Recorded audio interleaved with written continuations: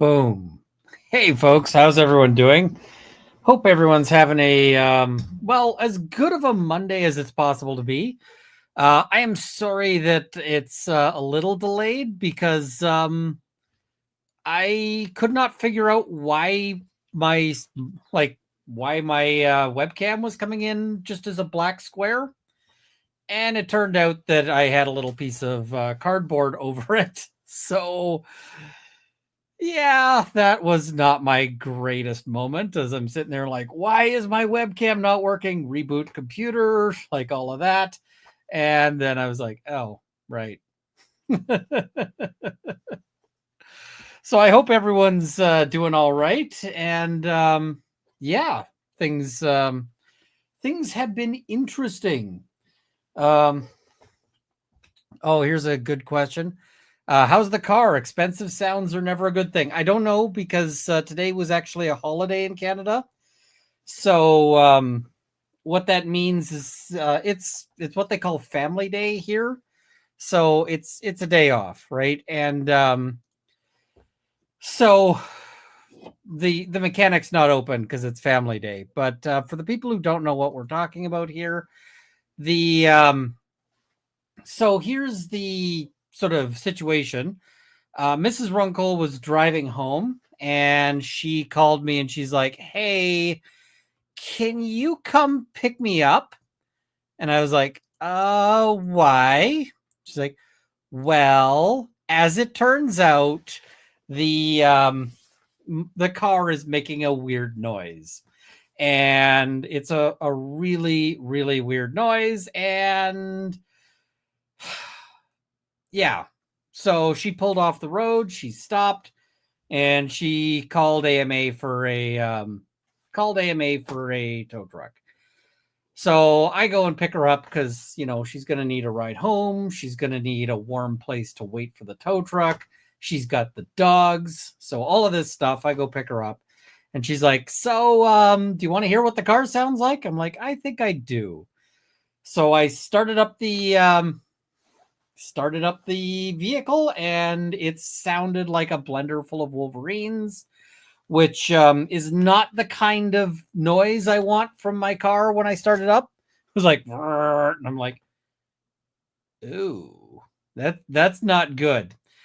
So I don't know what the deal is with the car, but I suspect the deal with the car is going to be that they're going to be like, yeah, you need to bury this car, and yeah.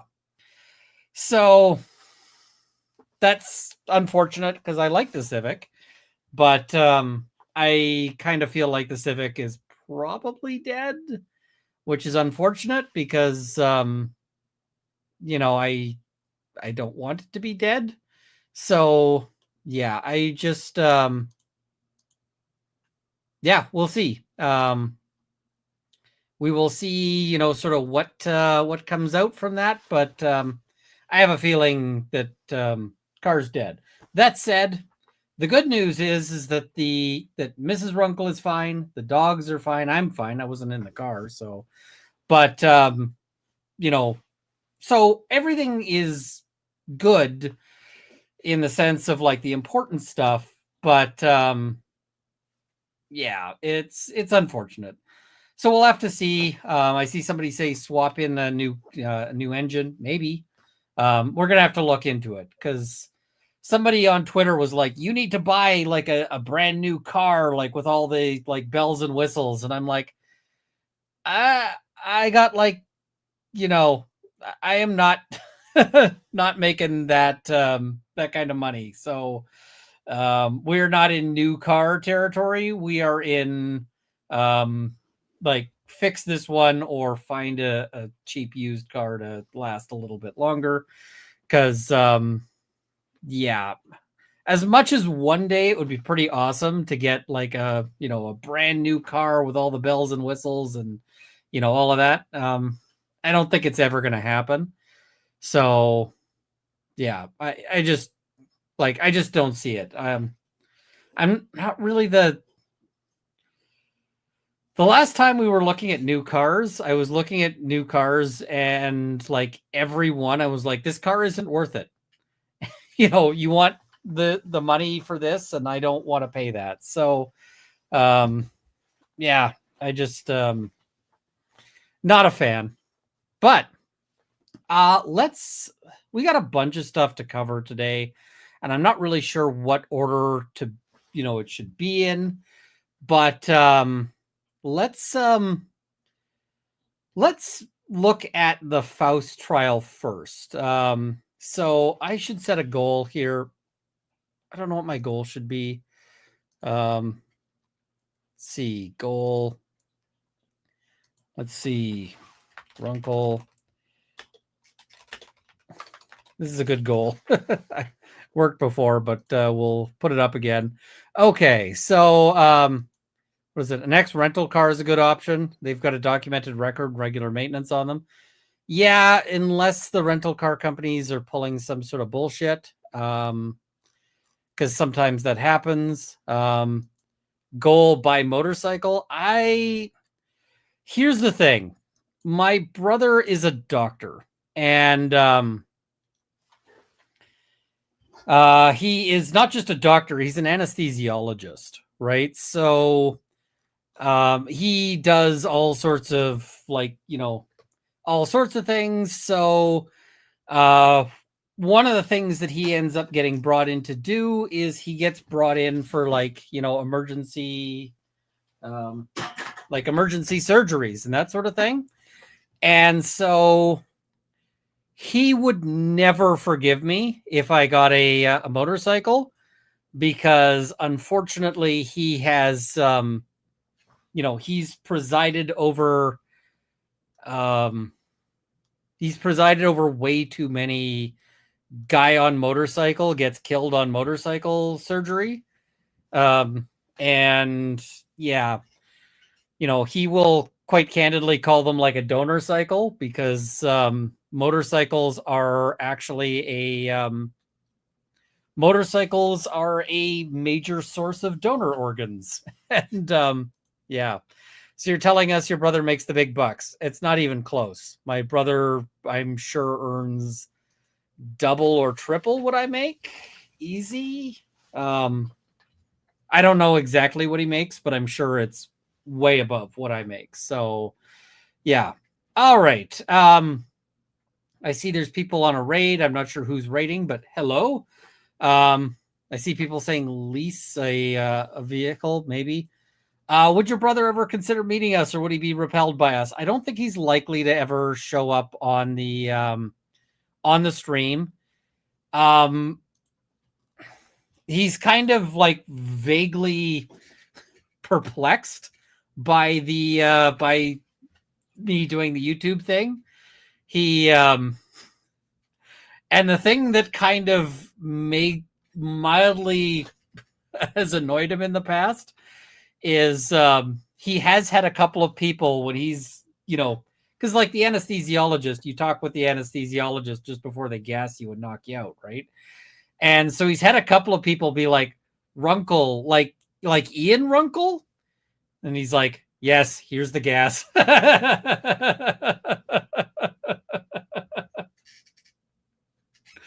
So yeah, no, he's a good guy. He lives a much quieter life than than any of this. So yeah. All right. So let's is he also an elf? Not really like the same elf look. So let's have a look at the Faust closing arguments. Now the thing about the Faust, currently there is no verdict. It is on verdict watch. I don't know when the verdict will come in, but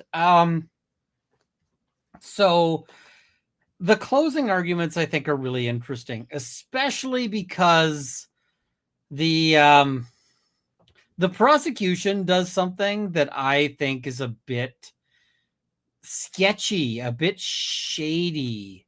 Yeah. what is it? Runko, my anesthesiologist, saved my life. Give your brother a high five. I will. The other thing is that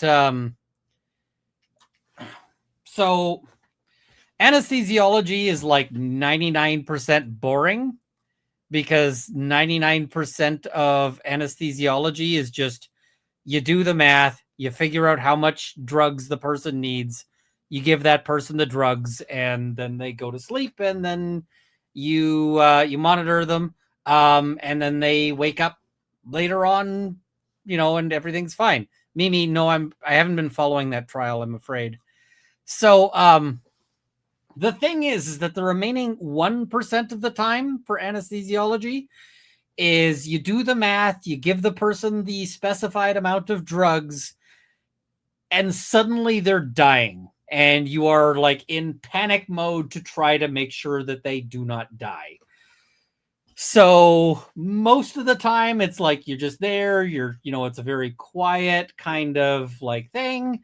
And every once in a while it's like, oh my God, you got to make sure that this person does not die, because that's a whole thing. So yeah.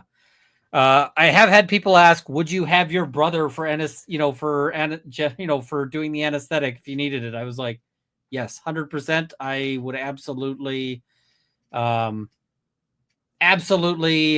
that. So yeah.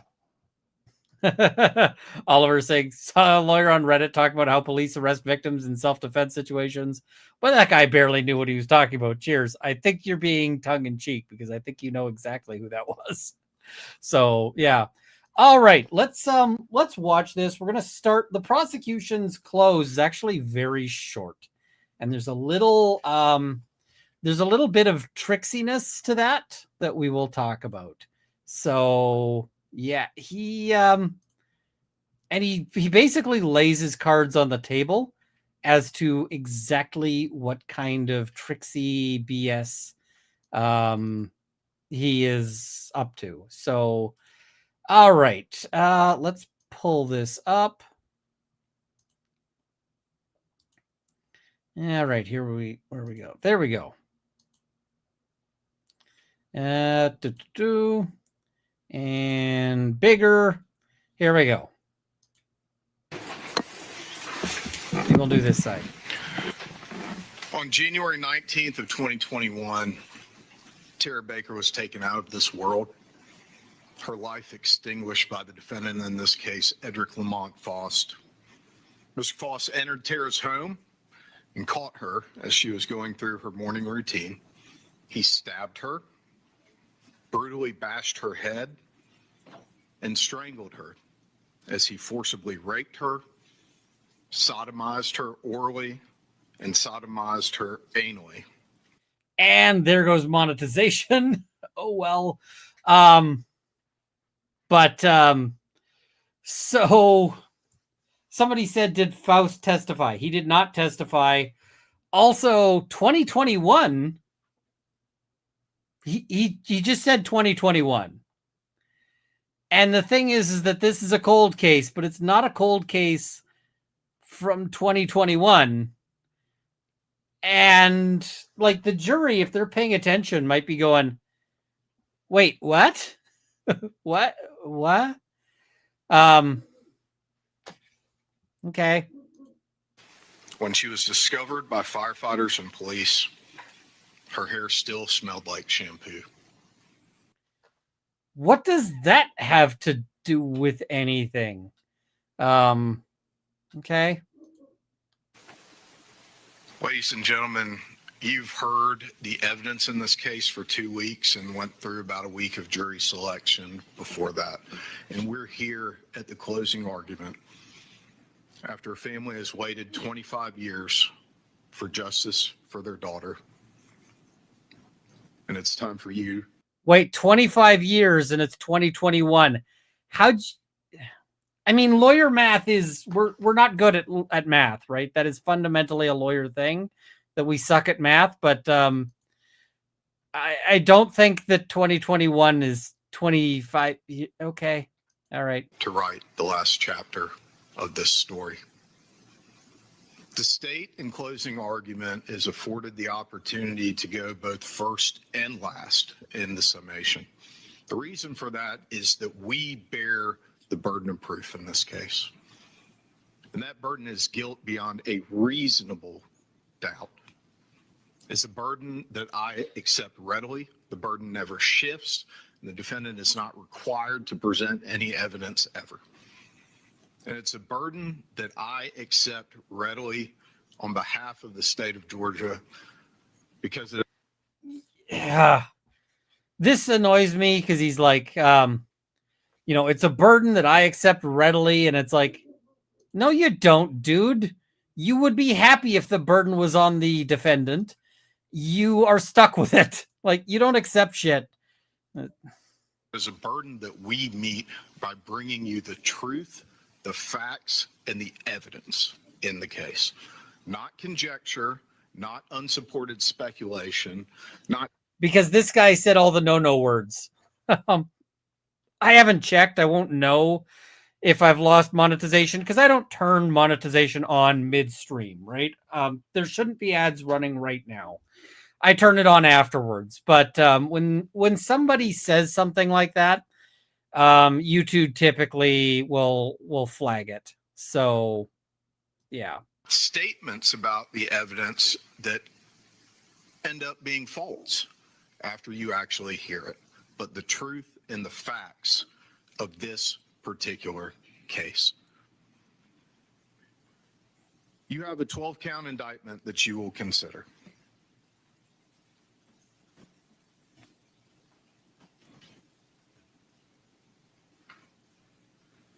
And during this initial portion of our closing argument, we are not intending to tell you the same things that we're going to tell you at the end. I respect your time. I'm going to try my best not to repeat myself. As it relates to count one is malice murder.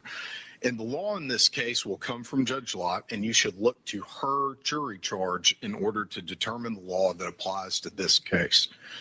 But I expect that Judge Lott will instruct you that in count one, malice murder, it requires that the state prove that Mr. Faust did unlawfully and with malice aforethought on January 19th of 2001 caused the death of Tara Baker, a human being, by strangling her with a cord and stabbing her. And in count 2 through count 5, I believe Judge Lott will instruct you that Mr. Faust is charged with felony murder as it relates to the felony offenses of burglary, aggravated sodomy, and rape. And I believe that what she will instruct you as it relates to those offenses will come in the charge, and we will discuss that. After those offenses of burglary, aggravated sodomy, 2 counts, rape, as well as possession. He's just going to keep saying that, just, yeah. Possession of a knife during the commission of a felony, you will receive further instructions. And one of those instructions that Judge Lott is going to give you is about what we just discussed, the issue of reasonable doubt. And I think what the judge will instruct you in part is a reasonable doubt means just what it says. It is a doubt of a fair-minded, impartial juror who is honestly seeking the truth. It is a doubt based on common sense and reason. And I know sometimes it can be difficult as a juror to understand how you should weigh the evidence, but I think that So basically what he's trying to do here, and this is something that you often see with prosecutors, and it's not really... So defense is going to have their version of the reasonable doubt speech, right? And every defense lawyer has a different version of it. Every defense lawyer has a different take. But you always, like, as the defense, you're trying to say, look, it's proof beyond a reasonable doubt. That's not maybe. That's not probably. That's not even like really, really probably. It's, it's pretty damn sure, right? And so but the prosecutor's like, a reasonable doubt is not a fanciful doubt. It's not a speculative doubt. It's not so he's trying to say, look, So yeah, The end of that second sentence is maybe the most instructive as to what a juror's role is. And a juror's role is to seek out the truth in the evidence that is presented before you. Your job is not to seek out doubt. It is to seek out truth. And you're the not truth wrong. in this case is that Mr. Faust is guilty of each of the offenses for which he is charged in the indictment. I think it's important when we. So I just want to note here, so far, what he said is Mr. Faust is guilty, Mr. Faust is guilty, Mr. Faust is guilty, but he hasn't actually gone over any of the evidence yet. And normally the prosecution wants to start with the evidence, right?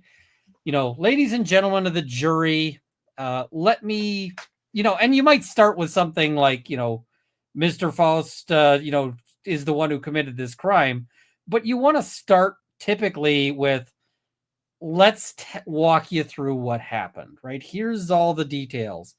And the problem is he doesn't have any of those because he doesn't have anything for detail. All he's got is, well, we thinks it's him. It's like, okay, how do you think it happened? We don't know. We don't know how he got into a locked, building. We don't know how he got out. We don't know any of this. Discuss malice murder to talk about what is required of the state in order to prove that. The state does not have to prove premeditation. The state does not have to prove motive. Malice aforethought in the state of Georgia does not mean premeditation. The state has to prove that Mr. Faust caused the death of another person, Miss Baker. He did so unlawfully, meaning without any type of justification, and he did so with malice aforethought.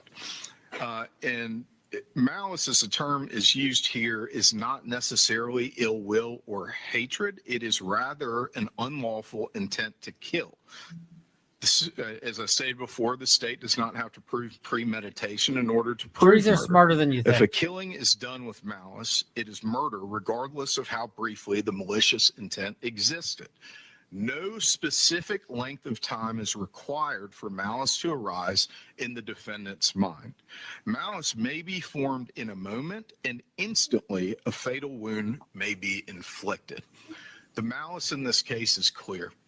I'm not going to display in front of you now those images from both the autopsy and the crime scene that you've been subjected to. I know that they are not pleasant images to look at, but if you are looking for evidence of malice in this case, the manner in which Miss Baker's life was taken was all the evidence of malice that's necessary to support a conviction under the laws of the state of Georgia. So he's referred to evidence existing, but he hasn't actually mentioned anything specific about it at this point. So, okay. I think that the judge is also going to instruct you on felony murder. And although she will give you an instruction at the end, I think it's worth bringing up for you as you consider the evidence as argued to you by the attorneys in these closing arguments. And I think what the judge is going to instruct you is that for felony murder, the state must prove that the defendant caused the death of another person by committing a felony. In causation, as it relates to felony murder, I'd expect the judge will instruct you that you may find the defendant guilty of felony murder if you believe that he or she caused the death of another person by committing the felony of, and in each count, it will have the predicate felony or the underlying felony that's the basis for those felony murder counts. By committing the felony of whichever felony is the predicate, regardless of whether he intended the death to occur, there must be some causal connection between the felony and the death. Felony murder is not established simply because the death occurred at the same time as or shortly after the felony was attempted or committed. The felony must have directly caused the death or played a substantial and necessary part in causing the death, regardless of when the death ultimately occurred. And so when we're talking about burglary as a predicate act for felony murder, what we're talking about is the commission of that burglary, the entry into the home in order to commit the sexual offenses that are relayed in the burglary, being a substantial and necessary part of causing the death. The evidence in this case establishes that. It also establishes the predicate felony of aggravated sodomy being, again, a substantial and necessary part in causing the death in this case. It also establishes the evidence in the case of the rape and then the aggravated assault of strangulation and stabbing Miss Baker as predicate acts of the felony murder also played a substantial step in causing her, substantial and necessary part in causing her death. So that's what felony murder means. It means committing a felony that plays a substantial and necessary part in causing the death. We're about 10 minutes in, and he still hasn't gotten to any evidence that, in the case. He's made reference to the evidence will show X or Y, but he hasn't actually connected any of the things he's saying. He's just talking about the law.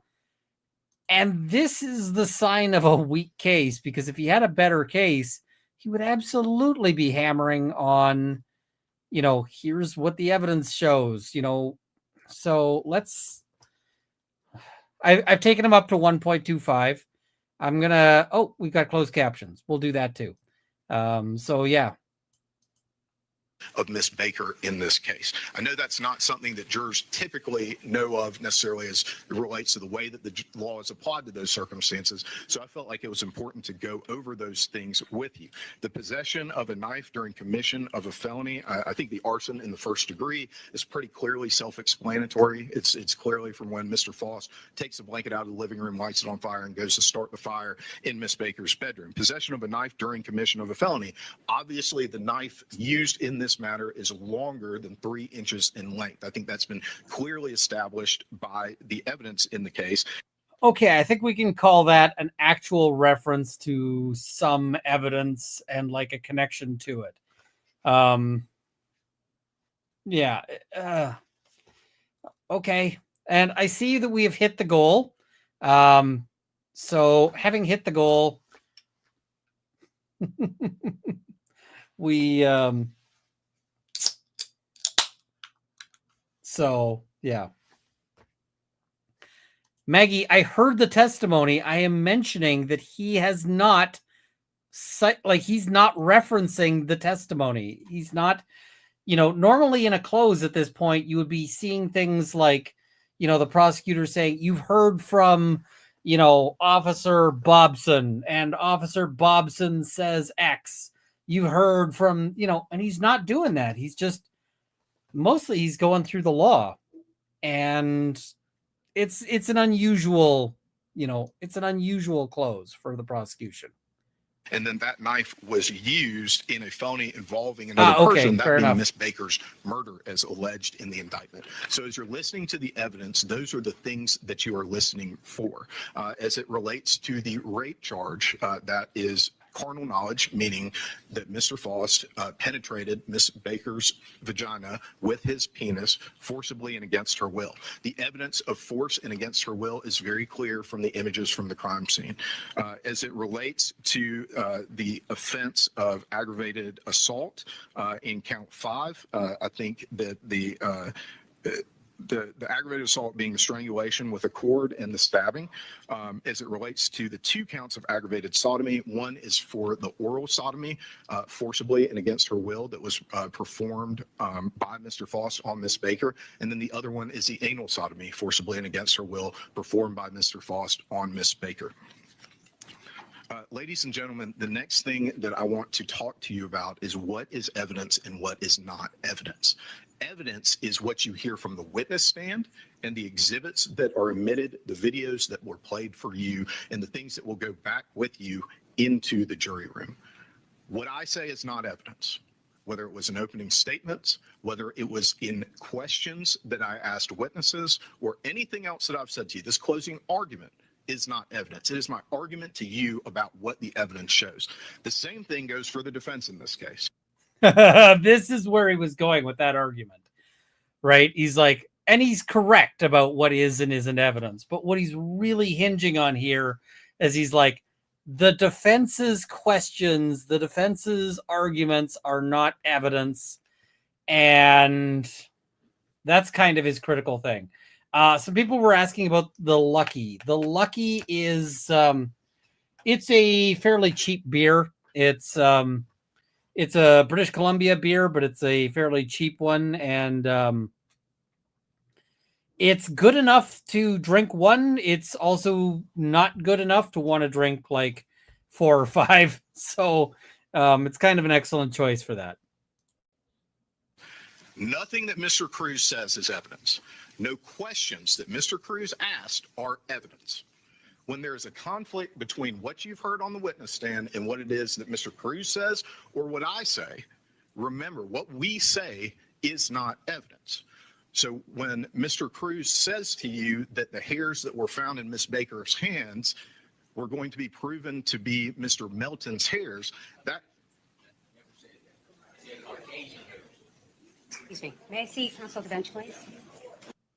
So Mr. Cruz says to you that the hairs that were found in Miss Baker's hands were going to be proven to be Mr. Melton's hairs. That he didn't say that in his opening. What he said is Caucasian hair. And in his opening, he said, how does a black man end up with Caucasian hair in her hand? So he is trying to say that the defense made a promise that they can't keep, that the defense has overpromised and that it doesn't turn out to be true. But instead, what he's getting is an objection here. Baker's hand.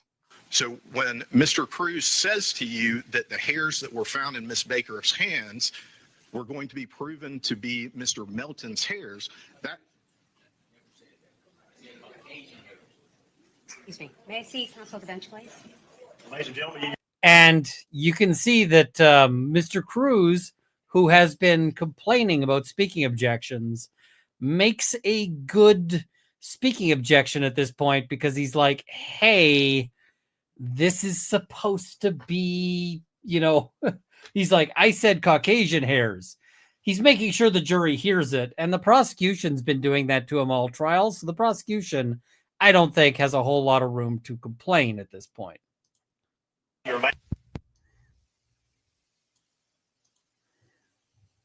Other outburst like that, those of you who have made the outburst are going to be asked to leave and you will not be able to return.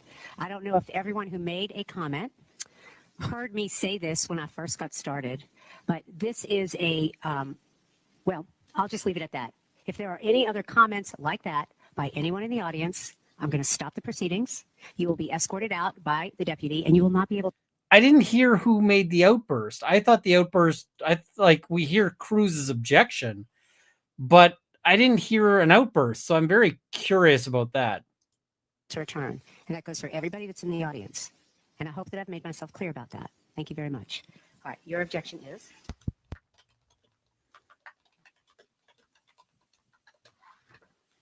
And sadly, we don't get to hear the objection or all of this. It's like, we want us some sidebars.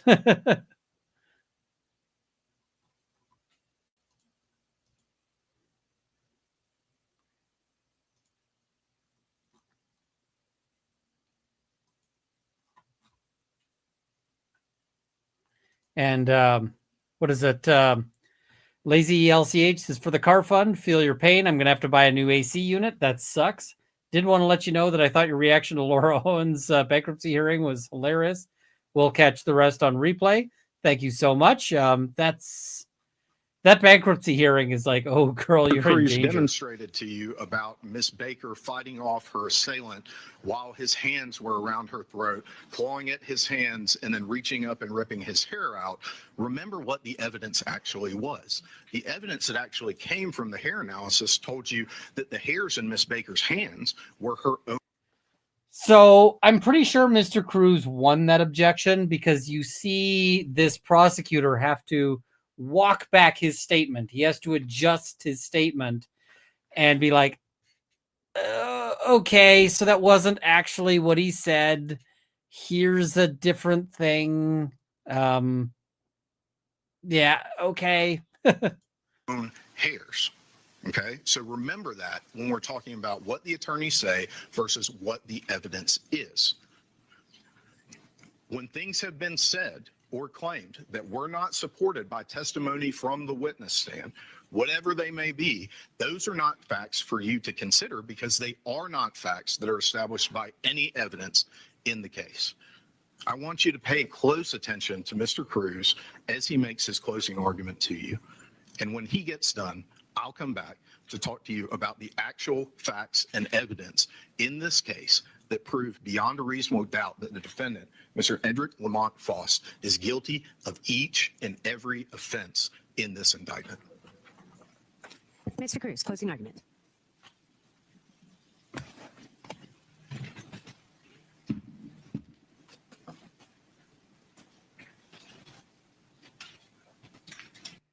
So he really didn't spend a whole lot of time on the evidence. He attacked one argument about the hair, but otherwise he just kind of skipped things over. But one of the things he said is he said, I get to speak first and I get to speak last. And so I will speak some more after Mr. Cruz is done. And you get the sense here, and you'll get the sense even more after Mr. Cruz is finished, that basically he's not really making his argument. He's waiting to make his argument in rebuttal. And I think judges let prosecutors get away with this way too much, because the rebuttal is supposed to be the rebuttal, right? It's not supposed to be, I wait and then ambush you with stuff you can't say, you can't respond to. So, I mean, if I was a judge, I would caution the prosecutor and just be like, look, you can make whatever close you want, but your rebuttal needs to be a rebuttal. If you start getting into new things on rebuttal, it's not, yeah. Elf Wiggins says she could have just reserved. Yeah. I hate the like prosecution gets to ambush thing. I don't like it. Defense should really get the last word. And I don't know, a better system might be prosecutor goes, defense goes, no rebuttal. But I mean, that's just kind of my feeling.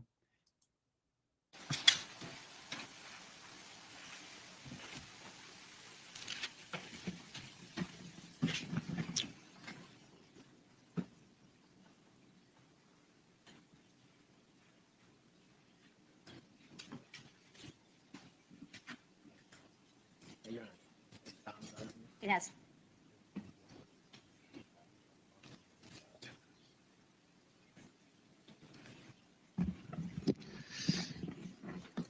I want to thank you all. In regards to the state's comments regarding what we say, I agree. Okay, so if you heard things in opening that didn't come out during the trial, I agree. You cannot consider that. One thing you will learn is, or as Mr. Yamachili said, the state has the burden. So typically we decide what we're going to present based on what we feel is the strength of the state's case. The case presented to you these last 3 weeks, including jury selection, is what can only be described as a... By the way, if you're wondering why the video is so jank, the video is jank because that is how it was. At least we're getting decent audio, but if you're wondering like why is he teleporting, ask Law and Crime, because yeah. Story of negligence, a carelessness for the life and the death of Ms. Baker that extends far past indifference. As you've heard through this trial, we have brought you more facts about Ms. Baker than the state. We've brought you information regarding how Ms. Baker was, that she believed in justice, that she believed in fairness, and that she believed in listening to everything before making a decision. She's similar to a jury. The state is bringing Mr. Faust before you today to accuse him of crimes that he did not commit. And of course, you don't just take my words for it, you look at the evidence. The state presented no evidence that Mr. Faust, if it's his DNA, you have to decide if it's his DNA, and we'll get into that. But the state presented no evidence that Mr. Faust's DNA means murder. The state presented no evidence that Mr. Faust's DNA means rape. The state presented no evidence that Mr. Faust's DNA means burglary. The problem is that when you're not able to argue consent, how do you work around this, right? Like, okay. But he's not wrong, right? All they've got is his DNA is there, and the prosecution is going to do some burden shifting. The prosecution is going to say his DNA is there and he can't explain that. Well, guess whose job it isn't to explain that? Yeah, it's not Mr. Faust's job to explain that. It's the prosecution's job to explain it. So the state presented no evidence that Mr. Faust's DNA means arson or any of the other charges that they charged him with in this indictment. Mr. I see some people and saying everyone that the involved in this case would like to thank you for your time. I see some people saying that the court audio is low. Let me try to juice it up a little bit more. All right. I don't know how much farther we can go, but we're doing our best. Your dedication and your willingness to put 100% of your attention into this case. You always want to thank the jury for being a jury, right? Yeah. And put aside your very, very, we understand how important it is, but your very important personal and business matters. But most of all, I want to thank you all for your courage. Because courage is what this moment demands. Not just to listen, but to stare directly at injustice and say, not here, not now, not on our watch. And that's what you're being asked to do. Stare down injustice.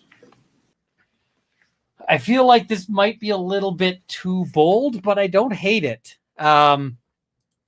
This kind of is the Karen Reed was framed kind of thing, right? He's like, you have to stare down an injustice, which is a big ass statement, right? He's got his whole ass on the line here. And this is the kind of statement that either pisses the jury off if they're leaning towards conviction, it pisses the jury off.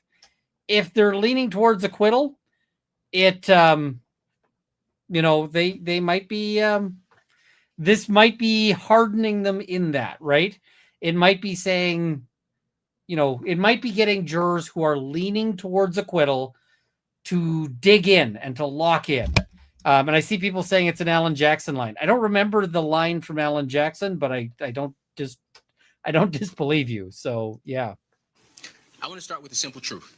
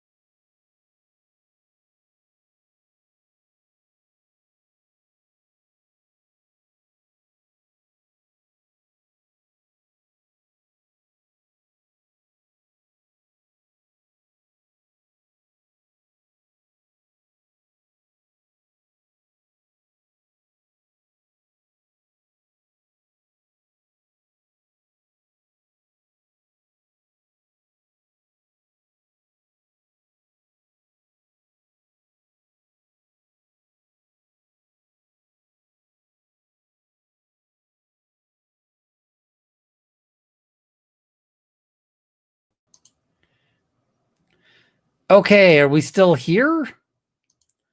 Can people see this? Yeah, let me know. DNA, but we're going to say worst case. Let me know if you can see this. There we go. I had a net blip. Yeah. Scenario, if you say it is. How does Mr. Faust's DNA simply being present in Ms. Baker's body, along with 2 other DNA profiles, establish that he is the person that killed Ms. Baker? The next question. When did Mr. Faust's DNA get in Ms. Baker's body? Where's that at? They're going to get an objection here, but I mean, this is ultimately the prosecution's burden, right? So Evidence. If Mr. Faust killed Ms. Baker, how did Mr. Faust get into Ms. Baker's home? How did Mr. Faust get away from Ms. Baker's home unseen? If he committed the crime in the morning hours, I believe they said between 8 and 8:30 from the testimony in the stand when the individuals were seen walking in the neighborhood. If Mr. Faust killed Ms. Baker, why was the hair that was found in her hand, around her body, and on her body that did not belong to her, why was it of Caucasian origin? What evidence does the state have placing Mr. Faust in Ms. Baker's home? How does the evidence that the state has presented to you support that Mr. Faust broke into Ms. Baker's home, sodomized Ms. Baker, viciously beat Ms. Baker, raped Ms. Baker, strangled Ms. Baker, stabbed Ms. Baker in the neck, and set her apartment on fire while Ms. Baker lay dying? If Tara Baker was Chris Melton's future fiance, why would he forget whether she told him she would be alone the night before her death? You have to decide if that's something an individual that's been with somebody for 2 years would forget. Is that something a boyfriend or a husband or a fiance would forget if their loved one was killed due to being home alone? You have to ask yourself, how did Mr. Melton respond to Ms. Baker's death? And you heard the testimony on that, and we'll talk about that. But what I ask you to do is pay attention to the physical evidence. We're going to talk about the physical evidence. So you see the hugely different focus. The prosecution is like, look, here is the law. The law says he's guilty of, malice murder if this happened in the context of a whole lot of terrible offenses. And, but he really steers away from the evidence. In this case, you've got the defense is going, look at the evidence, look at the evidence, look at the evidence. And I'm going, this is very unusual because usually the prosecution wants to focus on the evidence and the defense wants to engage in sophistry, right? The defense wants to, often the defense's only real argument is, look, proof beyond a reasonable doubt is a high standard and they didn't meet it. It's the argument in most trials, right? But in this case, he's like, let me point you to all this evidence that actually runs counter to it. So I think it's this is a very unusual trial in that regard. Yeah. Pay attention to the science. The science is the most important thing in this case. The state wants you to believe that the DNA is everything. The science is going to be the most important thing in this case, and we're going to talk to you about the science. Pay attention to the medical facts that were given to you, but also pay attention to the integrity, which is the very essence, the integrity of this investigation. But you also saw something during the course of the trial that none of us might have expected. Something that should sadden us all. Something that maybe would anger us. On full display, you saw the lengths to which some, and only some, police officers will go to avoid admitting there were mistakes made in the investigation of Ms. Baker's case, to protect their own at the expense of the rest of us, at the expense of Mr. Faust, who was an innocent man. Before we examine the evidence in this case. Now, I'm just going to note his style, I felt he went on a little long, and I know a lot of people on Twitter disagreed. A lot of people on Twitter were like, I could have listened to this guy for hours. I feel like he went on a little long, and I feel like his style is a bit more point form. You got to draw this into a story. You got to tell the jury a story, and a lot of the time he's just kind of like, here's a fact, here's a fact, here's a fact, and it's like you got to connect all of these things. He's kind of losing me a little bit, even though every point that he makes, I like the points he makes. I'm just like, you got to pull these together, right? You got to make this, because if the jury's tuning out, it's not good. And I mean, I found myself tuning out. I don't know if you saw me. I yawned. Now, to be fair, part of why I yawned is because I have seriously bad back pain and I'm not sleeping. But I yawned in this guy's close, notwithstanding the fact that I agree with him, right? So I was just like, okay, punch it up, dude. Make it more coherent. Make it a story. And the problem is he goes on. He's got a long time of this. Which we absolutely will do. We need to understand the very foundation of the entire system of justice in which we operate. It is the bedrock on which this entire system is built. Reasonable doubt. And that term, you all have heard it before, but this term isn't just legal jargon. It isn't just a technicality. And it's not a slogan. It is a constitutional shield that protects the innocent and prevents the government from punishing without proof. The state has the high burden to prove every single element of every single offense that they've charged Mr. Faust with.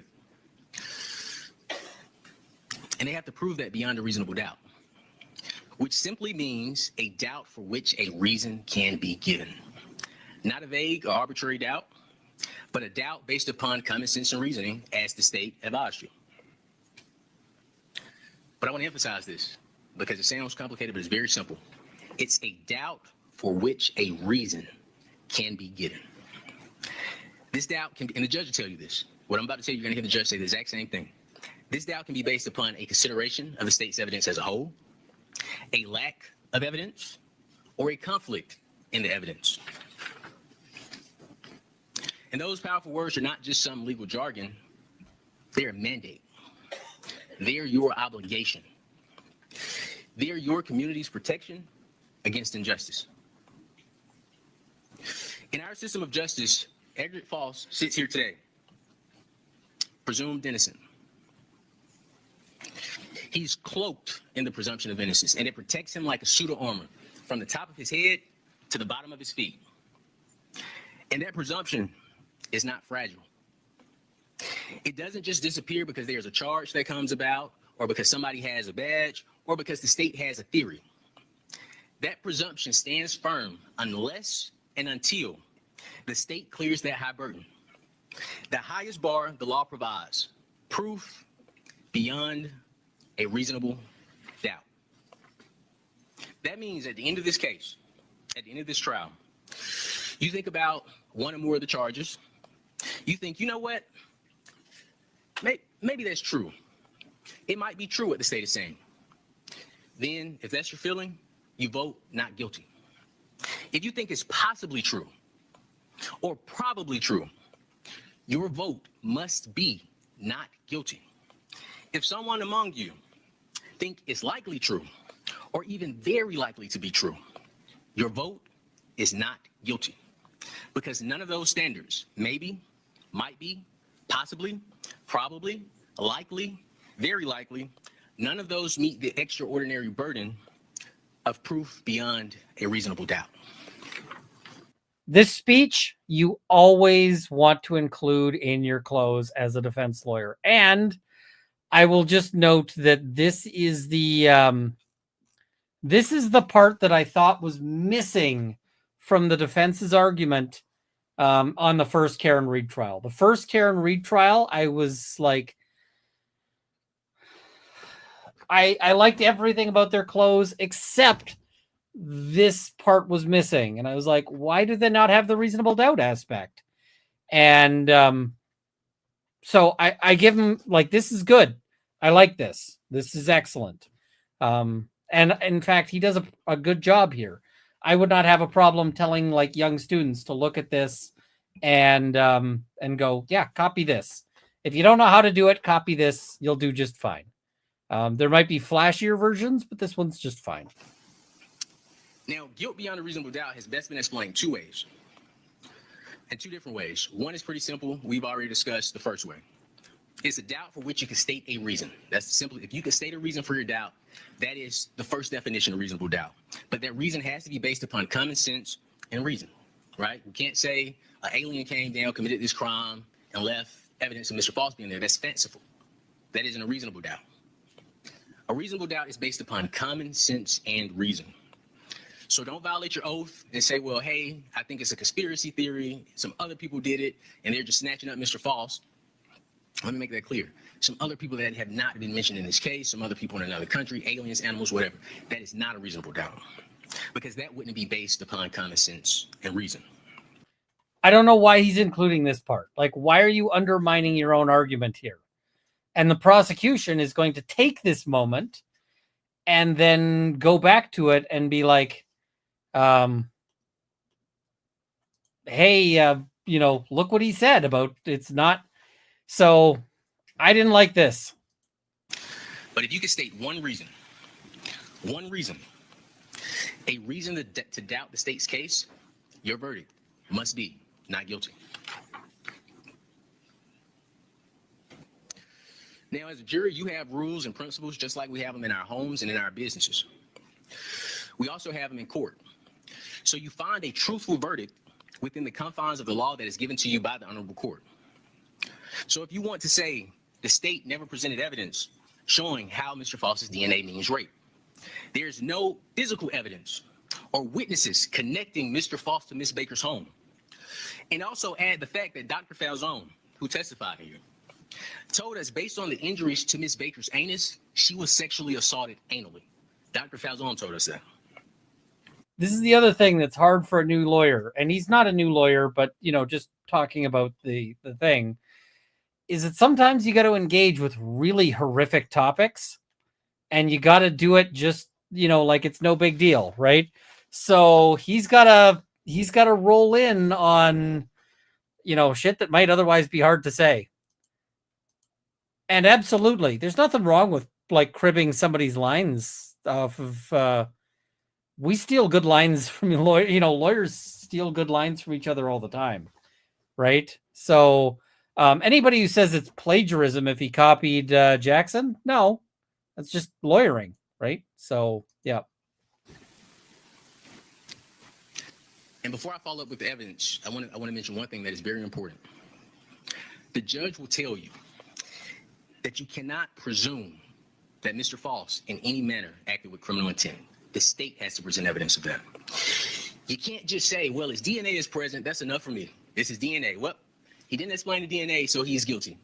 The state has to explain Mr. Faust's DNA. The state charged Mr. Faust with rape. So the state has to show you, how does his DNA mean rape? This is correct. This is absolutely correct.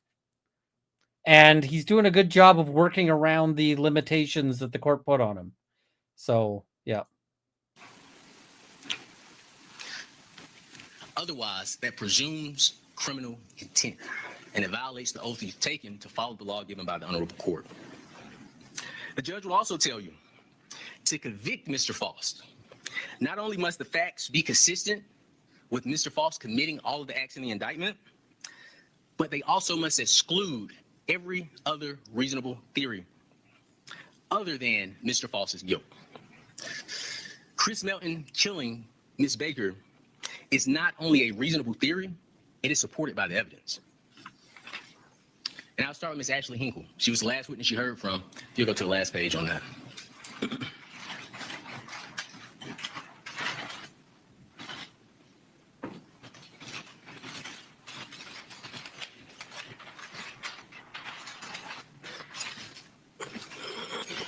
And again, no evidence came in about anybody running off, so I don't want you to consider that. You can't consider that. But this is what led us to say our case is where it needs to be. Ms. Hinkle, the states, this wasn't our DNA expert. This isn't somebody we hired. This isn't somebody we paid. This is somebody they brought in to support their case. Ms. Hinkle testified that DNA doesn't last in the anus for 5 days. You may remember me asking her about the test where they had 5 swabs and they tested the 5 swabs and all 5 anal swabs came back negative. But at most, as we have, 3 days. And that's best case scenario. One, the journal said 2 days, but we'll give them the benefit of the doubt. We'll say 3 days. And the state came before you and said, well, it's a drainage theory. It's a drainage theory. You even had Chris Melton, and you have to decide how he knows this. I don't know where he got it from, but well, I think I know where he got it from, but you have to decide where he got it from. He took the stand under oath and said, well, my DNA was there probably because of drainage. But this is the issue with the state's drainage theory. If we concede, I don't agree with it, but you have to decide what's truthful and what's not truthful. But if we concede that Mr. Melton was with Ms. Baker on Sunday and DNA only lasts 3 days, his DNA would have been gone by Wednesday. So for Ms. Baker to be killed on Friday and Mr. Melton's DNA to show up, it doesn't fit the physical evidence. Okay, and if you're wondering how the prosecution explains this away, how they deal with that, the answer is they don't. This is what the evidence shows, and the prosecution's answer to this is I'm a diversion.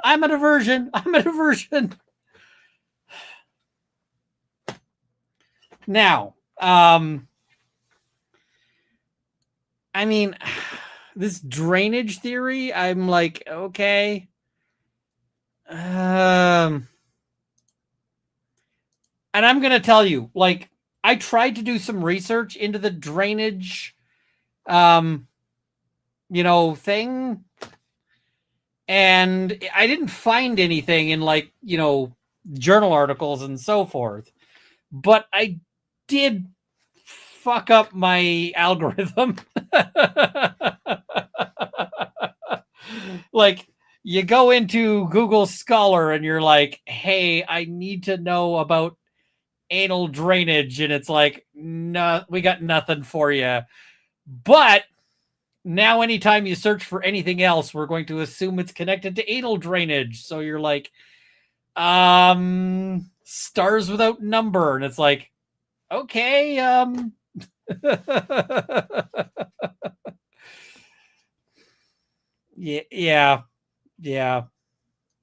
It doesn't fit the science. And you may have heard the state ask a question. Well, does the clock reset? And you heard Ms. Hinkle say, yeah, but it will require penetration. So if number one, it wouldn't be there, but let's say hypothetically, it requires penetration. Whose DNA profile was the only identifiable DNA profile in Ms. Baker's anus? It was Chris Melton's. So even if you take Mr. Melton's theory, even if you try to give him the benefit of the doubt, it doesn't match the science. And you actually heard Elizabeth Bigham say that. We have to explain your DNA. It doesn't make sense. The issue is Ms. Bigham went to a lab way out in California. You heard the young lady come in, Ms. Lacombe. She was very honest. She said, well, I've never been asked to testify about this. This is a presumptive test. Both of these tests are presumptive tests. This is her first time coming into court. Based on what she said. So let's talk about what a presumptive test means. Like, if this is the first time something is being used in a court case, it's a problem. But a presumptive test it's like a screening test, right? So as an example of a presumptive test, one you'd be familiar with all the time, and you might have seen from other trials. Let's say you get pulled over by a cop, right? And the cop pulls you out of the vehicle and they have you do a little breathalyzer at the roadside, right? Well, that breathalyzer at the roadside is in most areas not considered an evidentiary test. It's considered a presumptive test. So basically, does that say that there is, alcohol on your breath? But then you take it to a better machine and get it tested. With drugs, you can have like presumptive tests for like, this test is a presumptive test for the presence of meth, right? And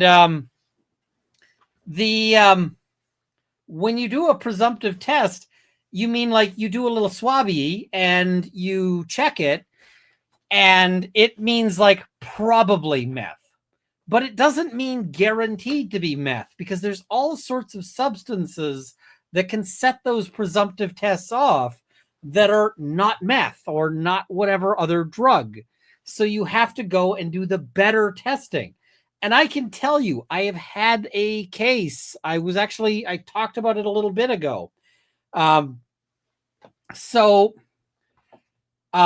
case was, my guy was driving and he had a big bag of stuff, and they went and did a swab test of it, and the big bag of stuff came back and it tested positive with the roadside test for cocaine. So the guy gets arrested and he goes into custody, and the police weigh those bags and they determine that he had 12 kilograms of cocaine. So he's charged with possession of 12 kilograms of cocaine. And I immediately knew he was innocent. You know how I knew he was innocent? I knew this guy was innocent because he's there. He wants bail. The police are opposed to his bail. And I say, I need $1,000 to run a bail hearing, and I need to know how much money you could put up for a bail hearing. And you know what he says? He says, I don't have $1,000. I can't get $1,000. And I have no money for for bail if they direct a cash bail. And I'm like, okay, there is literally no way that a guy has 12 kilograms of cocaine and no money, right? Because and even if you actually have no money, if you have 12 kilograms of cocaine, you know people who will put up for a lawyer, right? You're not going to be saying, well, I can't actually pay you. So I'm like, this guy did not have 12 kilograms of cocaine, but like just doing the math, not cocaine. And he's like, I don't have cocaine. I'm like, what do you have? And he's like, I have cement. And I'm like, cement makes a whole lot more sense than cocaine because you have no money. So anyway, he gets charged. We get him bail by a miracle, because I was just like, there's no way this guy has 12 kilograms of cocaine. That would be unheard of. And the judge thankfully was like, that makes sense to me. So then the prosecutor did testing, and it turned out not cocaine. And they're like, oh, we're going to drop the charges. It's like, yeah, no shit, you're going to drop the charges. So, yeah. Presumptive tests should not be used in court like this.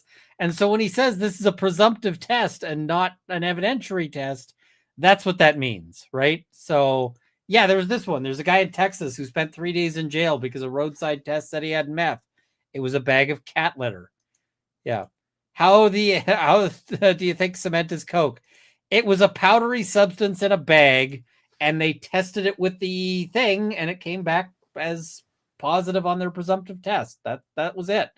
They didn't put a whole lot of thought into it. It was just, you use the thing and you do the, you put the swab in the testing chemical and you swish it and it changes the colors, and that's it.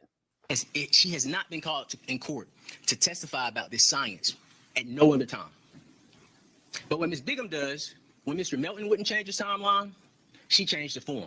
It wasn't white, but not like cocaine isn't always pure white either. So that officer's trash if he couldn't tell the difference. A lot of officers have never actually seen a lot of real drugs. So, yeah. And this is the significance of the DNA in the mouth. If you'll go to the paper before. I don't know if I wrote this down, but let's see. This is the significance of the DNA in the mouth. So what Ms. Hinkle told us is that DNA in the mouth at longest lasts 24 hours. At longest. So when Ms. Bigham was meeting with Chris Melton saying, hey, we need to explain this because we need to put it on bad guy.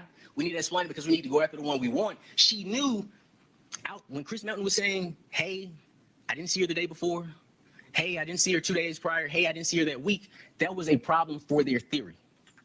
It was a big problem because she wants Mr. Faust, whose DNA was at one time was only in the mouth. But she has a problem because Mr. Melton's DNA is in the mouth at that time and the anus. So she doesn't go to a lab in Georgia, Tennessee, Alabama, North Carolina, South Carolina. We're on the East Coast. And we don't know how many labs she went to. We don't know how many times she tried to get this stuff tested and tried to get the opinion she wanted. Maybe she was expert shopping. That evidence didn't come in. We don't know.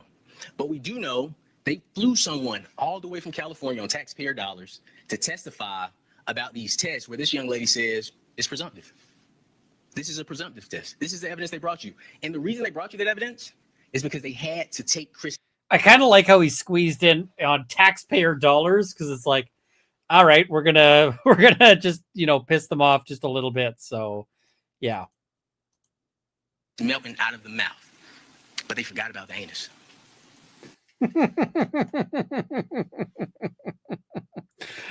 Okay.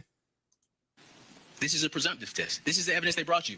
And the reason they brought you that evidence is because they had to take Chris Melton out of the mouth. But they forgot about the anus.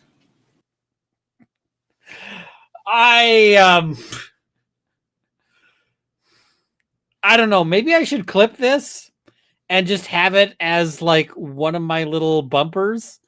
You know, something like this. Conspiracy. Or this one. And just have it so I've got a button that where this guy goes, but they forgot about the anus. I might have to do that. I am a terrible person, but I might have to do that. So they forgot about the anus. In fact, the state didn't even ask about the anus. If you notice, when they presented their case, they just said mouth and vagina. Is that searching for the truth? The elected district attorney came up here and said, our job is to find the truth. I'll give you good and bad facts on our side. Is that searching for the truth? Where you only ask questions in the same manner that Elizabeth Bigham asked questions, whereas to put everything on Mr. Faust. The science does not support that Mr. Faust killed Ms. Baker. The science, the timeline supports Chris Melton. He's continuously lied. Even Elizabeth Bigham had to admit, yeah, I told him it wasn't consistent with what he said 23 years ago, or for the last 23 years. When have you ever in your life, whether it's on television or any experience you've ever had, known law enforcement to tell someone, look, it's not consistent with what you've been telling us, but let me offer a suggestion of what you should say. You've never heard of that. You've never heard of that. If you weren't in this courtroom, you wouldn't believe it. If somebody told you outside that, hey, I heard about this case, you know, the lead detective is telling the individual to lie so they could put it on somebody else, you would say, no way. This guy's nuts. He doesn't know what he's talking about, because it sounds so unbelievable. I don't hate this either. I don't hate it either. So yeah. But what doesn't lie is the science and the physical evidence. You heard their expert, not my expert, their expert talk to you about the timelines.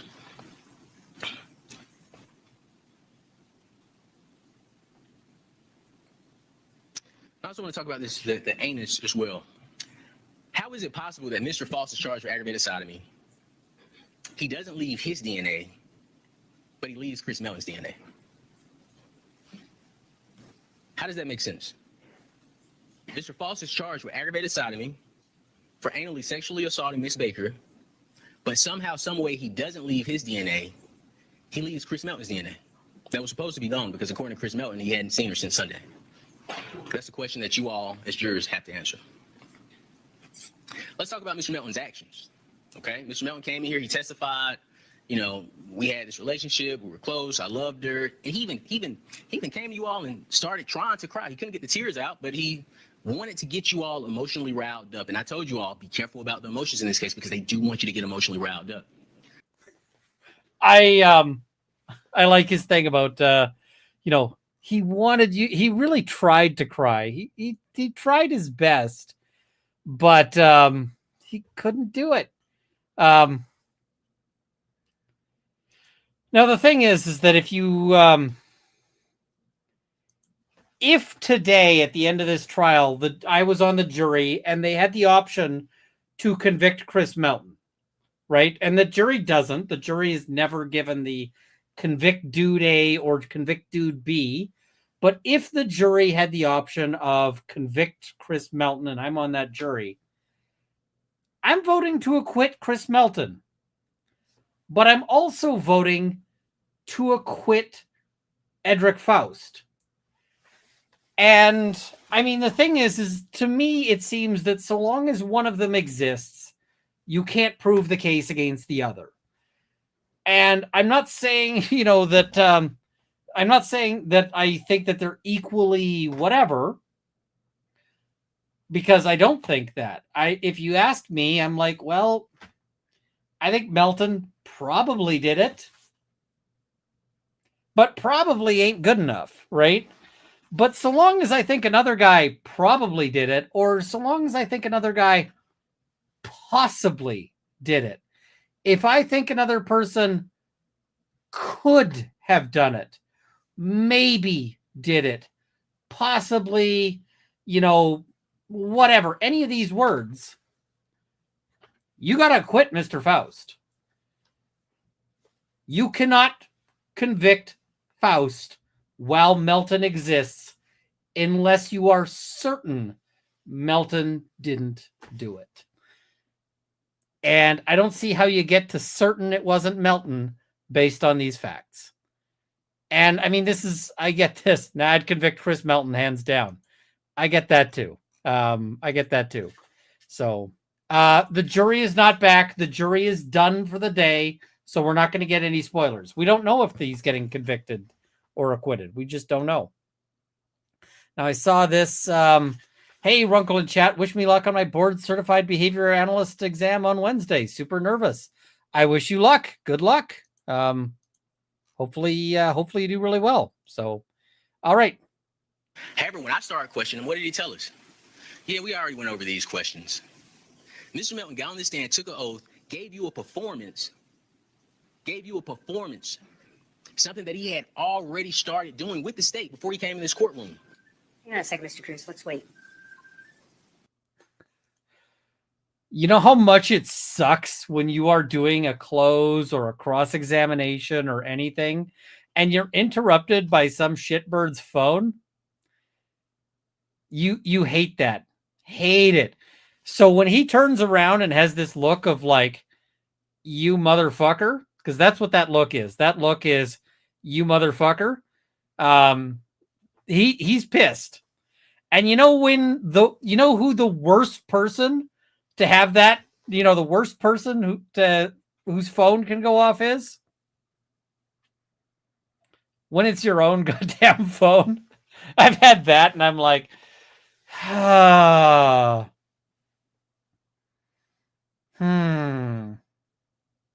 Yeah.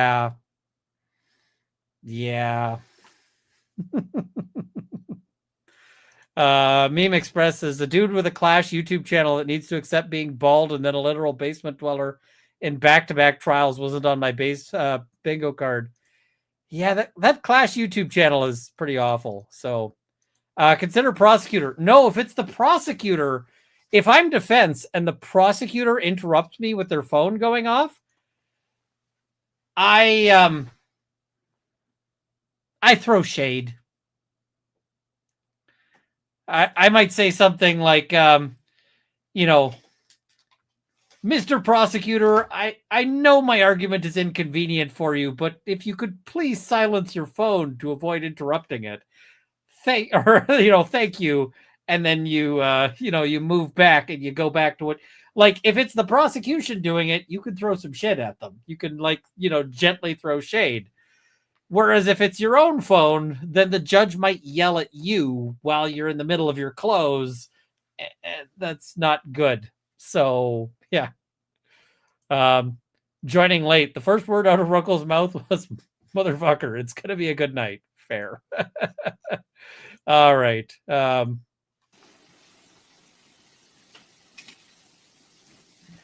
Yeah, I mean, this is the other thing. You could say, if you could please silence your phone, this is not Who Wants to Be a Millionaire. There is no phone a friend. these kinds of things where you could be just a wee bit snarky, but not too snarky. Whatever phone that is, that person is going to need to leave the courtroom.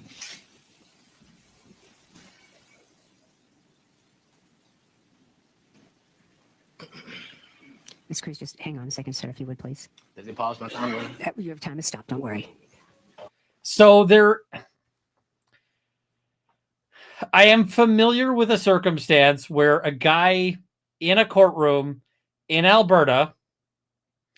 So this was the circumstance. Guy's phone answers. The guy is in the gallery. Now, he's in the gallery because he's like waiting for another matter. And his phone rings and he answers it. And he's like, I have to be quiet. I'm in court. And the judge goes, Sheriff? And the sheriff walks over, takes the phone out of the guy's hand, walks to the window, and flips it out the window. And just like, phone gone, and just out the window. And this guy's like, my phone! And he runs out of the courtroom and runs to go get it. And I was just like, yep.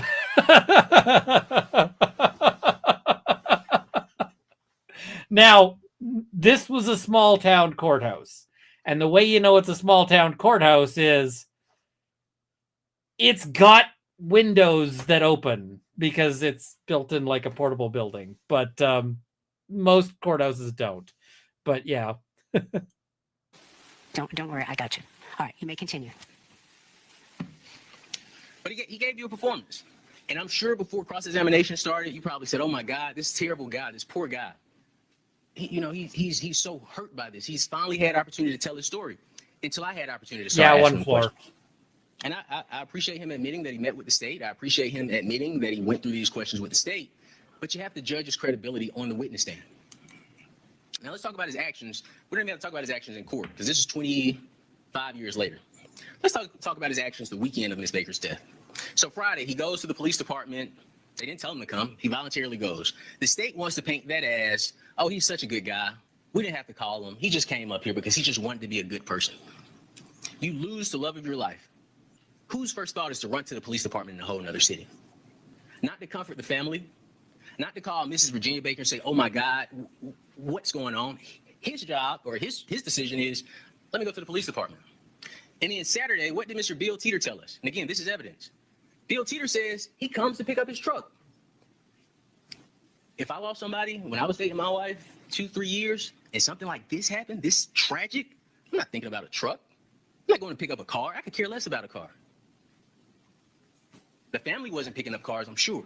They were trying to put their life back together and figure out what was going on with this shop. But Chris Melton, he's picking up cars. Sunday, well, we don't even have to go to Sunday. Let's go to Monday. Because police tried to emphasize over and over and over and over and over again. He didn't have a lawyer. He didn't have a lawyer. He didn't have a lawyer. What did, I believe her name was Miss Christie. Her old name was Christie Search. I cannot remember her new name. She has a new last name, though. But she worked at the bank. Monday, he's at the bank requesting a loan. That's evidence in this case. Monday, she dies Friday. Monday, he's at the bank requesting a loan. What would you need a loan for on a Monday? Probably legal fees, right? You call a lawyer. Hey, police are questioning me about this death. I didn't like this. I'll tell you that. The last thing you want to start doing is opening doors around, did somebody call a lawyer? Don't like that at all. Girlfriend, what's your fee going to be? I don't know. We don't know. What? I see people saying no objection. Sometimes you don't want to object because you want to open a door. I see Alf Wiggins saying he can argue the inference. He can, but it's risky. You're setting stages. He went to the bank for, but that's something you need to consider. Chris Melton went to the bank on a Monday to get a loan. I mean, the thing I might also say is, like, isn't he supposed to be overcome by grief and he's going to the bank to get a loan? You don't reschedule. You don't. Yeah. What does he do within a week of Miss Baker's death? On Thursday, he's at Mrs. Ashley P.V. Hall's house. She testifies to that. On Friday, he goes on 2 dates. Miss Ashley P.V. It's absolutely a right. You just don't want it to be a situation where you're suggesting an inference of guilt from calling a lawyer, right? That's the, because that's where you're opening a door to potentially get slaughtered on that. Hall told us on one of the dates, and she tried to explain it away. Well, he's just a flirty guy. He just has a flirty personality. But he's flirting with the girl and he's rubbing her back. Your girlfriend just brutally died a week earlier. Chris, and I mistake things. I'm human. I am not perfect. I believe your notes, trust your notes. You're the jury. You decide the facts. I believe Chris even admitted to calling Ms. Hufford 10 o'clock, past 10 p.m. I believe he said that everybody was hurting, if I remember correctly. And that was the reason he was reaching out to her. But actually, if your girlfriend dies a week prior, why are you calling other women at 10 o'clock at night within a week of her death saying, well, if you're out in town, give me a call? I know why. He was hoping to get some, is why. I mean, that seems the most likely thing here, right? He's like, I wasn't, that's not what I was about. And I'm like, I don't know. It seems like it was what he was about. So yeah. Chris's actions support that he was angry with Ms. Baker after her death. Her death supports Chris Melton was angry with Ms. Baker. He told us she didn't engage in anal sex. What other way could you humiliate a person? If that's something she doesn't do, you do it anyway. He's living his life. He's not hurt. He's going on dates. She has a candlelight visual. He skips it. He didn't love Ms. Baker. He hated Ms. Baker. We don't know why. The evidence didn't come in.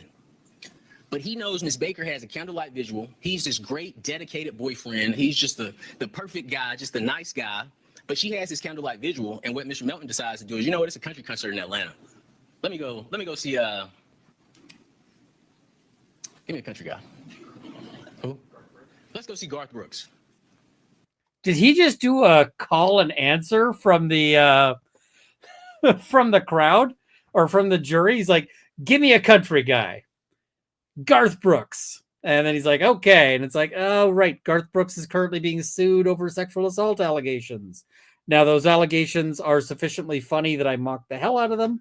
But, yeah.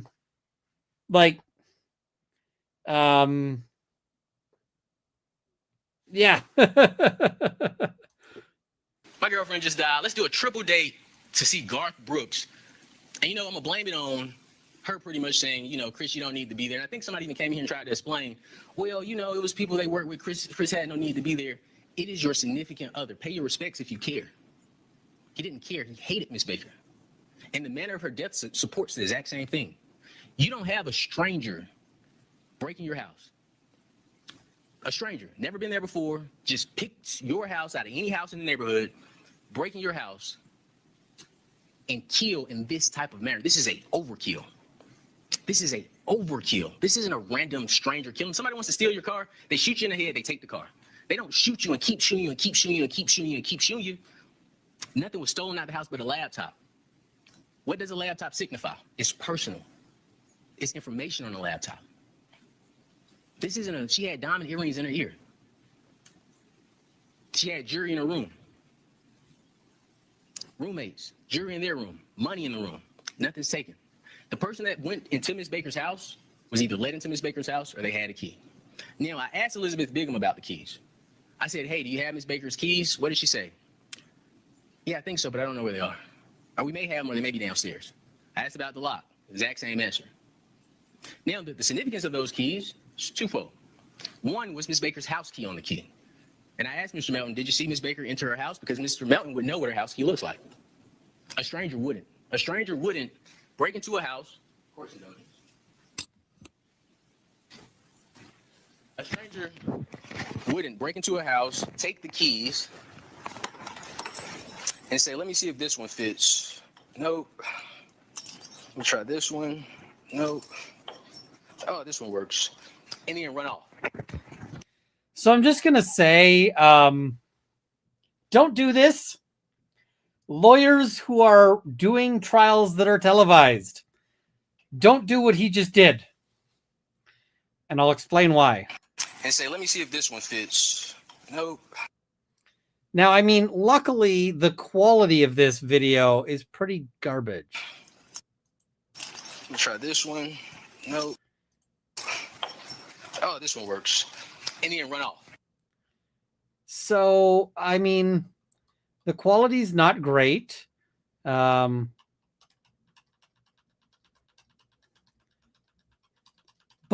don't show your keys on video. And the reason why you shouldn't show your keys on a video is because it is actually possible to take a picture of a key and copy it from that picture of a key. And now somebody's got your house keys.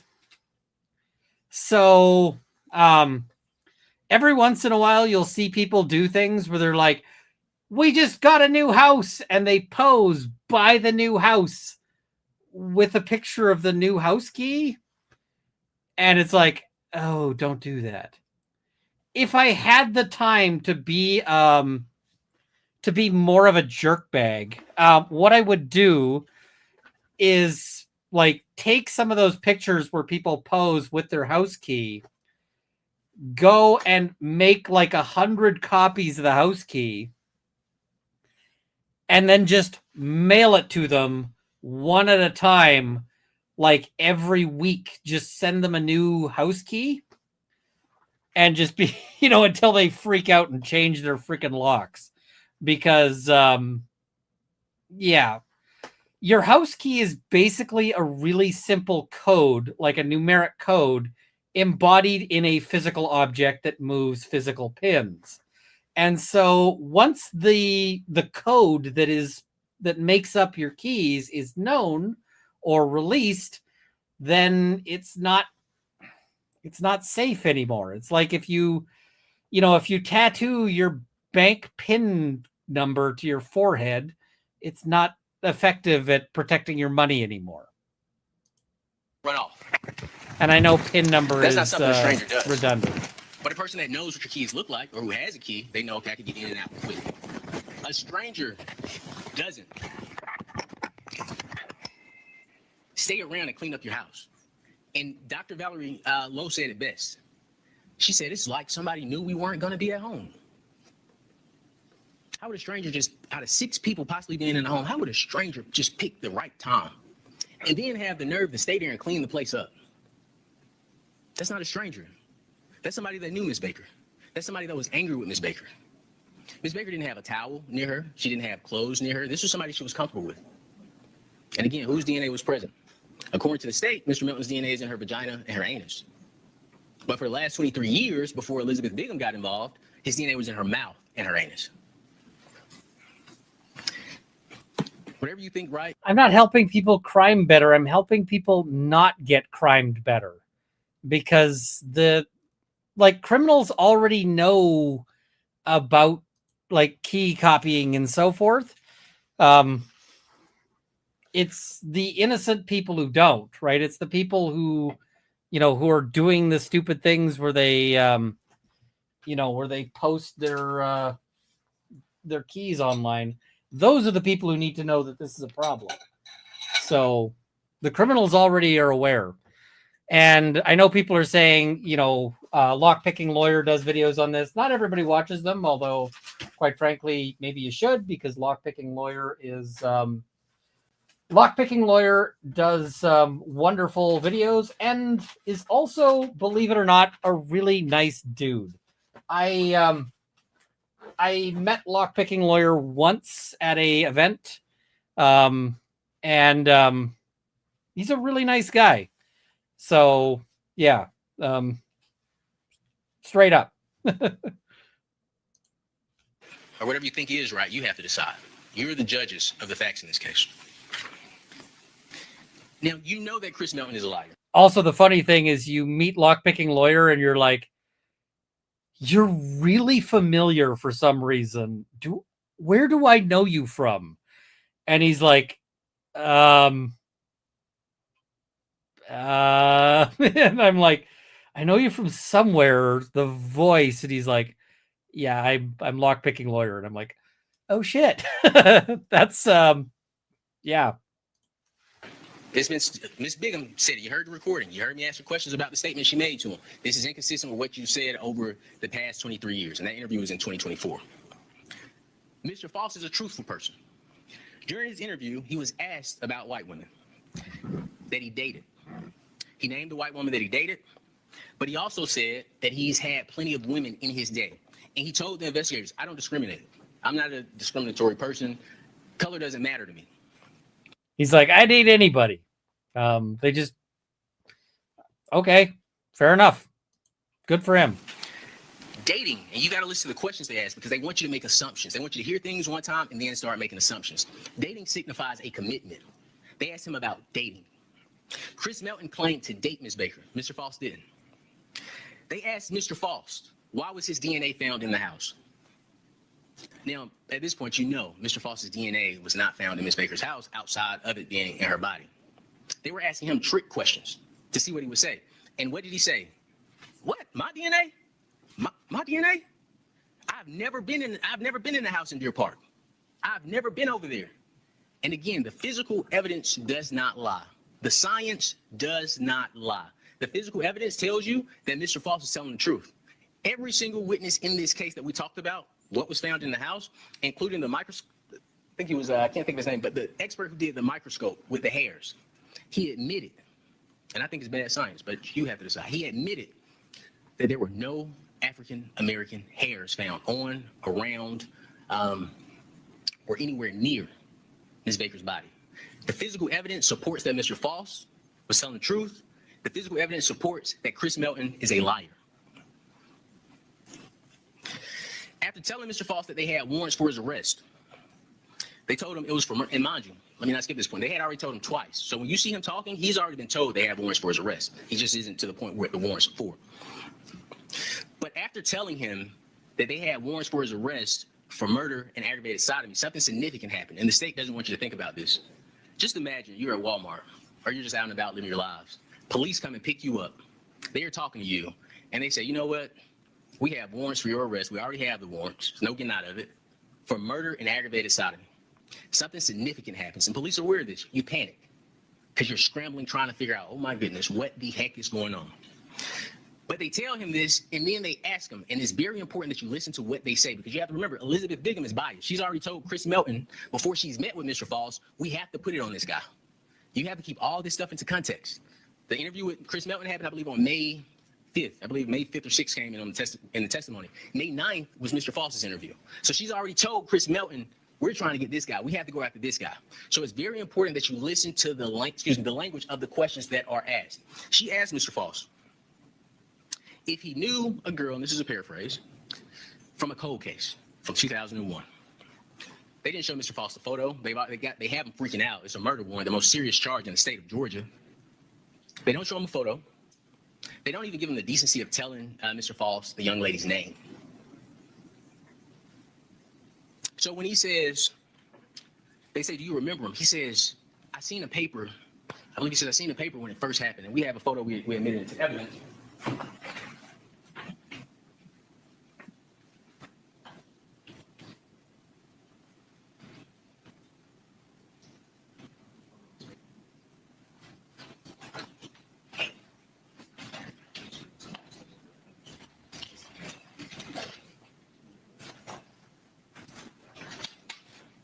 Show you the media shot of Ms. Baker. Now, mind you, this is 24, 23 years before his interview. So it's been a while since he's seen this, as he said in an interview, but this is the media shot of Ms. Baker. We introduced a photograph and Mr. Melton testified to it. Yeah, this is how Ms. Baker looked on a day-to-day. But they don't give Mr. Faust the decent. Runkle is as socially awkward with lockpicking lawyer as he was with CoffeeZilla. Yeah, I am bad at that. By the way, any plans to collab with CoffeeZilla? I would love to. I don't know if he would. So yeah. See, because they don't care. They want him to say something so bad that's inconsistent so they could come before you and say, look what he said, look what he said, look what he said. But no, you need to look at what they did. because it can happen to anybody in this courtroom. Look at what they did. And as soon as he said, man, I don't know that girl. All right, we got him. And now, let me make this clear. They already had the warrants. So I don't want you to think for a minute that they were giving him a chance to explain anything. The warrants were secured before they arrested Mr. Faust. They could have just showed him this photo. Mr. Faust, do you know this young lady? Have you ever seen this young lady in your life? They didn't even do that. They didn't give him the decency, but they didn't want him to say he knew her.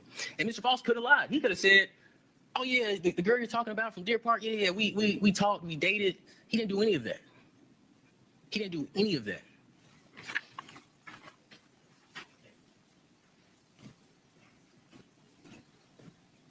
They never gave him an opportunity to understand who they were referring to, but now they want to use the evidence against him. You want to perform a shock and awe type of presentation on somebody, arrest them, tell them they're charged with murder and aggravated sodomy, and then have a gotcha moment. They didn't give Mr. Faust the chances or the grace that they gave Chris Melton. Elizabeth Bigham testified that Chris Melton said 7 times that he last saw Ms. Baker 10 days prior to her death. We went through it together. 1, 2, this is the 3rd time, this is the 4th time, this is the 5th time. 7 times Chris Melton said 10 days. But she comes in here to defend the 5 days because it fits the narrative. What you witness in this courtroom is a tragedy. It's heartbreaking. It's terrifying because this can happen to anybody.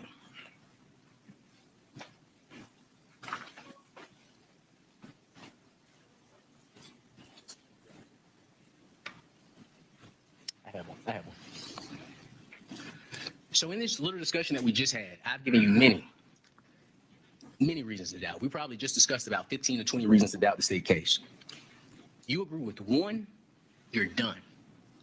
If you agree with one reason to doubt, you're done. I like that. I've given you lots of reasons to have questions. All you need to do is agree one of these is a problem, and then you are at reasonable doubt. That's reasonable doubt, folks. That is a truthful verdict. You must follow the law because that's what you took an oath to do. The second best way to explain guilt beyond a reasonable doubt is you compare it to making the most important decision of your life. And I hope that no one ever has the situation, but I'm sure you're all aware, you may not be aware, so I won't mention it, but just imagine you have somebody in the hospital, somebody you love, somebody you care about, and they're on life support. And you are the person in the hospital waiting room, and the doctor comes to you, and the doctor says, pull the plug. If you could look at that doctor and say, doctor, go ahead and pull the plug. You've answered all of my questions. I believe, or I know Chris Melton's alibi was confirmed. I like this. I like this comparison. It's a good comparison. I know that because I trust Chris Melton, just like law enforcement trusted Mr. Melton, or Chris Melton, excuse me. They said it did not have to be confirmed, so doctor, I believe the exact same thing. I'm going to ignore that the FBI told ACCPD, and that was from that testimony came in through Mr. What was the gentleman's name? I cannot think of the gentleman's name. I see Leslie 3937. I can't pull it up because StreamYard is being obnoxious with things, but says, Runkle, I have only been a trial attorney in the Deep South. I know this dude, and he's an amazing trial attorney, but he needs a little more seasoning. He's not quite done yet. You're not wrong. When this guy give him another 10 years and he will be, the best lawyer in his town. I could see it. He just needs to, he needs a little bit more practice, but he's doing really good. It's overlong. It's all of this, but I like a lot of what he's doing. The testimony came in through Griffith. I asked Griffith about the FBI asking him to search Mr. Melton's hard drive. And what did Mr. Griffith tell us? Despite FBI saying, hey, this guy hasn't been ruled out, he's saying, well, you know what, ladies and gentlemen of the jury, I know best. His alibi is confirmed. Don't worry about it. The FBI didn't clear him. But you may say, doctor, I trust Mr. Griffith. I trust what he said. Although scientifically his DNA says that, although science says that his DNA should not be present 5 days in Miss Baker's anus, I'm going to ignore that. I believe the state's drainage theory, doctor. I believe what they said. I don't know how, but somehow it drained from Sunday to Friday, and it stayed there, doctor. And I also believe that Miss Baker and Chris Melton were in a loving, caring relationship, and he was destroyed by the fact that she passed away. I believe that, doctor, so pull that plug.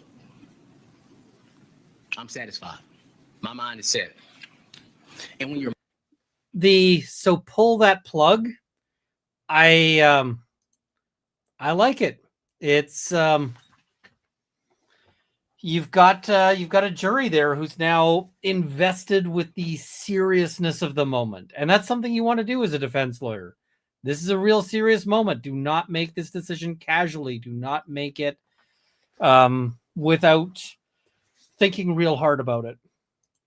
mind is satisfied, and you hear the judge talk about reasonable doubt and the mind being satisfied. If your mind is satisfied, you have enough information. And what that means is your mind is not wavering. Well, maybe it did happen this way. Maybe it didn't happen this way. When your mind is satisfied, it said you have all the information that you need to make a decision. It is not unsettled.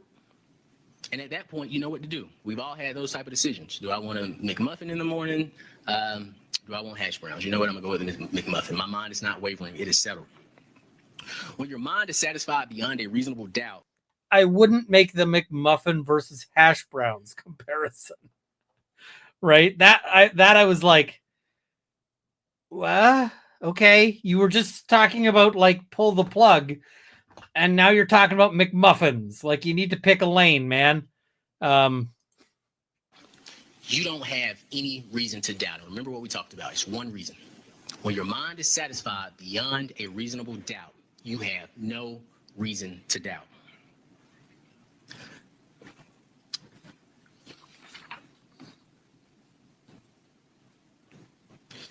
You have to ignore Ms. Baker's roommates. And although on the state's examination, and I don't know the relationship they have with Mr. Melton now. I know it's a tough situation to come into this courtroom and talk about it, but they said, hey, they admitted when they were talking to police outside of this courtroom that Ms. Baker's relationship with Chris, and I believe it was and I'll start with Ms. Valerie Lowe. Ms. Valerie Lowe told us that Tara herself said that her relationship with Chris was a distraction. And the day Ms. Baker was killed, like I stated, Ms. Lowe said it was almost like someone knew we weren't going to be home. Ms. Ashley P.V. Hall told us something inconsistent with what Chris Melton said. She had to admit when we were asking her questions that before Ms. Baker died, watching Ms. Baker's relationship with Chris Melton was just like watching the normal ending of a relationship. But you heard every law enforcement witness 24 years later, oh, it was a great relationship, it was a great relationship, it was a great relationship. But when we asked, who did you confirm that with? Oh, Chris. Mr. Faust didn't get that benefit.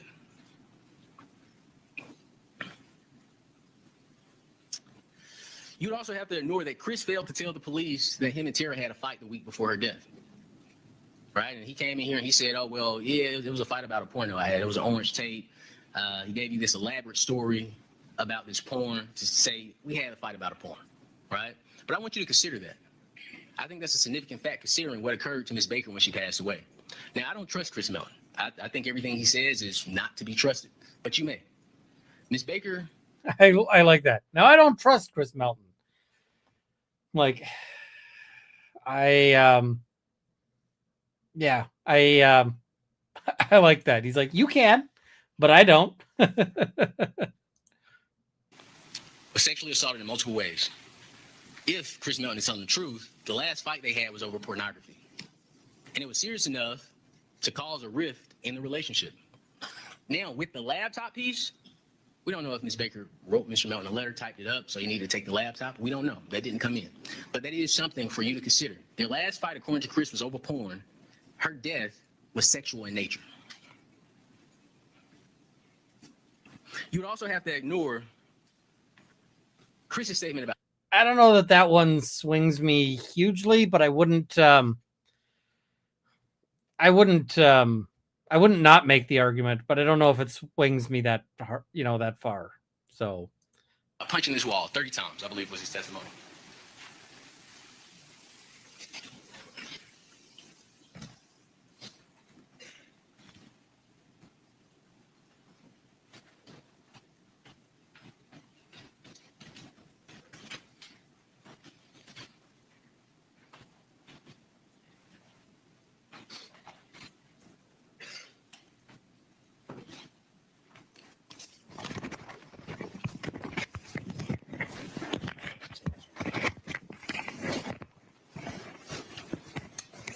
Chris Melton's testimony was that he punched the wall 30 times, and that's what caused the injuries to his hands.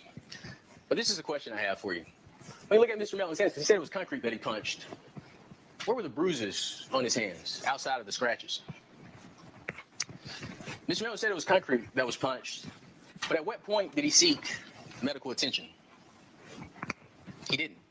Mr. Melton came in here and said, well, this is my story. I punched the concrete wall 30 times because I was so distraught. And law enforcement even came in to back up that story. But the question I have for you, if his hands weren't a big deal and you knew on Friday that he didn't have these injuries, why take the pictures? Why go to the house and check if you say Chris Melton didn't have these injuries? Their actions are inconsistent with their statements. But I'm going to tell you why. And you have to judge witness credibility. Law enforcement has allowed this community to live in fear for the last 25 years, maybe 23. They've allowed it. When people heard about this case or thought about this case, it was because of law enforcement failures. The questions that the family had, they ignored for 23 years. And I'll tell you my position, you have to. Why is he doing this? Well, because the prosecution is like, this family has been owed an answer for 25 years. And he's like, okay, but that's not on Mr. Faust. That's on the prosecution. So, yeah. Decide you're the jury. They weren't here defending Chris Melton. They were here defending themselves. They were here to say, hey, all this stuff we missed, forget about it. Don't worry about that. Because we didn't actually miss anything. There were Detective Ricketts, there were law enforcement officers coming in here. Now, I admire law enforcement. I think they are heroes. When I'm running out of a building, they are running in. They are heroes. But you also have to understand, we have Detective Ricketts coming in saying, Chris Melton's alibi is confirmed. If you could show the alibi chart that we did with Detective Ricketts. Chris Melton's alibi is confirmed. But when I started going through, well, Detective, did you confirm this? Were you able to speak to Nash Plumbing? No. Testimony even came in that they couldn't find Nash Plumbing and information. Chris Melton couldn't provide them an address to Nash Plumbing. They couldn't find Nash Plumbing. He couldn't even give them a phone number to Nash Plumbing. That is evidence in this case. But instead of admitting for the sake of justice, for the sake of Miss Baker and her memory that, hey, we may have made some mistakes, and if these mistakes get us closer to getting the right person in that chair, as opposed to the wrong person, we'll admit it. Because that's the right thing to do. Instead, they come in here and they double down on inconsistencies that don't make sense. Ricketts tells us Nash Plumbing for Chris, unconfirmed. Nash Plumbing for Josh, unconfirmed. Chris says he goes to the bank. Josh says he went to Chick-fil-A, unconfirmed.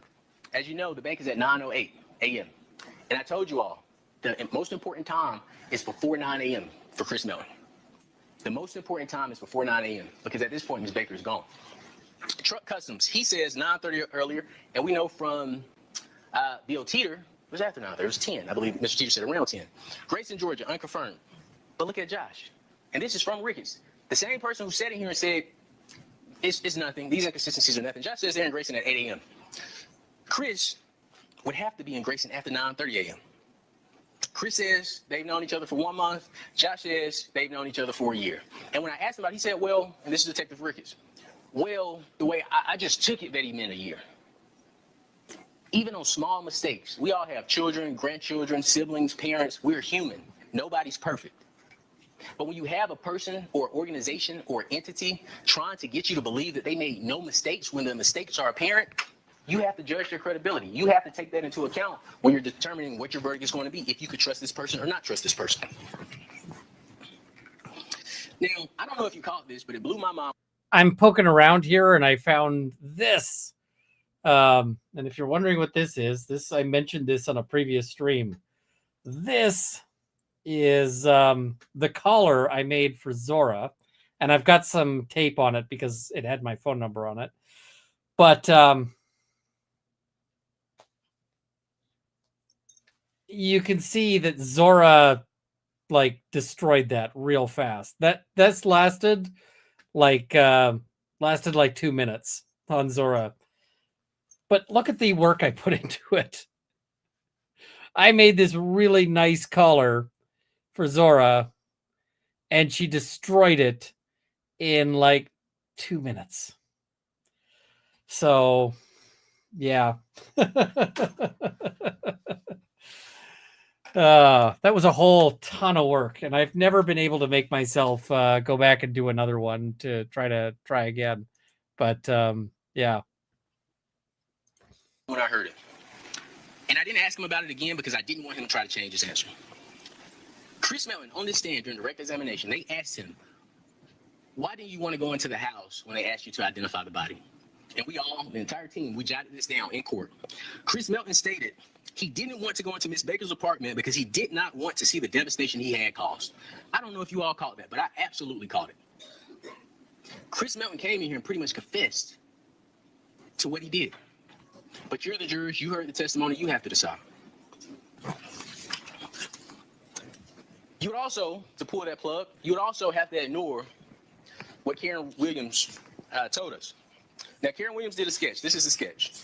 And I'll tell you, based on this trial, I don't trust anything in this case, but this is a sketch. And the questions I went over with Ms. Williams, formerly Carol Bryant, how much did the person weigh? We got her to admit that he had a full face. She said that he was not thin, he had a full face, probably around 220. We got her to admit, I asked her, he had a heavy looking face. We got her to admit, yeah, he had a heavy looking face. We asked her about the weight, again, 220, and she stated that he was big bone, kind of husky. But this is the person they give you. Now, I don't know, and I think we went over. There is some dispute over the devastation that he did versus devastation I did. I'm going to say if the jury thought that it was devastation I did, the jury would be back by now. I don't think that's where the jury is. But yeah. Okay, initially I was thinking, of course, he needs a long close to try to preempt prosecution rebuttal re-arguments, but now I'm beginning to understand the too long criticism now, right? It is a little bit too long. Let's keep going on. Mustache with it, they didn't have the right type of facial hair on the person. But to me, what I believe, and you're the jury, you have to decide, they have made so many mistakes in this case, I wouldn't be shocked if they started changing evidence, just to be completely honest with you. And I hate to even say that. But when you introduce hair evidence in this case, you deceive the jury and say, hey, in these bags, and I asked, I said, can we open these? No, we're not going to open them. I asked, can we open this? We're not going to open these bags was such a terrible mistake for the prosecution. And the prosecution is going to try to, they're going to try to fix it on the, on their response. And it's not going to work. It is not at all going to work. Yeah. Watch the prosecution try to fix it. To make sure the evidence is what the evidence is. They brought you empty bags of evidence to get you to believe something that was not true. And then when we got the bags open, all of a sudden they found all the hairs and said, oh, this with the GBI. And with these broken, I don't know what to call them, but these broken slides or screens or whatever they may be. But also, and I'm going to go back to this, I'm going to go to this a lot. Not only do they present you empty evidence, they present junk science. Science that has never been presented in a court before to protect either themselves, which I think is more so protecting themselves, and to protect Chris Melton.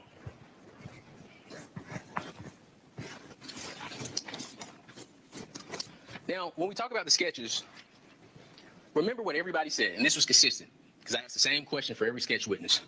The person is walking. The person isn't trying to hide themselves. The person's just minding their business. And I also asked, is there Walmart? Some people said, I don't know. But we did have Ms. Riker say, yeah, I assume the person was going to Walmart. And if you think about the direction everybody was walking, if this is the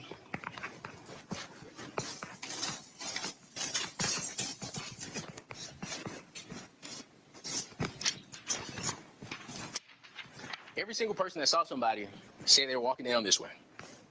Nobody ever said, oh, well, I saw a person walking up towards Miss Baker's house. They were all walking this way. And during the evidence, what is this way? The Walmart. You have that photo with you in evidence. On the other side, down here, past this subdivision, it's the Walmart.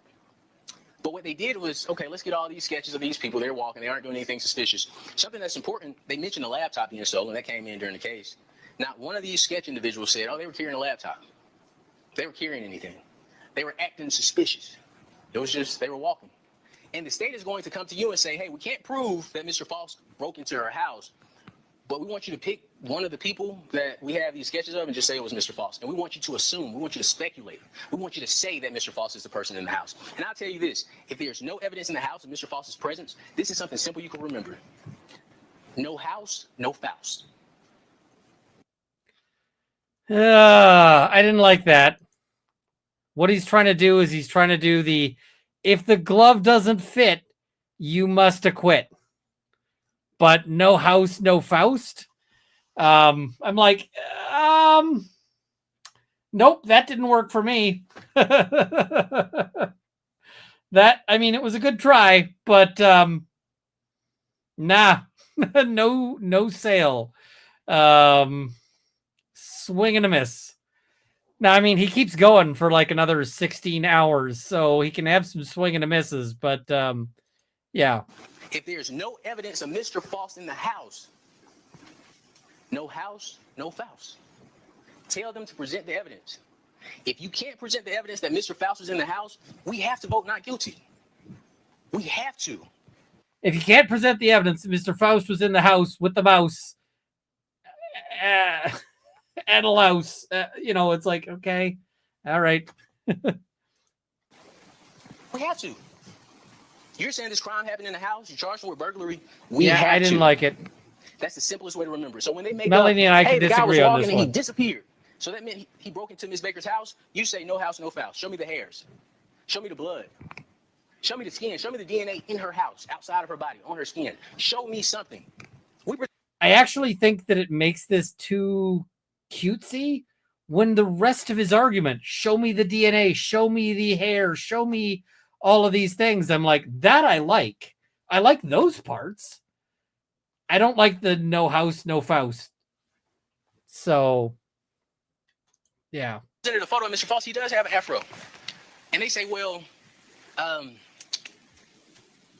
hair in her hands, you know, we just want to show you that it's not Mr. Melton's hair. That's all we want to show you. It's not Mr. Melton's hair. It was Caucasian hair. Now, I don't understand, and you're the jury, you have to decide. How would Miss Baker get a handful of her own hair? How is that possible? Your hand is outward away from your body, but it's your own hair. But in this case, it doesn't matter because what you're here to decide is if the state presented enough evidence that Mr. Faust is responsible for Miss Baker's death. And they haven't. But what they are going to argue, they're going to say, hey, it was just one person walking down the street and he disappeared, so we want you to say this was the person that committed this crime. And they harp on, oh, he stayed 585 feet away from her house. He stayed 585 feet away from her house. Well, that means there's an issue with the investigation, because if the person that you say killed Miss Baker stayed that close, why didn't nobody go to the house and speak to him? He did say his grandmother stayed there. You heard the recording. It's my stepmother's house. But now, 24 years later, 25 years later, they want to say, oh, that's evidence of guilt. And I ask you, listen to the recordings. Listen to the pieces played in the recordings. Mr. Faust says multiple times, yeah, I go over there to check on my my stepmother. I'll go over there to visit my stepmother. And I don't know about all of you, but we all have permanent addresses. Mr. Faust said he stayed in that house for 40 years, but he also said, yeah, I have different women I stay with here or there. My permanent address, if somebody asks me how long I stayed at my permanent address, even if I'm not physically staying there, I am going to say 30 years. I've been at this address for 30 years. Even if I don't physically stay there, because that's my permanent address. That's why. Somebody says, judge looks to me like she's napping. The judge looks to me like she's just kind of staring up at the ceiling. I don't know that the judge is going to pay a whole lot of attention during the close. And the judge is probably just trying not to show any facial reaction. For 30 years. Even if I don't physically stay there, because that's my permanent address. That's where I may want to send taxes. That's if I get a ticket, I may want to send a ticket there. This is my permanent address. The state wants you to take his permanent address and say, well, this is his address. He said he stayed there. So that means he committed this crime. So why not move? If you've caused this much destruction in this community, why not move? How would, if Mr. Faust committed this crime, how would he know that no one saw him? Why even tell police that you stayed there? But you know who did move out of Athens and who admitted they moved out of Athens? Chris Melton. He got the heck out of town. Never to come back. And where did Mr. Melton say he stayed when Miss Baker died? His parents' home. Where does he currently stay?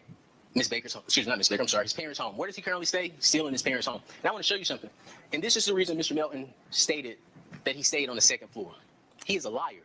Because Josh McCurdy came in and said he stayed in the basement. But I'm going to show you why he lied.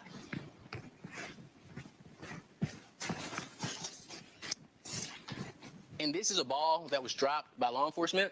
The reason Mr. Melton lied is because the basement to his house has its own door. So he wanted to separate himself from that door because obviously I had to show him the pictures first.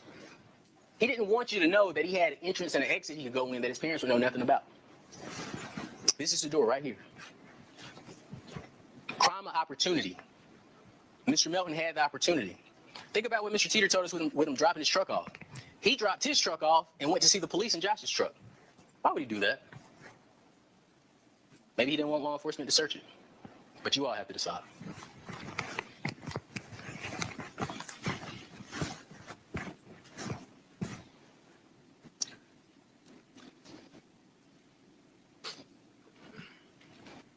But if you say, I'm going to ignore all of that, I believe Mr. Faust was the person walking in orange in the neighborhood. I know the state can't present any evidence that he was in the house, but I just believe it was Mr. Faust. That is my belief. I think it was Mr. Faust. You pull that plug because your mind is settled, it's satisfied, and it is not wavering. And you then find Mr. Faust guilty because your mind is satisfied beyond a reasonable doubt. But if you want to say to that doctor, hold on, doctor, hold on 1 second. If Mr. Faust committed this crime, why would Elizabeth Bigham need to tell Chris Melton we need to explain your DNA? I have questions about that, doctor. That doesn't make sense. Doc, you're telling me to pull the plug, but Ms. Baker was sexually assaulted anally, but Chris Melton's DNA is the only DNA present? I don't know, doctor. Also, Chris Melton's hair was found on the murder weapon. And let me clear this up for you, because I think there was a lot of confusion with that. Can you get the picture of Ms. Baker and the charger block next to her head? It'll be in the state's exhibit. And I'll show you that picture. But I'll describe it to you. When you see Ms. Baker's body as it was found in the home, you're going to see a charger block next to her head. It was connected to the cord used to strangle her. When they tested this cord for hairs, they tried to find hairs on this charger block next to her head. I'm telling you this. Don't look at the sketch. The sketch has it way far away from her head. Look at the picture. It's right next to her head. You're going to hear that Chris Melton's hair is on the murder weapon. Not Mr. Faust's, Chris Melton's. There was a pubic hair found on Miss Baker's butt. Now, the state brought in this microscopic expert to say, oh, it's Ashley P.V. Hall's hair. Anything is possible, right? But we went with Miss Ashley P.V. Hall. We said, do you have your own bathroom? Or did you have your own bathroom? She said, yes. Did you have your own shower, tub? Yes. Did you have your own toilet? Yes. The mitochondria DNA test, the only DNA test conducted that referred to Chris Melton, determined that he could not be excluded as a contributor of the hair. Miss P.V. Hall could not also be excluded. I want to make that clear. But what law enforcement didn't do, because it didn't fit the narrative of Mr. Faust committing this crime, when they tell you we have new DNA technology, when Mr. Melton's DNA popped up in her body, they didn't retest that hair because it didn't fit their narrative. So potentially, not only is Mr. Melton's DNA in Miss Baker's anus, his hair was on her butt. But they never followed up when the mitochondria DNA test said we can't exclude him as a contributor. This is making it look like this is a really, this is looking like a really bad investigation. And you just kind of wonder, like, what is going on here? And if you're in the jury, how do you feel confident convicting in a circumstance like this? Yeah, I'm not seeing it. But again, you ask the doctor, Doc, you're telling me that a complete stranger broke into Miss Baker's home without any signs of forced entry, spent time beating her, strangling her, stabbing her, sexually assaulting her, and then he takes the time to clean up the house, setting it on fire, and only taking a personal item such as a laptop, despite money, jewelry, diamonds being in the house? And then this stranger was able to somehow lock the back and front door and get away unseen. Is that what you're telling me, Doc? I have questions. And I ask you this, why would Mr. Faust say he stayed at 350 Cooper Road? That's something you need to consider when they say, hey, the fact that he stayed so close is evidence of guilt. But again, how does where he stayed, or his stepmother's home, or the home he visited, because that evidence is an evidence. You can listen to the recording, listen to what he said. How does evidence that he stayed close to Miss Baker's home prove that he murdered her? Because that's the jump the state wants you to make. They want you to hear, oh, he stayed close and his DNA was in there, so that means he murdered her, he raped her. He did these horrific acts. We can't prove he's in the house. And remember, no house, no Faust. We cannot prove he's in the house. this is starting to grate on me. The no house, no Faust. But okay. But we want you to look at all this other stuff. Look at it. Look how close he is. They went out and got drone footage, just wasting time. Drone footage to show you how close the houses were. So what? So what? Ask them, how does that prove your case? The burden is on you. Give us the evidence. We want to protect this community, but we also want to avoid injustices. If you want us to convict, give us the evidence. The other one with the block next to her head. That isn't evidence of a crime. That's evidence of proximity, but that isn't evidence of a crime. They've charged Mr. Faust with some crime so disgusting. When you all heard him, you were like, oh my God. Certain people say they had physical reactions. But the best evidence you come with is the fact that he stayed close and you go spend all this money doing drone footage. Ms. Bigham, I believe, you're the jury. You will remember the testimony better than I believe she said it was like $5 million they had for this case, or a $5 million budget or something like that, or a Baker-Coleman Act bill that provided a certain amount of money. I don't know. I could be mistaken. Okay, I probably am mistaken, so I'm going to leave that one alone. But if you say that Mr. Faust being close to the home is a problem, in 2001, why nobody went to the home to speak with anyone? They presented no records, no evidence of who they spoke with, where they went. That's their job. The judge is going to tell you Mr. Faust doesn't have to present any evidence. If we needed to, we're prepared to. But Mr. Faust didn't have to present that. They were required to, and they didn't. You say, Doctor, I still have questions. Chris Melton's hands, how did they look like that? This is a tough picture, but it's part of the evidence in this case. This is where Chris Melton's hair was found. It was found on this object right here. This is Miss Baker's head. So when we say Mr. Melton's hair was found on a murder weapon, the cord used to strangle, this cord here is wrapped around Miss Baker's neck. So when we say his hair was found on a murder weapon, it literally was found on the murder weapon, next to her head. And again, I'm going to emphasize this for deliberations. Don't look at the sketch, because the sketch, you have the photos. You don't have to look at a sketch of how the scene looked. You have the photos yourself. Just.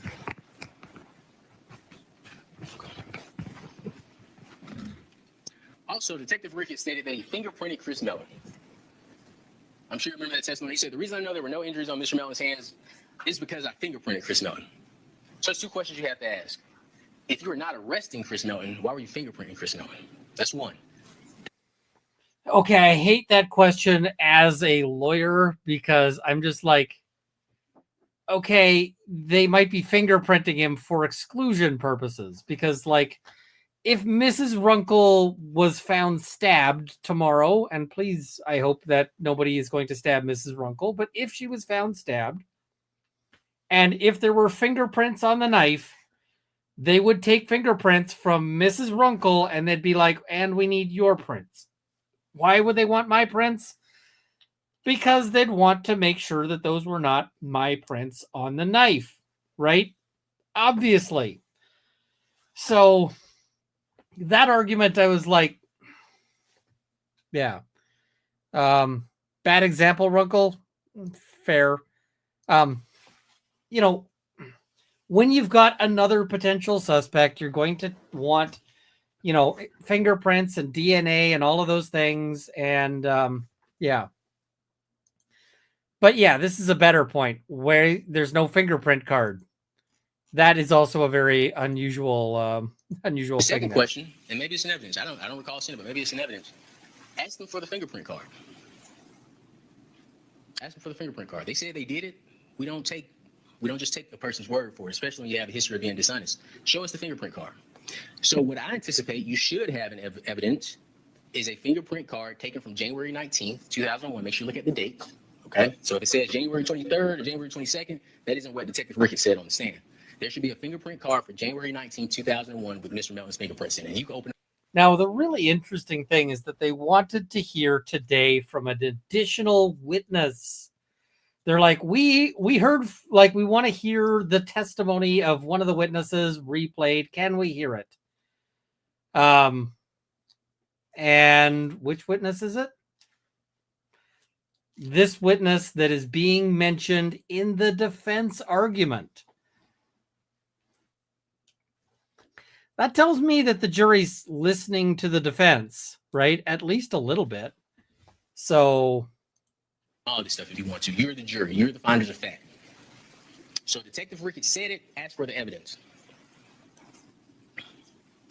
This is the guy who they want to hear about from Detective Ricketts. But when the doctor says pull that plug, you say, doctor, one of my gravest concerns is that law enforcement seems just much more so focused, not on justice for Ms. Baker, not on resolving this, answering these questions for the Baker family.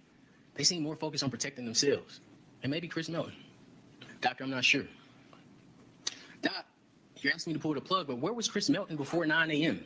All these witnesses came in, every law enforcement officer, they fought me. They fought me when it came to confirming Chris's alibi. It was confirmed. It was confirmed. It was confirmed. All right, well, let's break it down piece by piece. Did you confirm this?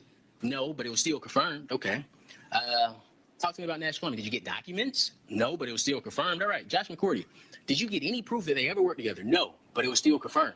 And then they'll try to jump to the bank. And the reason I emphasize the bank is because the bank is irrelevant. The bank is at 9:08. Ms. Baker was killed in the morning time. According to the state, it was somebody walking around at 8 a.m., 8:30. According to the state, 9 a.m. is irrelevant. So don't let the state come up here and tell you, oh, his alibi was confirmed. You ask them, well, where's the evidence related to Nash Plumbing?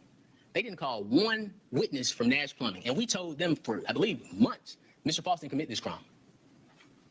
Weeks before this trial, we told the state because we wanted them to disprove it. Chris Melton killed Tara Baker. And that was with the hope that they'll look at their case and say, oh, maybe we got a problem. But instead, what they do, they meet with all their witnesses and they prep them. And they say, you know what? Chris Melton didn't do anything.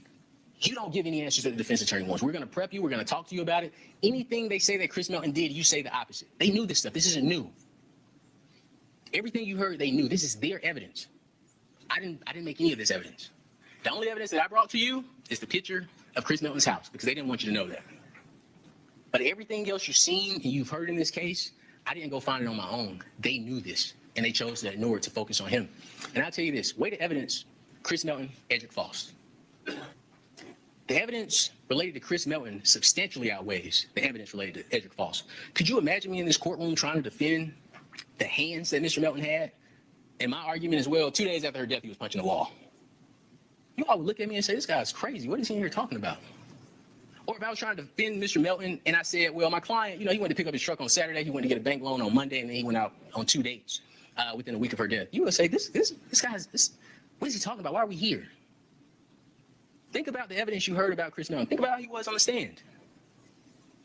You had a killer in here talking to you that has gotten away for 23 years. He didn't shed one tear. I showed him a picture of Miss Baker. He didn't shed one tear. Think about that. Edric Faust did not harm Ms. Baker. But you don't have to take my word for it. You can look at the evidence. You can look at the evidence.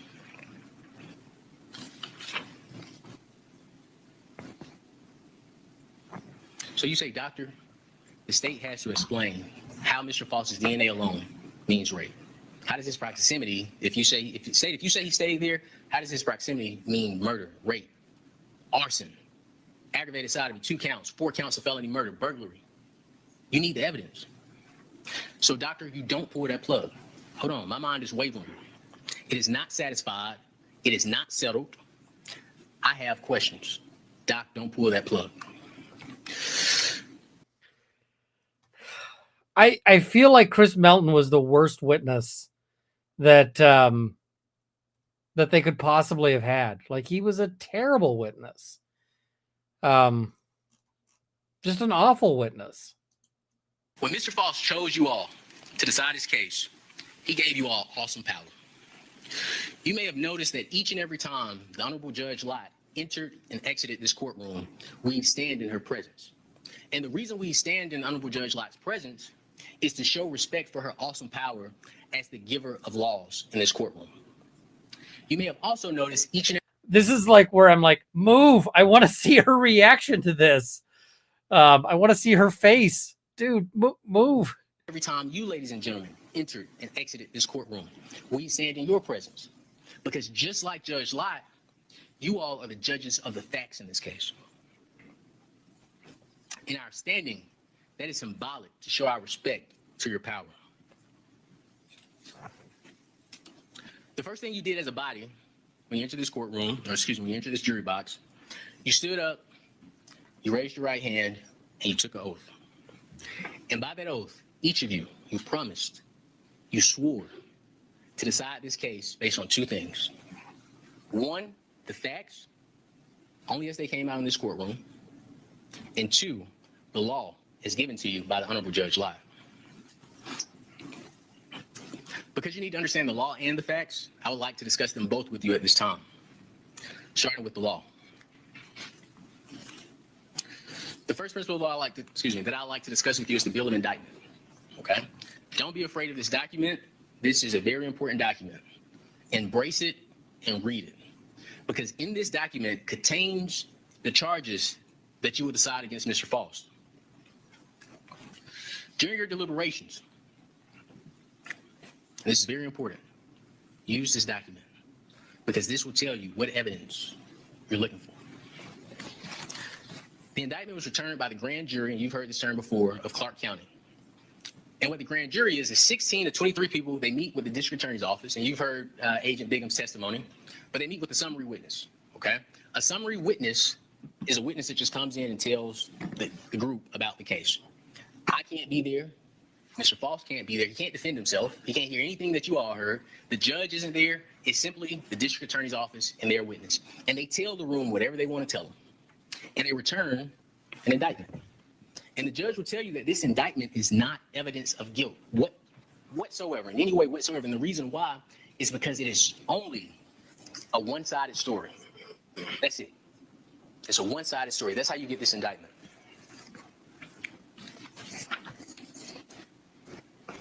Now, this is a point where I was like, he is way in the weeds. This part, just cut, chop, goodbye. Yeah.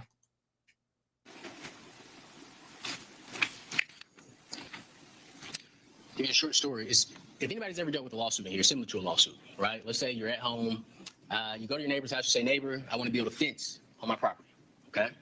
I am going to build a fence 5 feet inside of my property line because I don't want to encroach on your property. All right. Do you have any problems with that? Do you want to go get your own surveyor? Do you want to have somebody come out and look at it? I don't want any problems with you. So I'm going to make sure I build it 5 inches inside of my property line. Your neighbor says, no, don't worry about it. You build your fence. One night, you're at home eating dinner with your family, and you receive a knock on the door. You go to the door, you open it, and it's the Clark County Sheriff's Office. Might be that gentleman over there. He's serving you with a summons and complaint. And he says, sir, ma'am, you're being sued by your neighbor for the fence you built on their property. You say, what? That's absurd. I talked to my neighbor. They didn't want to discuss it. I built it 5 feet inside of my property line. He's going. I'm like, why are we talking about fences? Where are we? Like, get back to Melton.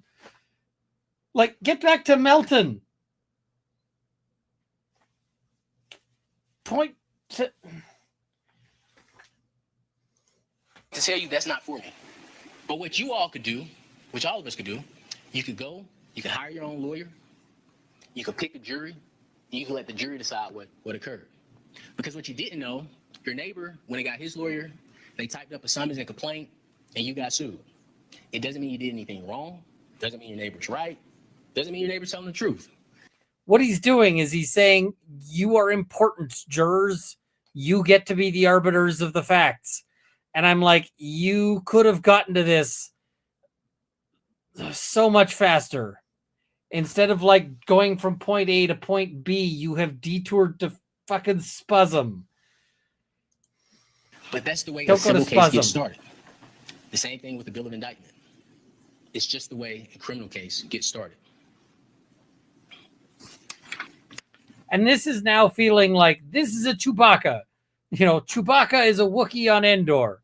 It's like, okay. All right. The next principle of law I'd like to discuss with you are the 12 counts in the indictment. The sole issue in this case, it may make deliberations very simple for you all. The sole issue, everything that is charged in this indictment, we believe occurred. The sole issue where we are on opposite ends of the earth is whether or not Mr. Faust committed these crimes. That's the sole issue you have to decide. Has the state presented enough evidence that Mr. Faust committed these offenses? Malice murder. It's the first count of the indictment. And you're going to have these jury charges. The first element of malice murder, and this is the only question you have to answer in regards to malice murder, the first element is that the defendant, in this case, Mr. Faust, caused the death of another person. That's the only question you have to answer in regards to malice murder. Did Mr. Faust, let me change that, did the state, because it's their burden, did the state present enough evidence to you to prove beyond a reasonable doubt that Mr. Faust, and I hate to use this language, but murdered Miss Baker? You hate to use the language of murdered, and earlier you were talking about anus. Okay, all right. I'll tell you they didn't, and we've discussed it. No house, no Faust. They didn't present any evidence placing Mr. Faust in the home. That's first and foremost. None. They admitted in opening statements, they can't even tell you how he got into the home. Right? And I'm telling you what their argument is going to be. It's going to be choose anybody that was walking in the neighborhood. We want you to say that's Mr. Faust. That's what they're going to tell you. They're going to say, Jay Anderson saw a guy walking that fit Mr. Faust's description, and he disappeared when Mr. Anderson went away from the window. So that means this guy ran around the house and broke in the house. Ask him for evidence. The person that killed Miss Baker knew Miss Baker. That has always been our position. Look at the photos of the crime. The person that killed her knew her. They were angry. Why they were angry, we don't know. It didn't come in this case. But they were enraged. It was overkill. Counts 2 through 5 are felony murder. They charged Mr. Faust with 4 counts of felony murder. To convict of felony murder, the state must prove, and again, there's only one issue that you have to decide with all these counts, that Mr. Faust is the individual that engaged in these acts. They have to prove that beyond a reasonable doubt.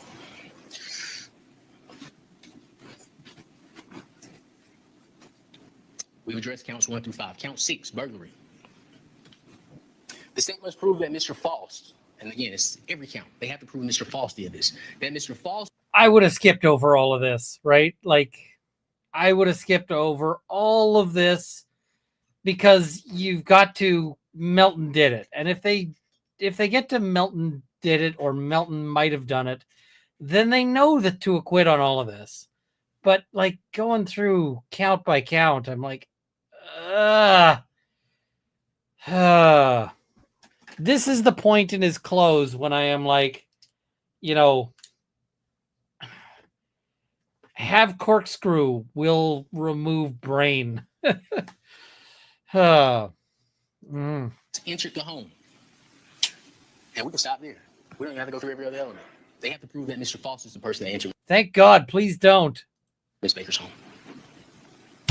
And the state has admitted that although, and I repeat this because it's so mind-blowing to me, that although they can't prove how Mr. Faust got in the home or that Mr. Faust was in the home, this gentleman is sitting over here. That has been shocking to me since day one. They can't There you prove, go. Or, matter of fact, we all know now that the sign says Chris Melton is the only identifiable DNA profile in Ms. Baker's anus, but they have this gentleman sitting over here charged with aggravated sodomy. That's why juries protect the community. That's why we have like juries. that. Because the first thing any totalitarian governmental system does, they get rid of the jury.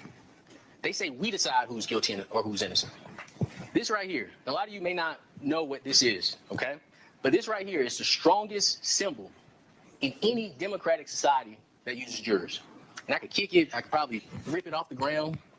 But the reason this is so powerful, and the reason you see this in every single courthouse, is because when they were putting the Constitution together, when they were founding this great country, this is in place to symbolize the separation between the people and the government.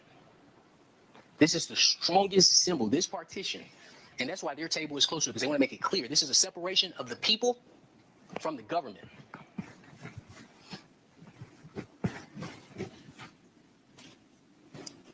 Oral sodomy. The state must prove that Mr. Faust forcibly and against Ms. Baker's will, and they presented no evidence of that. And I think this is significant. And I may say this wrong, but I'm going to say it, so please forgive me. And if I stumble over my words, please forgive me. Elizabeth Bigham was the person that decided who raped Ms. Baker and who didn't. She had 2 options. She had Chris Melton. She had Mr. Faust. She was the one that had to make the call. She was the lead investigator on this case. So it wasn't Ms. Baker saying, hey, this is who did it. So Ms. Baker had Caucasian hair everywhere. She tried to leave him something. But Elizabeth Bigham is the person that made the call. And despite all the evidence in this case, and she told you that she reviewed her entire case, for everything in this case that I've seen, she's seen. Instead of saying, hey, you know what, let me follow the evidence, She sets a meeting with Chris Melton and tells Mr. Melton, look, this is what we need to do. She hasn't talked to Mr. Faust. She doesn't know Mr. Faust at this point. It's just, this is what we need to do. I'm going to go after this other guy. So when you think about these charges, I want you to think about them in the context of why we were here. There isn't a person saying that Mr. Faust did all these terrible things outside of the person who had to make the decision on who to pursue. And they chose Mr. Faust. So they have to present evidence supporting that Mr. Faust was engaged with Ms. Baker without consent. And the court is going to tell you that. You're going to hear it in jury instructions. They have to prove that any contact was without consent. And Mr. Faust can't answer that question for you. They snatch him up 24 years later. Chris Melton has been answering the question for 23 years, or 26 at this, 25 at this point. And his answer is lies, lies, lies, lies, lies. A person lied to me one time, I'm done with him forever. If somebody could take an oath before God and get on this witness stand before God and lie, is that somebody you could trust? He's shown police multiple times he's willing to lie. He said 7 times he saw her 10 days and switched it for him. And then he came here and said the same thing. Oh, I was mistaken on the 10 days. You know, Liz, he called her by her first name. He actually has a nickname for her. He calls her Liz. You know, Liz reminded me that it was actually 5 days when I saw her. He's a liar. He's not truthful. Mr. Yalamachili told you, the purpose of a case, any trial, is to find out the truth. You don't build a case to find the truth based on liars and lies. And this is what this case has been.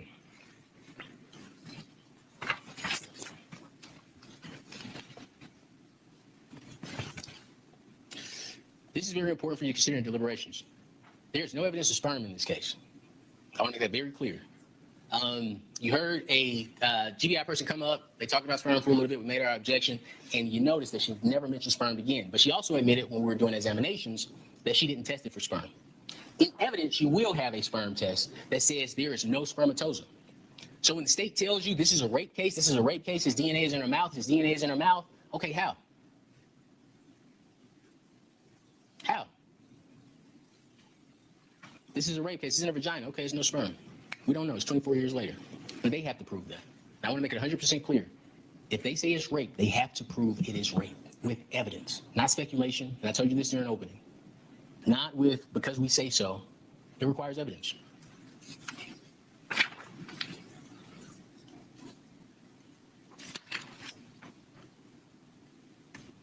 Count 8, rape, as I just mentioned, I want to make it clear.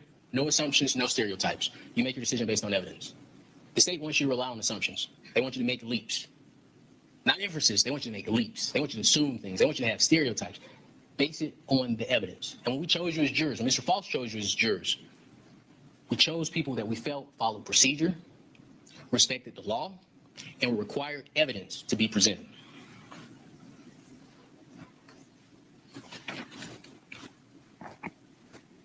Aggravated assault, same thing. They have to prove that it's Mr. Faust.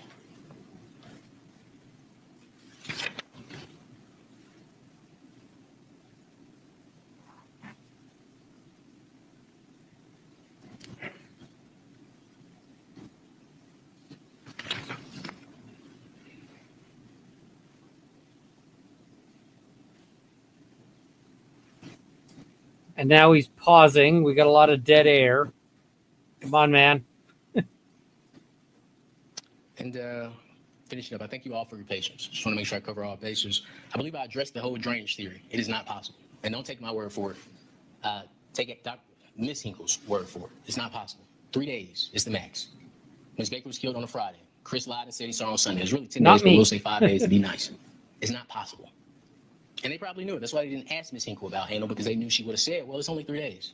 The theory doesn't make sense. And again, they did ask her, and she said, well, for it to reset in the anus, it requires penetration.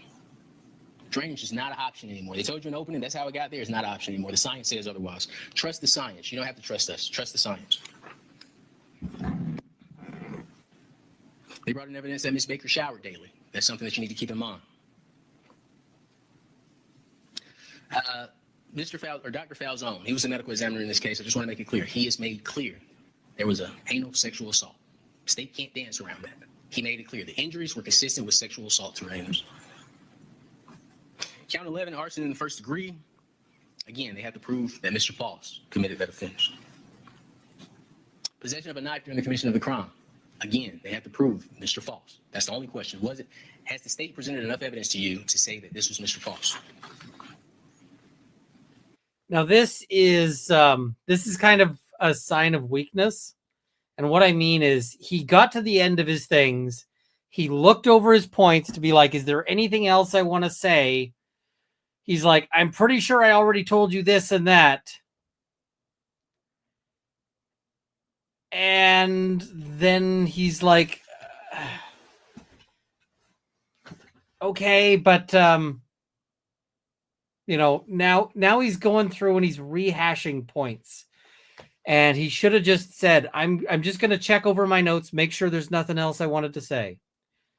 Thank you for your time and attention. I'm going to give you back to the prosecutor now. Like,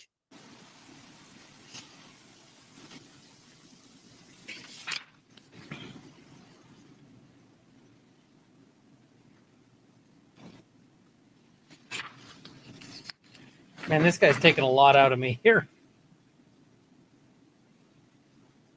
Judge is going to give you instruction on credibility of witnesses. Remember who was honest in this case. John Newton, he was honest. Bill Teeter, he was honest. The physical evidence, it is honest. The science, it is honest.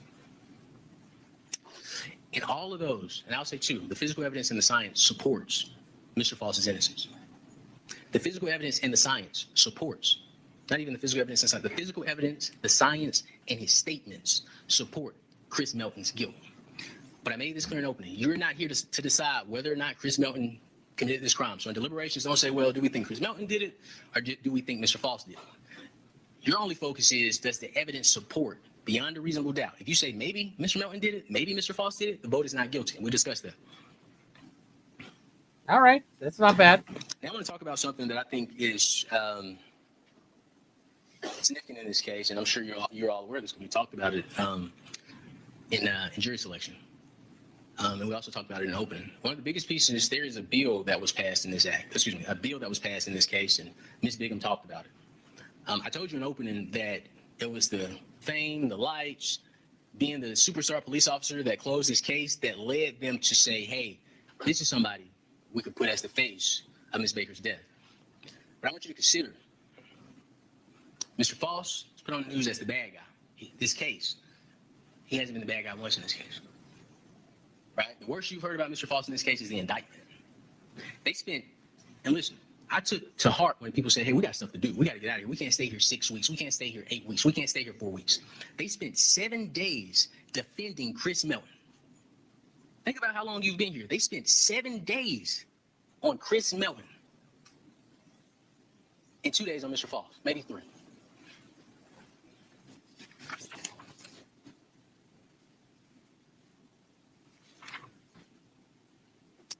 I'll tell you in this case, the reason this case is the way it is because the state didn't expect anyone to care about Mr. Faust. They didn't expect anyone to do the work for Mr. Faust. They did not expect anybody to take Mr. Faust's case seriously. Once they showed, hey, this is the person that committed this terrible act, what they expected was probably a 2-day trial. Expected some guy to just come in here and say, oh, this client is terrible, we don't care. They expected you all to come in here, and they truly, they expected you all to come in here and say, hey, his DNA is enough, I'm done. That's what they expected. That's the only reason they would bring you a case so weak. And that's why we said in opening, speculations aren't allowed here, right? We have to follow the law. We have to look at the evidence because they wanted you as jurors to just say his DNA is enough. He did it. He did it. That's it. That's our case. And that's why they spend so much time in opening talking about these numbers. Oh, it's so big. It's this, it's that. Because they want you to say, we don't care about evidence. His DNA is enough. The state could do that. You are the protectors of this community. We don't do that. If we put people away, we put them away with evidence. It's rules to the law. They have to follow the law. And you tell them, bring us the evidence because we're going to do our jobs. We're going to abide by our oaths. They want you to convict on emotion, speculation, assumptions. They want you to believe Mr. Faust has to explain his DNA. The judge is going to tell you he absolutely does not. And the way she's going to frame it is Mr. Faust doesn't have to present any evidence. They have the burden of proof.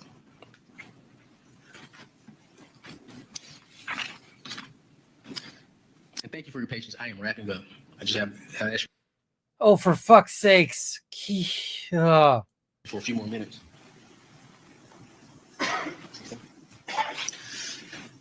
The next principle I'd like to discuss with you is the presumption of innocence. That is a very, very, very powerful principle. You already did that. Dude, wrap up. Like, you're done. You did that. Why? In America, every person that has to be charged with a crime is presumed innocent. And we do that for humanitarian reasons. It would be terrible for someone who didn't know anything about a case to presume that someone is guilty, to presume that someone committed something just because they are charged with the offense. That would be considered inhumane, because not only would that happen to me, that would happen to everyone. So when we became a country, in our Constitution, it was written that every single person charged with a crime is to be presumed innocent. And again, dude,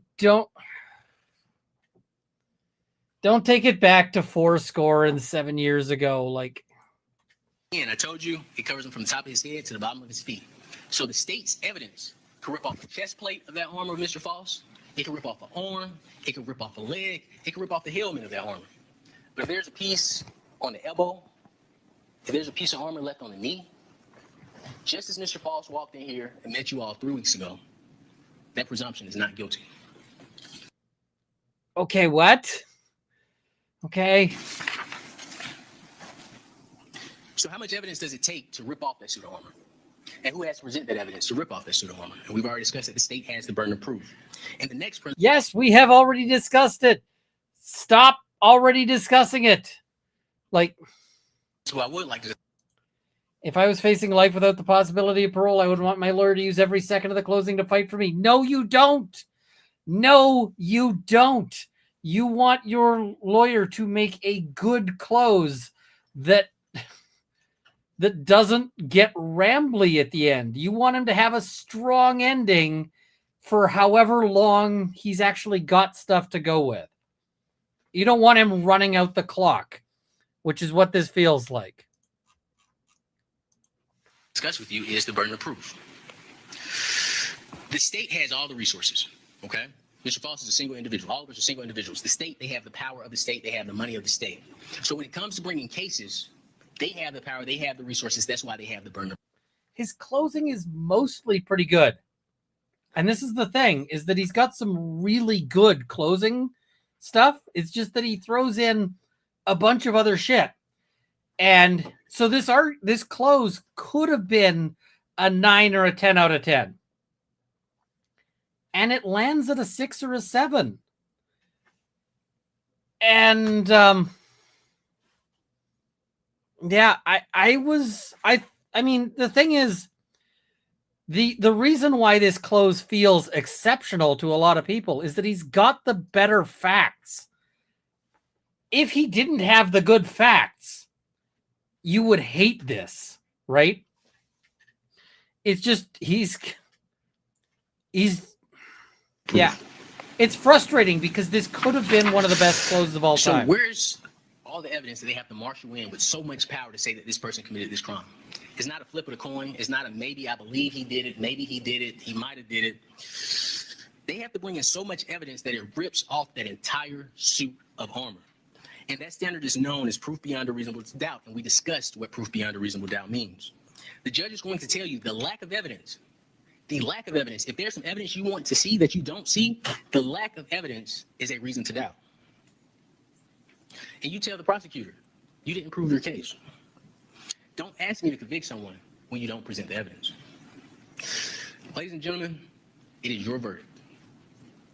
This is your courtroom. It is your decision as a body. And I told you in opening, I was going to ask you individually and as a body to render a not guilty verdict for Mr. Faust. You're going to get a verdict form. And I believe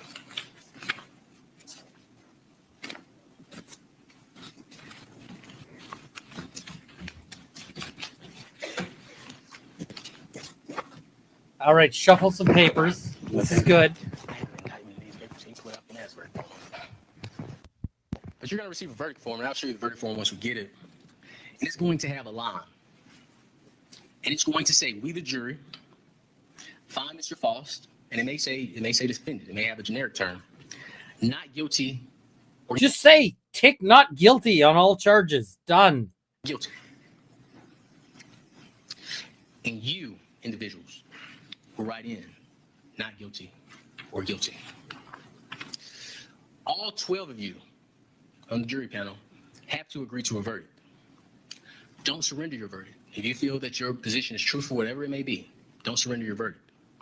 Don't say, okay, it's 4:45 on a Friday, I'm ready to go home. Thank you. He's trying to anchor the jurors because he's pretty sure that some jurors are pro-acquittal. This is playing, at this point, he's playing for a mistrial. And I mean, I think he's got the evidence to play for the acquittal. Don't play for the mistrial. Let's just go ahead and check this off because I want to go. Don't do that, because once you render your verdict, that's it. You can't come back and fix it. You cannot come back and fix it. So you took an oath. Follow that oath. I like that. I know Stop each talking. and Nope. every Nope. one of you will, because otherwise Mr. Faust would not have chosen you to sit on the jury. He would not have chosen you to decide his fate. I took an oath as well, and I didn't stand up to take my oath, but I also took an oath. And I'm going to have things to tell you. The prosecution is going to get up. They're going to make their argument. But due to the rules, I cannot say another word to you. This is my last time. This is Mr. Faust's last time. I have an opportunity to say anything to you. This is fine. So they're going to say things that I am going to disagree with, but I won't have another opportunity to speak with any of you. That I'm fine with. I may think of something later like that I 30 forgot to minutes say. ago. But Mr. Faust trusts you. He trusts you with his life. We trust you. I want to thank you for your time and your devotion to this community, the United States of America, as well as the state of Georgia. In regards to malice murder, No, which is count one. that was the perfect place to stop. Perfect. Like, just done. Move on. And then he keeps talking. One, we ask you to vote not guilty. In regards to felony murder, count two, we ask that you vote not guilty. In regards to felony murder, count three, we ask that you vote not guilty. In regards to felony murder, count five, we ask that you vote not guilty. In regards to burglary, count six, we ask that you vote not guilty. In regards to aggravated sodomy, count seven, we ask that you vote not guilty. In regards to rape, count eight, we ask that you vote not guilty. In regards to aggravated assault, count nine, we ask that you vote not guilty. In regards to aggravated sodomy, count 10, we ask that you vote not guilty. In regards to arson in the first degree, count 11, we ask that you all vote not guilty. In regards to possession of a knife during the commission of a felony, we ask that you vote not guilty. Court's indulgence. Are we there yet?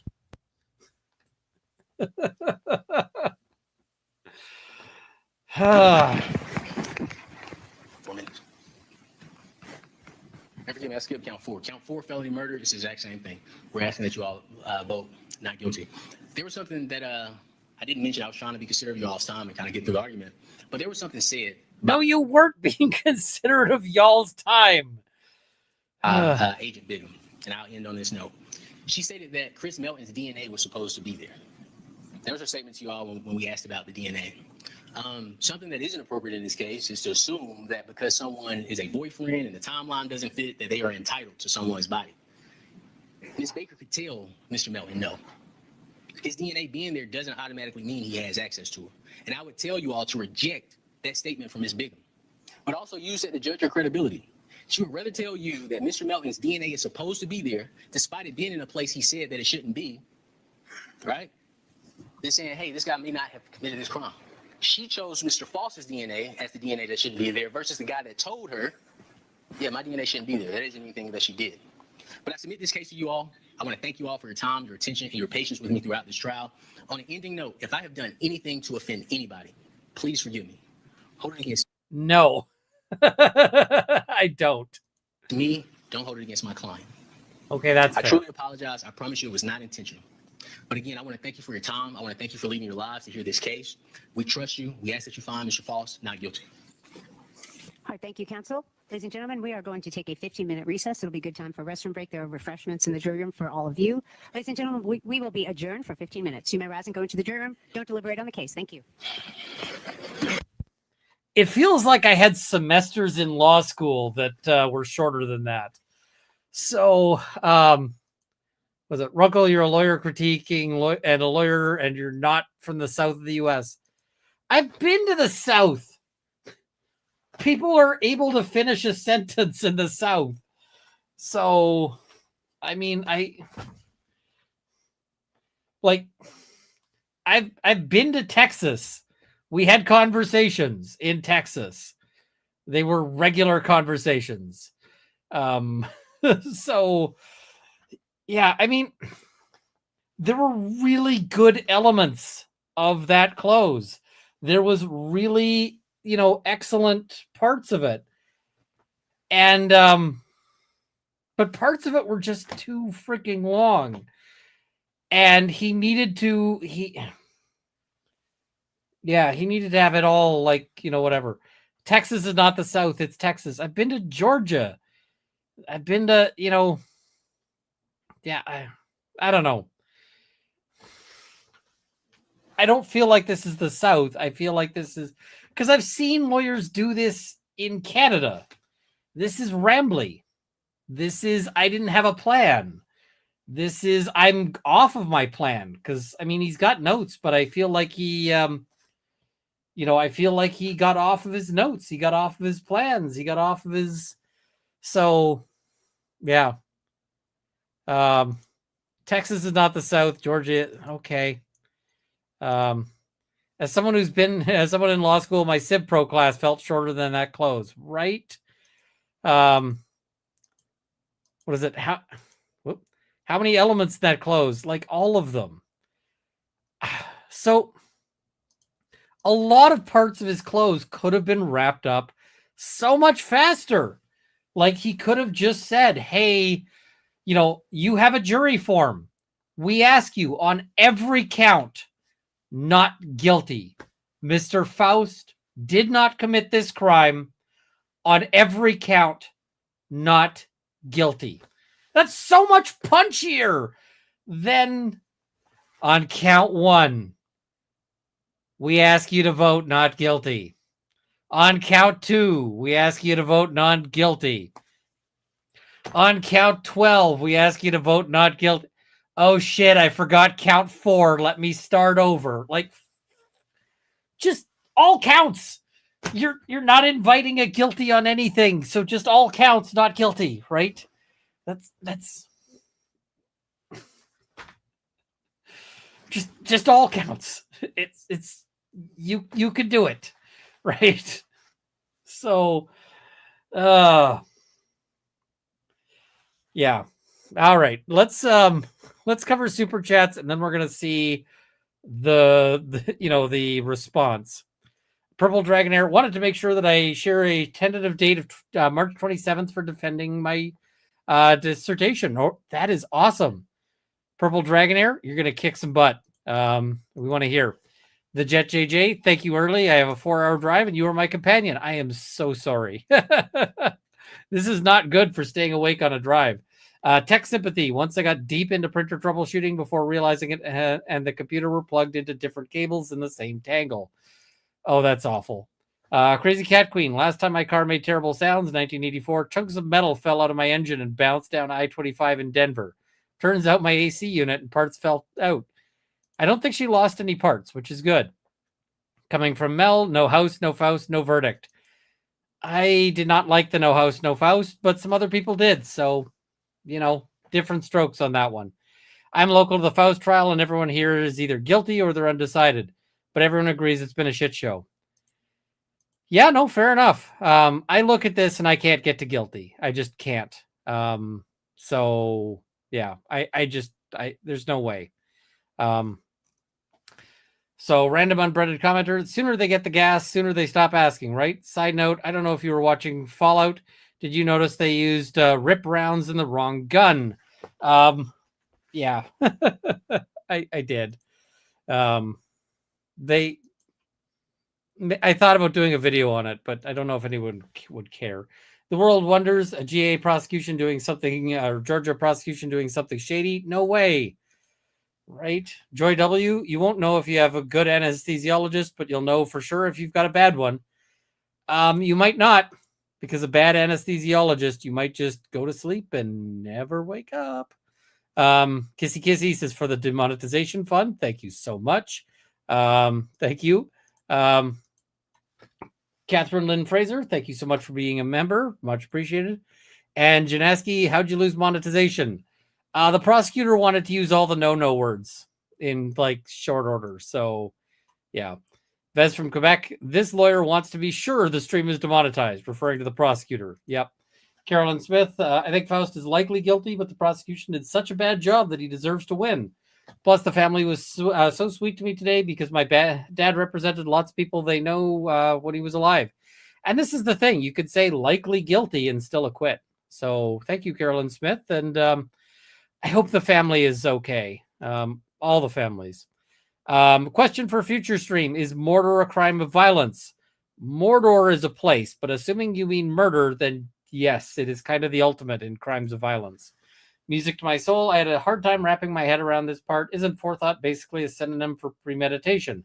How is the meaning different? I'm not actually certain on the...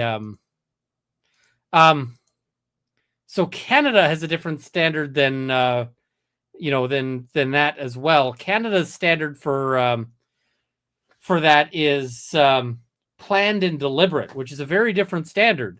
Because in the U.S., you can get to premeditated based on even simple things, right? Premeditated can be things like, I went out to my car, I grabbed a gun, and then I went back into the bar and shot the guy. Could potentially be premeditation because you went to get the gun. Canada, the standard is planned and deliberate, which is a higher bar for first degree murder. So it's planned and deliberate is like, you hired a hitman, you thought about it for a while, you had time to contemplate it. They have rejected planned and deliberate in a case where a guy drove for like 8 hours. Literally the case. This is a Canadian case. I'm going to be paraphrasing, so I may get some details wrong. But the guy calls up his girlfriend, who's like, they're on a long distance thing. And his girlfriend is there, and she's like, no, everything's fine, honey. And he hears another dude in the background. And because of the context of how he hears the other dude, he knows they're,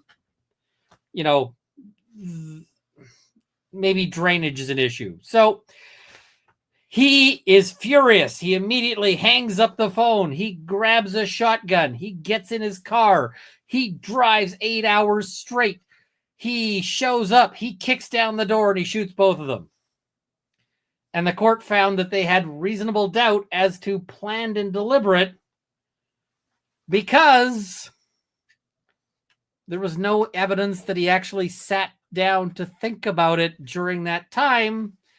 And if he was just in a pure rage the entire time, then it's not planned and deliberate. It's just a really long rage.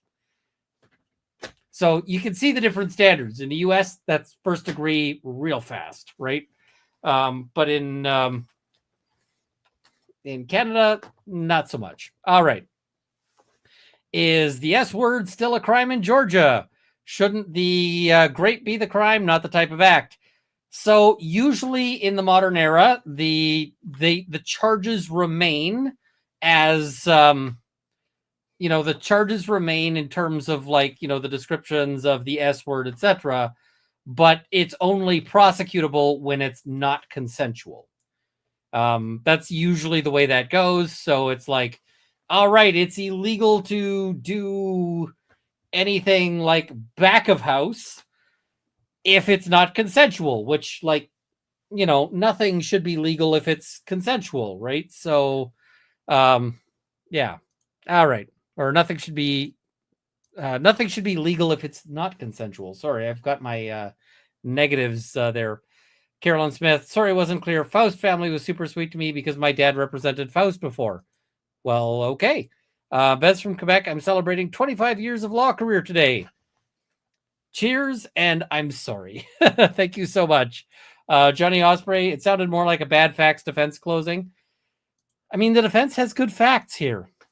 Shanta, this trial is the blame it on the black guy vibes, or a la blame it on the girl in Reed's trial. Sick. No house, no Faust. Fair.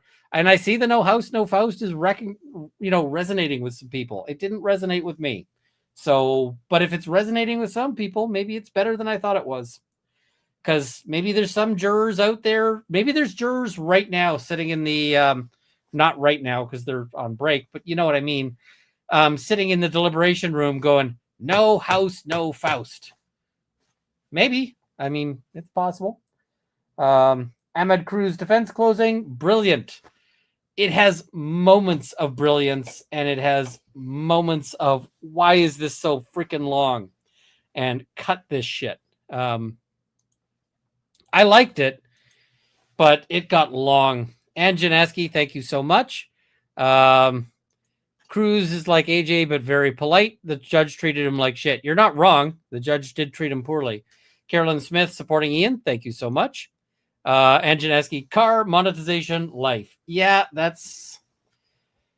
my back is killing me. I cannot explain how much my back is hurting. The Jet JJ, thank you so much. Meme Express comes now. Drainage. That's awful.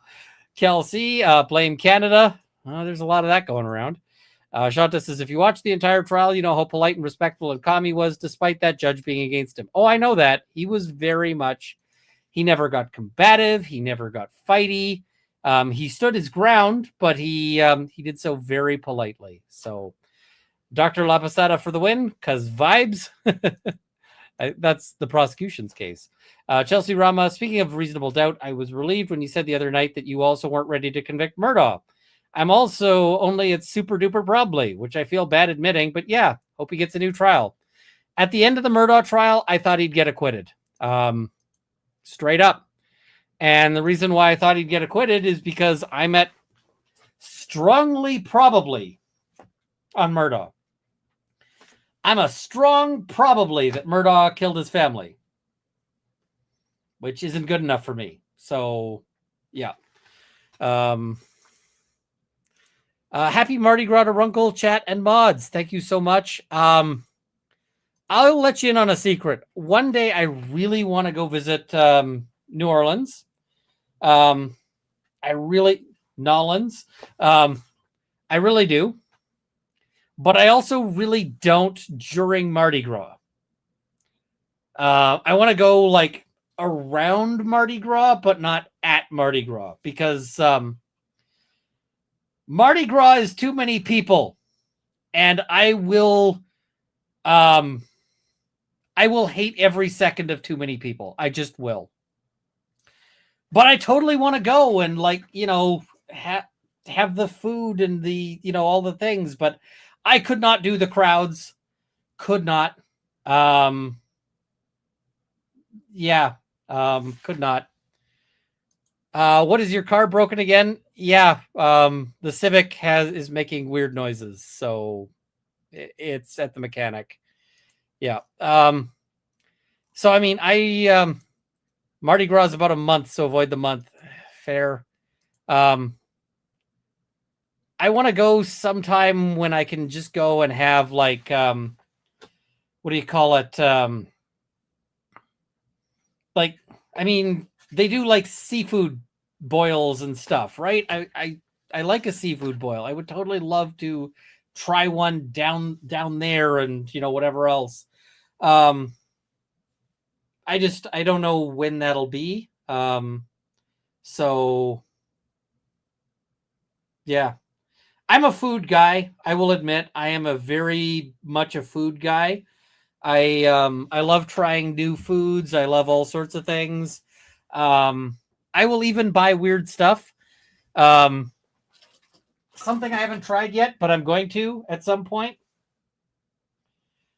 I bought these because it's funny. Yeah, I bought these because hilarious. I'm going to try them at some point. I bought this, which I need to try at some point. I like haggis, but I've never tried canned haggis. Um,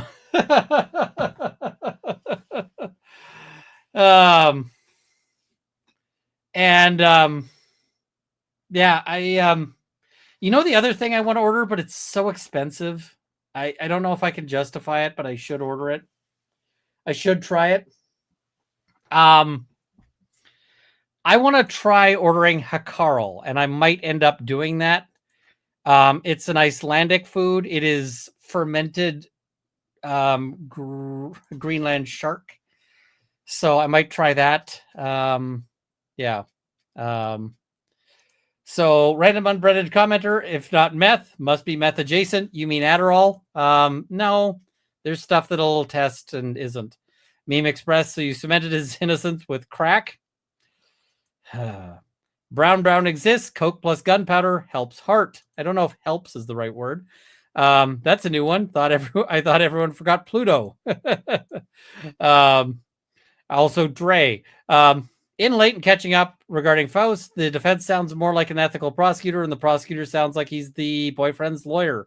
Flabbergasting. You're not wrong, Megastatistic. Alienated sharpness. Not on agenda, but I need your Juliana reaction. I watched that with Rob on Friday, and I can give you my reaction. Good. Because she deserves the 10 years. She deserves every minute of it.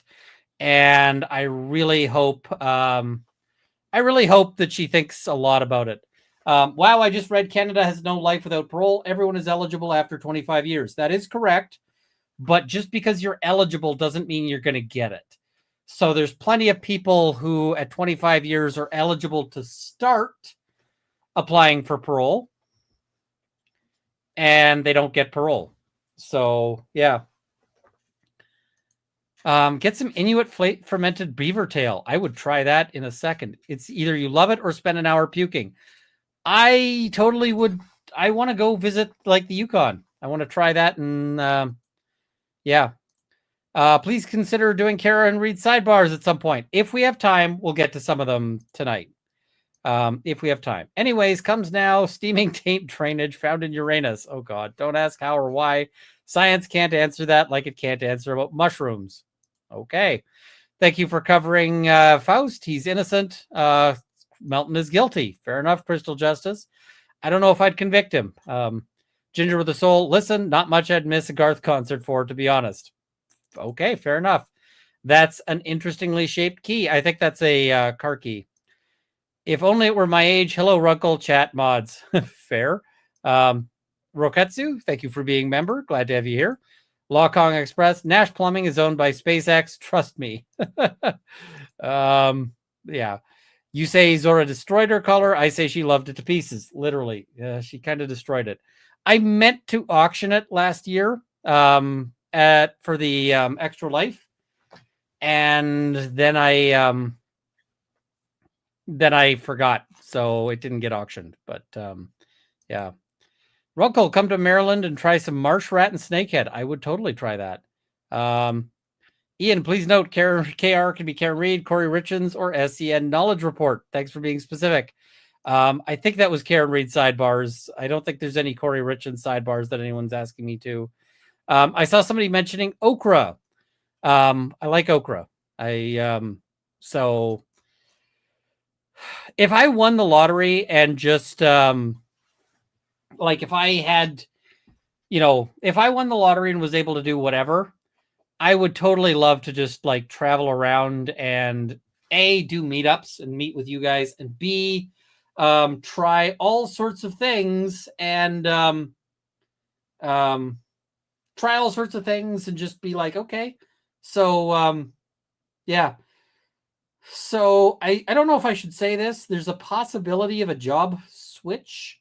So the possibility of the job switch might have me working like 3 months out of the year. And if I move if I'm working 3 months out of the year, then then I might have time to do things like go on a travel thing. But they don't offer rail passes anymore. They used to offer passes where you could just like get on the road and go to places. I don't think they do that. You say Zora destroyed her color. I say she loved it to pieces. Literally. You're not wrong. Some people were asking for a swoop. Let me find the swoop.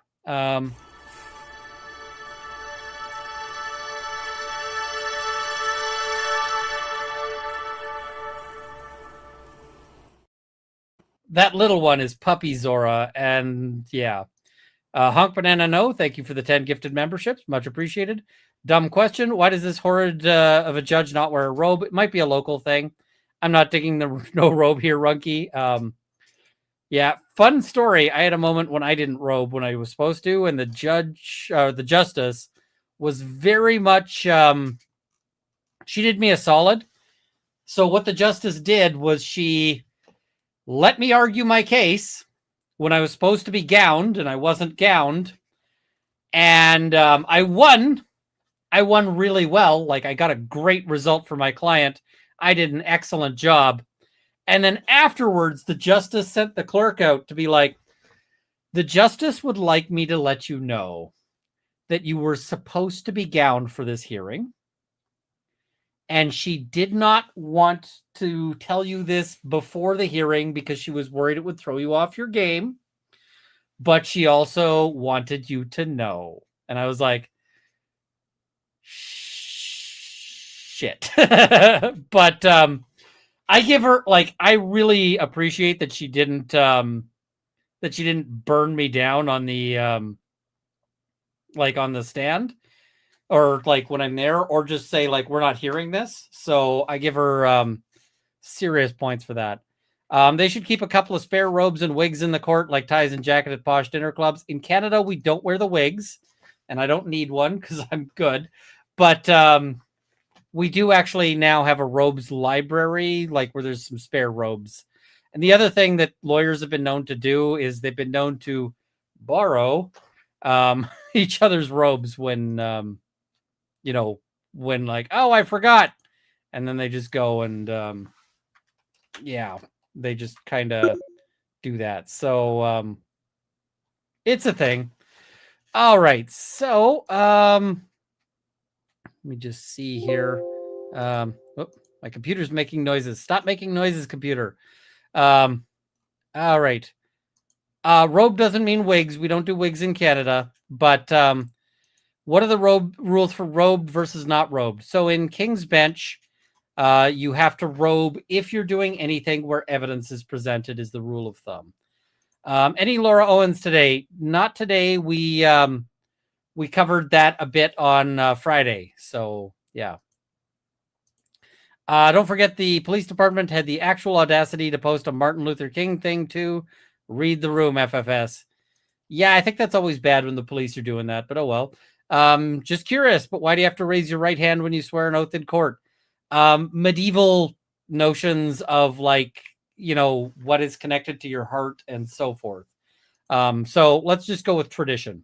The four elements, like man, are weak, but together they form the strong fifth element. Yes. Hot sauce updates. The hot sauce update is, so I went to a pop-up for Valentine's Day, and the pop-up was put on by the guy who helps with my hot sauce. So like I had recipe input and, what is it? But, there's a guy who actually makes the sauce, right? And he is in the process. So some other person is getting out of business. And so my hot sauce guy is going to take over that guy's kitchen. And that kitchen is an FDA registration. And so the FDA registration is critical because if we can get the FDA registration, then we can make a batch of the hot sauce that I can sell to the US. And that's what I would like to do, is make another batch of hot sauce and be able to sell it to you folks in the US. And so that's the plan. It's being worked on. The main hiccup is this other dude is taking forever to put his business up. And yeah. What's a pop-up? It was like a one-day restaurant, right? So and he does all sorts of like clever stuff, and yeah. All right. Kimchi the forensic homeopath, we just read that. Ever made sourdough? Yes. Pickles? Yes. Homemade mead? No. I feel like we need Runkle's Adventures in cooking to spice up the dead air. So one of the things I am planning to do for my one of the things I'm planning to do for the Extra Life thing, I've done the calendar in the past, right? But one of the things I'm planning to add is a cookbook. And so, like, it'll be that if you donate to Extra Life, you can get a copy of the cookbook. Now, the cookbook is going to be pretty, vague in places. It's going to be a Runkle-styled cookbook. So sometimes it'll be like throw in a handful or like some of whatever. But if you've seen me posted some of my recipes before, it'll be like that. And it'll be foods I like. And yeah, that's the plan. So there is likely to be a Runkle cookbook at some point. Fifth Element now comes with a side of story. Yes. And now I want to talk to you about has become my least favorite phrase of the night. Oh, yes. Hate to say this, but I think defense continues beating a dead horse because unfortunately racism is still pretty strong in parts of Georgia. Might be fair. I'm not sure. I don't know Georgia that well. Can we see the pups when he's done with the clothes? Mrs. Runkle's home, so I'm not opening the door. But is the Fifth Element consumable? I feel like the Fifth Element might be whiskey. Florida has a different breed of South, too. We know when you're tourists. Also, never drive 14. It's hell. Fair. Or I-4, rather. Take my 2 bits for keeping me sane during third shifts in the 10th circle of hell. It's much appreciated. Thank you so much. Would you consider making a deal with Mr. Faust, or do you think it'd be too Faustian a bargain for your liking? I bet that joke was made at the prosecution's office. Cruz needed an editor who's into word limits. Yeah. It needed to be cut down a little bit. So, all right. So we're caught up. We're going to watch the sort of, the prosecution's. Yeah. I also owe you guys a little bit of a story. I have not played any tabletop role-playing games for a while, and I just got into a Stars Without Number game, and I'm actually feeling pretty excited by it because I haven't played Stars Without Number in so long, and I'm kind of feeling psyched. So it should be cool. I want to run some stuff for the Role of Law channel. I am behind on making videos that I need to make, and one of those is for the Role of Law channel. I want to get some stuff going. I actually need to talk to Phil Dell about. So Phil Dell is one of my favorite music artists. She appeared briefly in the Extra Life stream, but I need to talk to her about trying to get a license for one of her songs, which she's okay with, but we gotta get her publisher and producer and all of that to do that. Somebody says, when was the last Role of Law video? Like a month ago. All right, let's jump back in. So all right, they are going on break for 15 minutes, so we don't need to watch the light for 15 minutes. I don't like his tie. I do not like his tie. I'm playing Blades in the Dark. Ooh, that's a nice one. And my crew and I are supposed to be assassins, but we keep accidentally blowing stuff up. I love tabletop role-playing games. I love them as well. I pray it's brief. It's not as long as the defense. So, yeah, it's much shorter. Yeah, that tie is hideous. I'm sorry. It just is.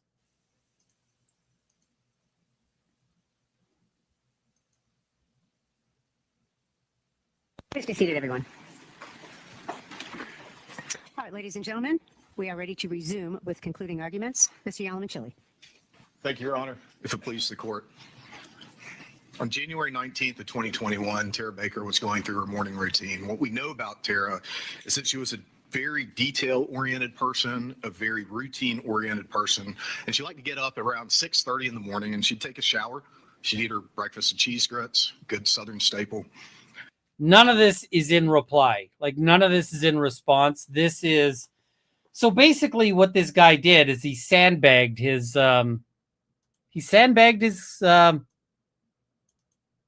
his clothes, right? So I don't like this. I don't think this is appropriate to sandbag it.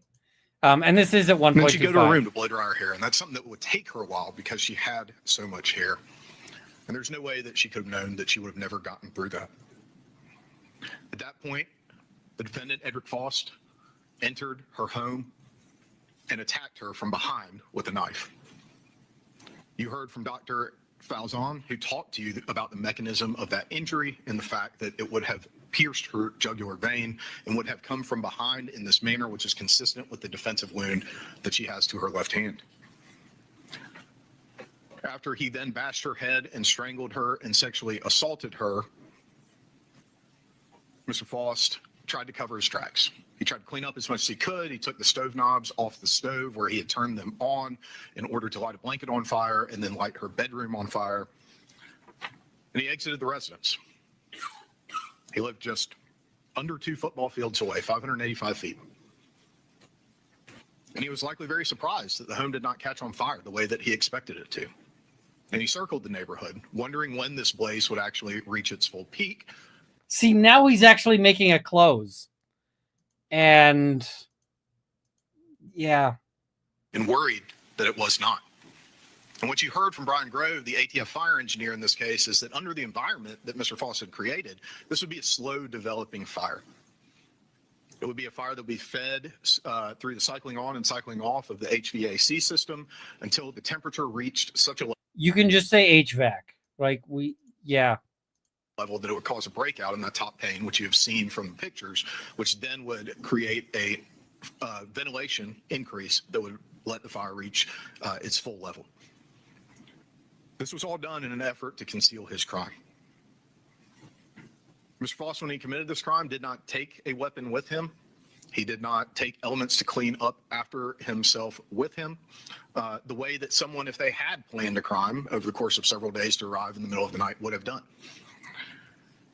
The fire department arrived not knowing that they would find what they found inside. They entered the home. It was a home that was filled with smoke. They identified by looking around the home that the source of origin had to be in bedroom 3, Miss Baker's bedroom. They forced entry into Miss Baker's bedroom. And when they did, what they found was something that they were not ready for. They backed out. They called the police department. The police arrived on scene to find the badly burned and beaten, stabbed and strangled body of Miss Tara Baker. As it related to her murder, the evidence was always there. The world and technology just needed time to catch up to be able to deliver justice for her, and that's why we're here. That's why we've taken the time and asked you to take the time out of your lives to present the evidence that we have presented over the last 2 weeks that shows that Mr. Faust murdered Tara Baker. None of this is in reply. All of this is sandbagging, right? This is, this is just, I'm saving it to, The police thoroughly processed the scene when they arrived. Although now Mr. Cruz wants to claim that this is a case about indifference. He wants to claim that this is a case about the ball being dropped and carelessness. In his opening statement, he called this one of the most thorough investigations in the history of the state of Georgia. What's changed is that the evidence against his client has been laid out, nothing else. It's one thing to pay lip service to law enforcement and first responders. It's another thing to actually recognize what the work they do, what kind of toll it takes on them. Where's the indifference in Lieutenant Liedall telling you he can still smell the shampoo in her hair? Where's the indifference? Where's the relevance in that? Like, okay. Like you're playing that line over and over because you seem to think that it's pulling at the heartstrings, but like, why? And Bill Ricketts telling you that unlike a Super Bowl or a World Series, things like this are things that you never forget. Not only did the police use all of the tools and technologies that were available to them, you've heard from Agent Howe that they used innovative techniques, like trying to get fingerprints off Miss Baker's body using a negative lift technique. You've heard from both Lieutenant Liedall, who's well recognized in his field, as well as Agent Howe, who's well recognized in his field, that this is possibly the worst type of evidence or worst type of environment that you could have for trace evidence collection. But they still attempted to do so. The water, the smoke, the fire, the ceiling debris that fell on them led to a situation where the only trace evidence hairs that they could find would be hairs that you would normally expect in the home in abundance, as was testified to, because these are people who were regularly in and out of the areas of the house. The transformer box is not the murder weapon. The ligature, which was tested for DNA and only had Miss Baker's DNA on it, the knife that was used to stab her, and likely the footboard where her head were bashed against were the murder weapons in this case, not a power transformer box that was connected to a printer. But Mr. Melton's hair was found there. It absolutely was found there. But as both of the detectives who work forensics in this case, Agent Howe, as well as Lieutenant Liedall, told you, you would fully expect to find hairs of individuals who are regularly in and out of the home in those areas. Also, Mr. Cruz wants to talk to you about why Miss Baker's own hairs were in her hand. Well, as you heard from Mr. Peterson, a well-renowned expert in hair analysis, that is very common. And I think if we take just a moment to consider what happens as soon as any of us gets hit in the head, it makes perfect sense. The first thing that happens when you get struck with something in the head is that your hand goes up to your head. And so when someone has bashed your head against something, causing a serious injury that's testified to as a medical examiner as a contributing factor, it makes perfect sense that your hand would go to where you were hurt. And it's perfectly consistent with the experience of experts who do hair analysis. As part of the processing the scene, the entire scene was processed for fingerprints. There were no usable prints found. The screen, which was tampered with in a manner that was consistent with removing it, was processed, but unfortunately no usable prints were found on that item as well. And as the case languished for over 20 years while the police were looking for new leads, that screen was lost. We didn't try to hide that from you. We owned it from the very beginning. All this happened before I could drive a car. If I could Okay. go back and make sure that screen stayed in evidence, I absolutely would, but we can't. We have the case that we have. And I think it's important to talk about evidence, right? Mr. Cruz has access to the same physical evidence that the state has access to. And that is a complete load of shit, because often the state will not let you go and like, no. Defense has no obligation whatsoever to present any evidence. But he has access to that same evidence log that Agent Bigham made part of her case file. So if Mr. Cruz wanted you to see the keys, the defense has the opportunity to present that. It's in evidence, as Agent Bigham testified to. If Mr. Cruz wanted you to see the lock, he could present that. It's in evidence. But that's not what he wants, because they're irrelevant, and he knows that. What he wants is to create the type of conspiracy theory that he's just told you in his closing argument you shouldn't follow as being reasonable doubt. And so I'm going to ask you in your deliberations to hold him to that.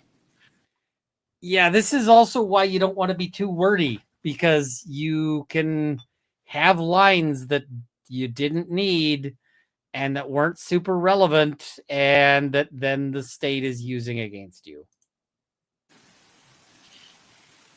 The police knew from early in the investigation. The autopsy happens the next day, and even when they arrive on the scene, it seems very likely to them that Miss Baker had been sexually assaulted while she was in the process of dying. As part of the autopsy conducted by Dr. Faust, he photographed and described injuries that indicated that Miss Baker was stabbed from behind, strangled, and beaten, as well as sexually assaulted with forcible injuries, not just to her anus, but also her vagina. A fact that for some reason the defense regularly ignores and doesn't want you to think about. Dr. Faust, due to the fact that there were injuries and indications of sexual assault did what he always does, which is to take oral swabbings, vaginal swabbings, and anal swabbings. Unfortunately, when the envelope was labeled, two things got labeled as oral swabbings, but we know that we have a vaginal smear as part of the evidence in this case, and there can be no vaginal smear without a vaginal swabbing. That's impossible. And so that's how everyone knows that one of those oral swabbings was a vaginal swabbing. In his opening statement, Mr. Cruz tried to tell you that the injuries to Mr. Melton's hands are from when he is strangling Miss Baker and she is clawing at his hands, and that the hairs in her hand are from in that fight against her attacker reaching up and pulling his hair out. He physically demonstrated that to you during your opening statement, during his opening statement. How does that comport with what the actual evidence in the case is? It doesn't. Okay. And I don't want you to take. This is one of the things about, over promising. You got to be careful about that. If you say something and it doesn't work out in the evidence, then they'll bash you for it. Any of this is some kind of attack by me on Mr. Cruz. Mr. Cruz has an incredibly important and constitutionally mandated job in this case, and that's to make sure, regardless of what the evidence is, that he does everything he possibly can to walk Mr. Faust out that door, even though he murdered Tara Baker, and that should be his job. May.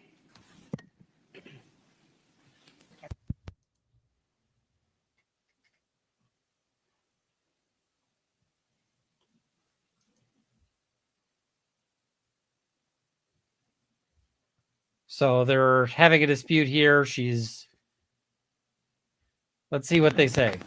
That is his job as mandated by the Constitution, and he is doing it as he should.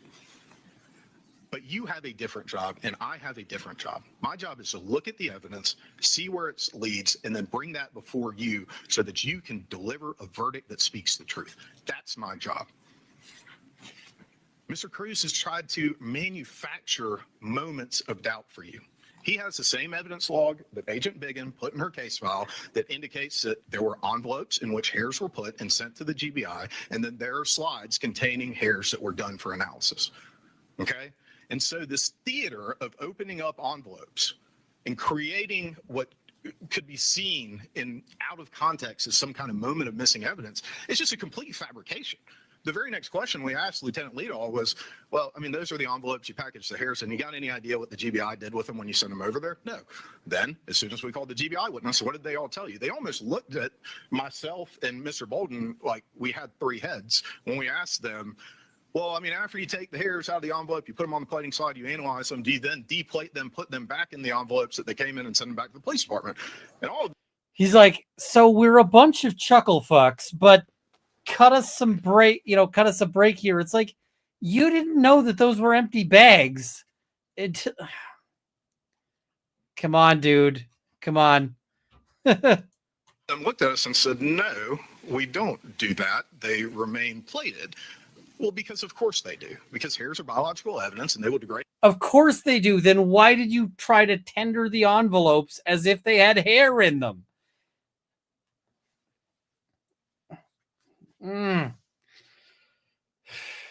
Yeah. Over time, if you maintain them in an environment after they've been sent for analysis in which they are not controlled, and so they stay longer on the plating and the glass. I'm sorry the slides broke. I mean, I think you could all see me in my anxiety level in the courtroom when we started taking the slides out of the protective cases because I was terrified that they would break. But it's been 25 years since this happened. And this case was cold for over 2 decades. It's something that's unfortunate that they cracked, but as everybody testified to, they were not cracked when they were analyzed, and it did not affect the integrity of the evidence. Ultimately, with the technology that was available over 25 years ago, law enforcement and the crime lab did not have the technology and tools with adequate sensitivity to identify the biological evidence that had been collected and preserved in the oral, vaginal, and anal swabbings that were taken. And we had to wait on the tools and technology to catch up. Yeah, and you've got the burden to prove everything. So, yeah. Besides collecting the physical evidence in the case, the police also did a canvass of the neighborhood. They did a canvass to see if anyone had seen anything, and they recorded whatever anyone would say. But at the time, they didn't have any leads to go on that yielded anything fruitful. They looked at every person of interest they possibly could. And this idea that political pressure is the reason we're here right now, if the police had allowed political pressure to guide their decisions, they would have arrested someone 25 years ago, but they didn't. They followed the evidence. They followed the evidence in the case. What we would ultimately learn is that Mr. Faust lived less than 2 football fields from Miss Baker. He lived just 585 feet with a direct line of sight to her home. We've learned that the description given by several witnesses in the area was consistent with Mr. Faust. At the time, we did not have him as a person of interest because he appeared nowhere in this case file that has tens of thousands of pages in it and over 100 hours of interviews. We would learn eventually that the sketch created by renowned forensic sketch artist Marla Lawson, based on the descriptions that were given by the people who saw Mr. Faust walking around the neighborhood, were consistent with Mr. Faust's appearance as it was just 2 weeks or so after the crime was committed.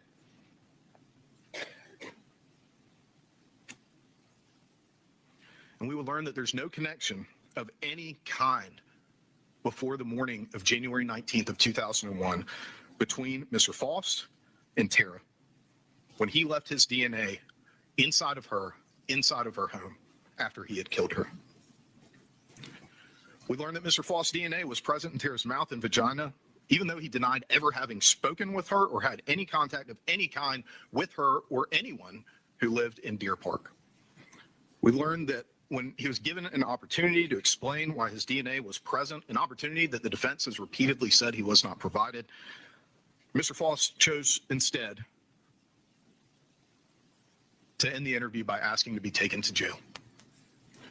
But unfortunately for the Baker family and for everyone who knew, cared for, and loved Tara, it would take us decades to know those things about Mr. Faust and to know that he had killed and sexually assaulted Tara Baker. Law enforcement began. I look at this and I'm like, I'm not seeing it. Like I'm not.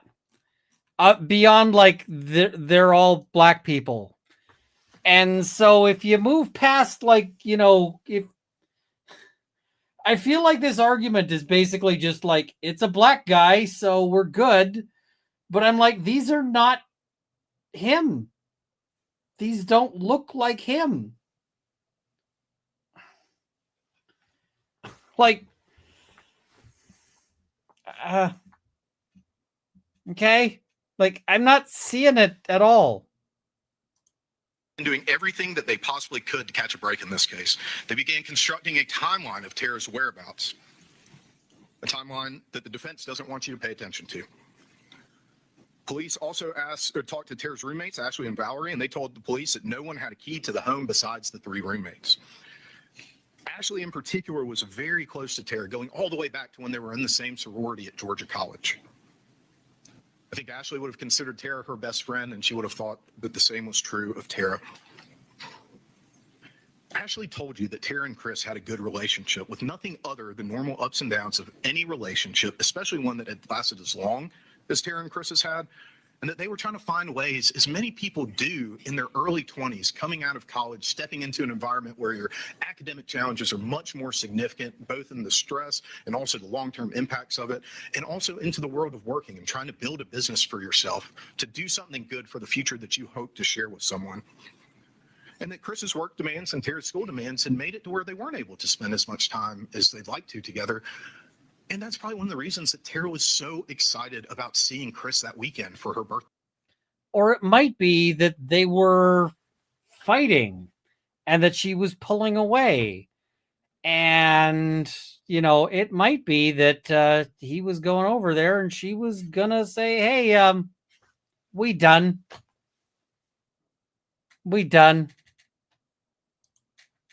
Something that Ashley told you and that Chris told you. Police knew from speaking with Katie Lonstein, who you heard from, someone who told you that her and Tara's friendship was one that started pretty much on the first day of law school and grew quickly through the crucible that is your first year. I mean, I remember my first year. I still have some of the best friends in my life from that time in law school because you're spending 11 or 12 hours going to class and studying, and you have this incredible pressure of performing in a very okay, like nobody cares that law school is hard, dude. Like we're in the weeds here. Now we're in the weeds with a better story. Like this is at least a story, and but yeah. Highly competitive environment in front of other people who are your peers, and it causes people to bond very quickly. You could see that in the pain that this still causes Katie 25 years later. And she told you that in all the time and experience that she had with Tara, the only impression that she got from Tara about her relationship with Chris is that it was a good, positive thing. She also told you, importantly for the timeline, that Tara was very committed that semester to her academic performance. She was going to be at the law library till 10 p.m. every night. Even when Katie left that night at about 9:15 or 9:30 to go home, Tara was staying, because Tara was a routine-oriented person and a detail-oriented person and an incredibly hard worker who said she was going to stay at the law library until 10 p.m. and who had class the next morning. Katie told you about the type of friend that Tara was. Every friend group, I feel like, has the mom or dad friend who kind of watches out for everybody. And that's who Tara was. When she didn't call Tara, when she got home, Tara called her. And we know that happened at 9:46 p.m. Tara also talked to you about the plans that they had for that Friday night and how Tara was excited about the weekend. As police investigated the case, as you've heard, they looked at Chris hard from the very beginning. That's where the police always look first, is at the romantic relationship or someone in a close relationship with the victim. You've heard that. Chris cooperated fully with police. Mr. Cruz claims that he didn't talk to Miss Virginia, Tara's mother. Well, that's not true at all. The way he found out is he called Miss Virginia back while he was at Truck Customs, and she told him what happened, and his first instinct was to go to the last place that anyone knew Tara to be. And so he went. And on the way, he called her roommates, trying to find them, calling their families, trying to see whether this was Tara or someone else. Chris wanted to cooperate because he thought by cooperating and giving as much information as he possibly could, it would move this investigation towards finding the person who killed Tara. He didn't know at the time that it would take 23 years, but it did. Chris and Tara had met at Georgia College. They hadn't gotten really serious until they both moved home. They had worked through a long distance. Okay, but like Mr. Faust is on trial. Are you going to mention him in the next 40 fucking minutes? Relationship. They'd found a way to be together, and Chris had to move closer to where his work was once he decided to take the step, once he had found his place in the world in plumbing, to be something more than just working for someone else. He wanted to be something more because he was inspired and motivated by the way that Tara lived her life. And, to Ashley, she sat up on the stand and she told you, to me, it kind of seemed like it was a relationship that seemed destined to end. And I could see that. I mean, I'm sure Tara's family may not have felt that Chris, without a college degree and as a plumber, wasn't good enough for this woman who, by all accounts, sprinted ahead of the field all the time. She was on a mission to do the things that she wanted to do. But in this world, it does not matter what people on the outside of a relationship see or what they feel or expect. What matters is how the... This is a defense close for Chris Melton.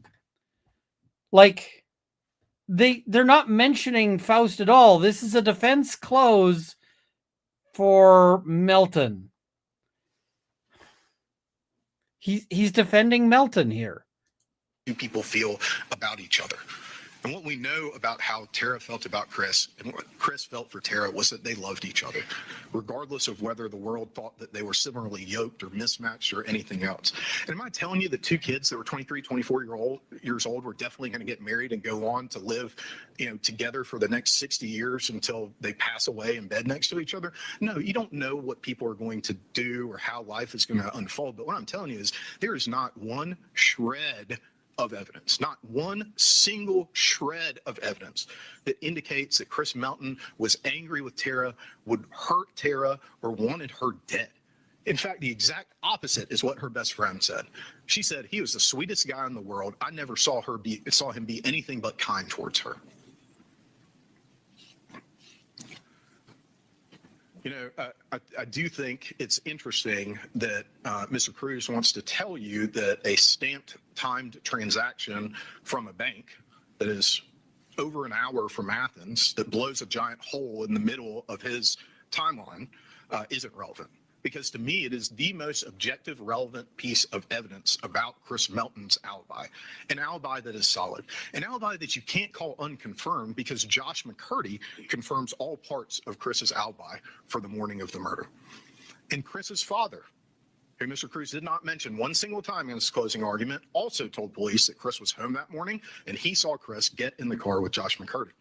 Mr. Cruz knew that, which is why he needed to make this relationship between Josh and McCurdy and Chris Melton, who were work friends who never hung out outside of work, something more than it was. You'll recall in cross-examination, Mr. Cruz repeatedly asking David Griffith, the crime analyst with the Athens Clark County Police Department, well, they went to high school. You didn't know they went to high school together? They went to high school together. The words that the attorneys say are not evidence. The evidence in this case is that, in fact, they did not go to high school together and that they were just work friends who had known each other for a year. There's also this twisting of what people have said and what it means. Chris Melton said he had known Josh McCurdy for a year from working together in the same crew for someone else. And about a month before Tara was murdered, he had talked to Josh about coming to work for him. That's what the evidence is in the case, not some inconsistency between when Chris says he met Josh and when Josh says he met Chris. If you got to defend Chris Melton this much, you sure you don't have some doubts? Because I got some doubts.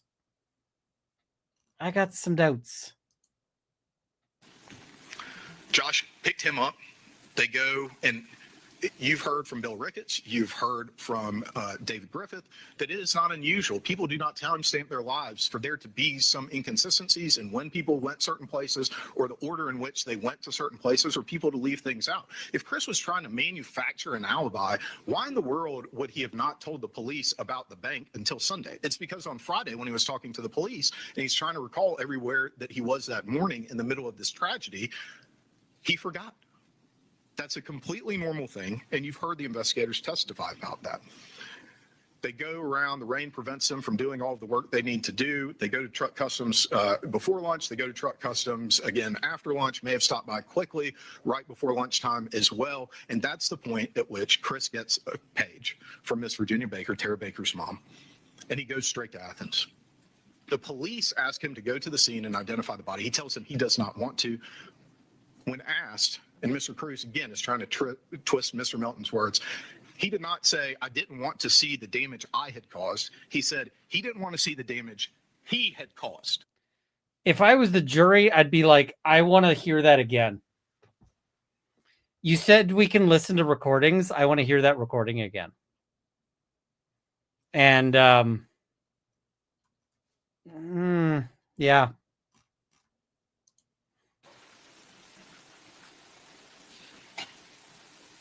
So Chris goes to the scene to ID Tara so that her family won't be forced to do it.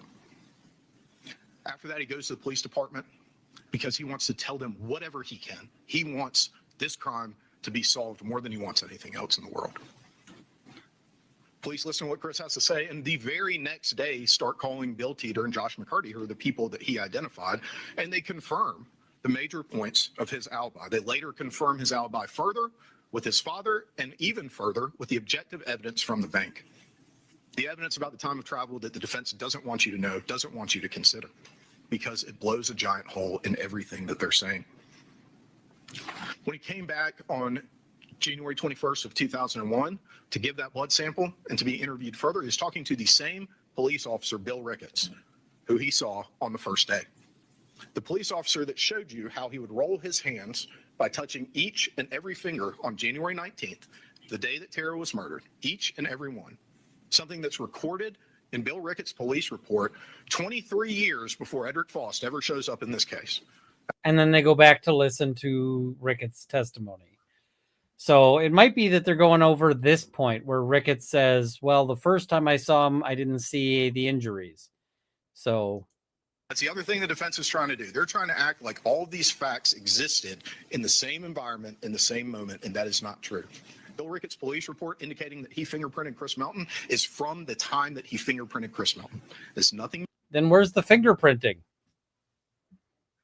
manufactured. It is an accurate recording of exactly what he did. And what he told you is that he and no other police officer that testified, or any police officer in the Athens-Clarke County Police Department or GBI or anywhere else, saw any injuries to Chris's hands. The things they would have absolutely been looking for, because they were looking at him as a person of interest. Unfortunately, nothing broke.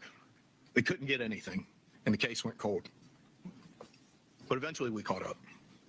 Through the determination of a family in the face of unimaginable tragedy, through the fierce and unwavering love of a mother, Tara would not be forgotten. And the long and difficult journey to find justice for her and accountability for her murderer, Mr. Faust, never ended.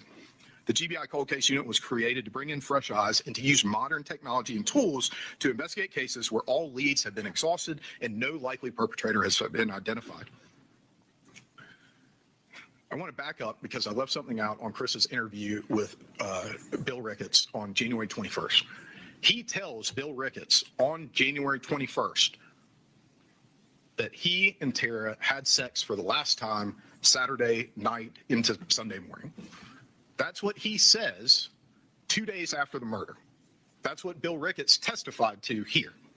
So this idea, this false idea that somehow the first time that Chris Melton ever said that he had had sex with Tara within roughly 5 days of her being killed by Mr. Faust was in 2024 because Agent Bigham put that idea in his mind is completely untrue. It is completely false. Agent Bigham was reminding someone, as they would do for any witness in any case that had taken 23 years for them to talk to them for the first time, of the fact that, you know, hey, at the time you said this, okay?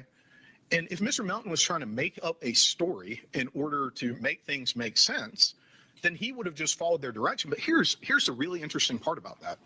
They were wrong at the time, and they just didn't know it yet as far as where the DNA was found, okay?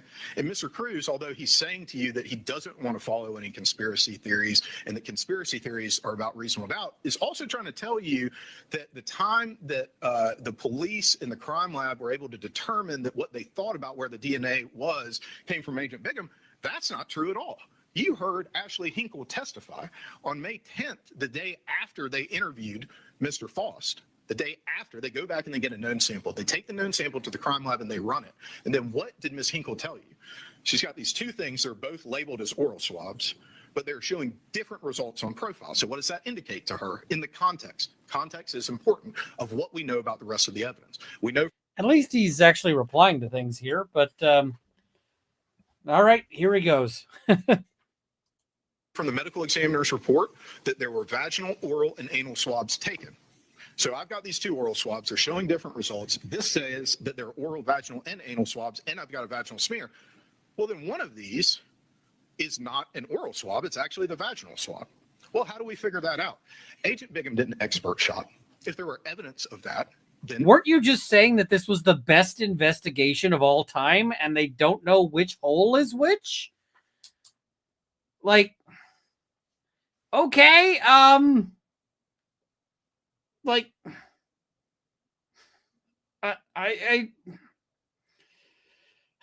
all right, best investigation ever. Mr. Cruz has the ability to present it, no obligation, but the ability to, but there's not.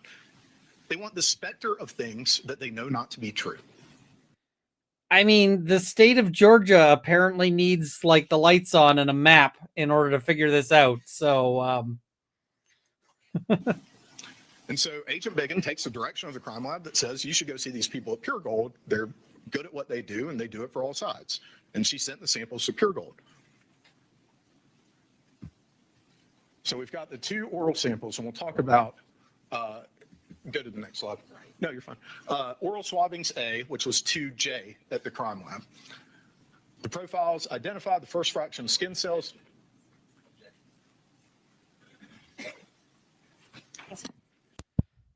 all right. I don't know what the objection is, but while they're objecting, we've got a few super chats.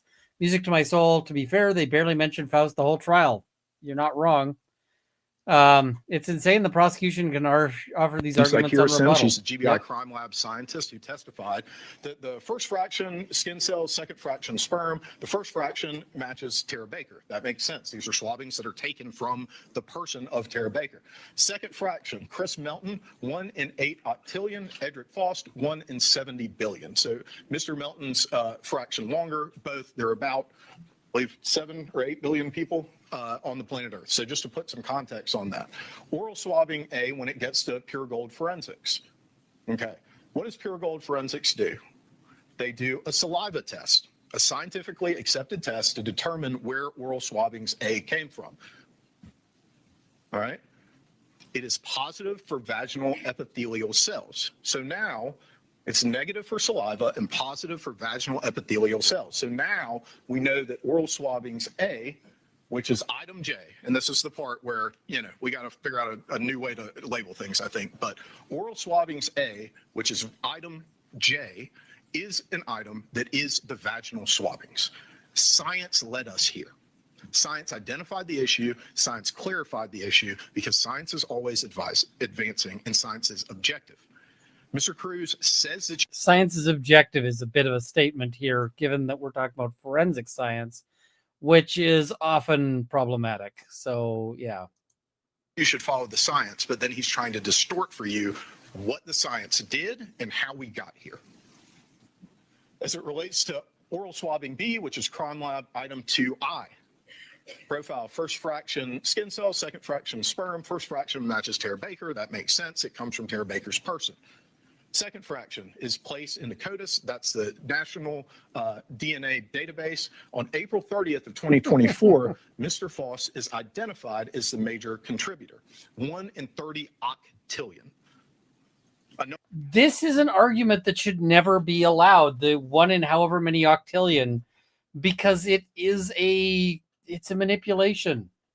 Arg. Arg.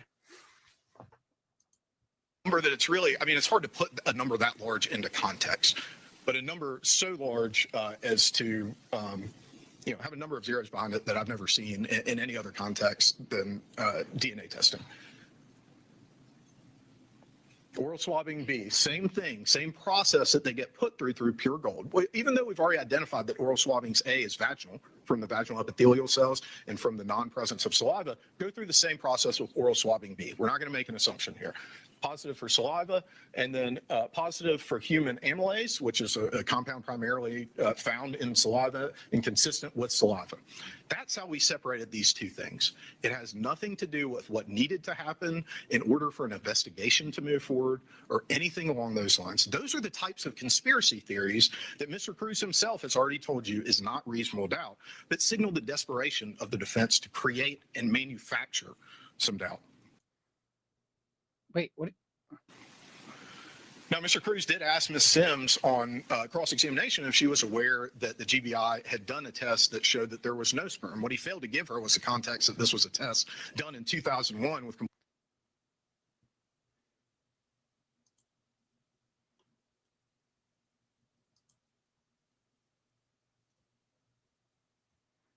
What is this?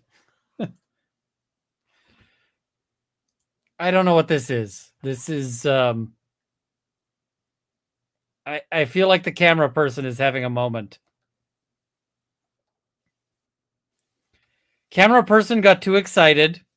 Camera's going up and down.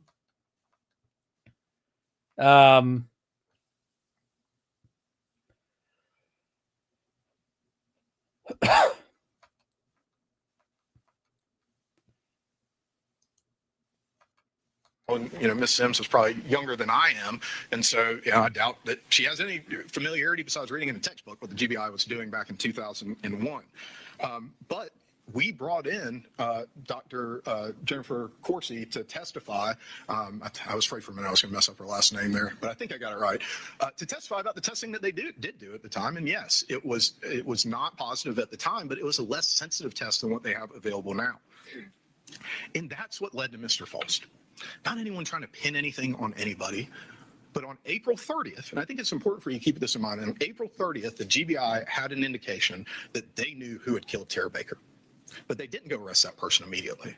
What they did is start to scour the case file again. Did we miss something that Edric Faust and Tara Baker were connected in some kind of way? Do we miss something? Like, let's look through.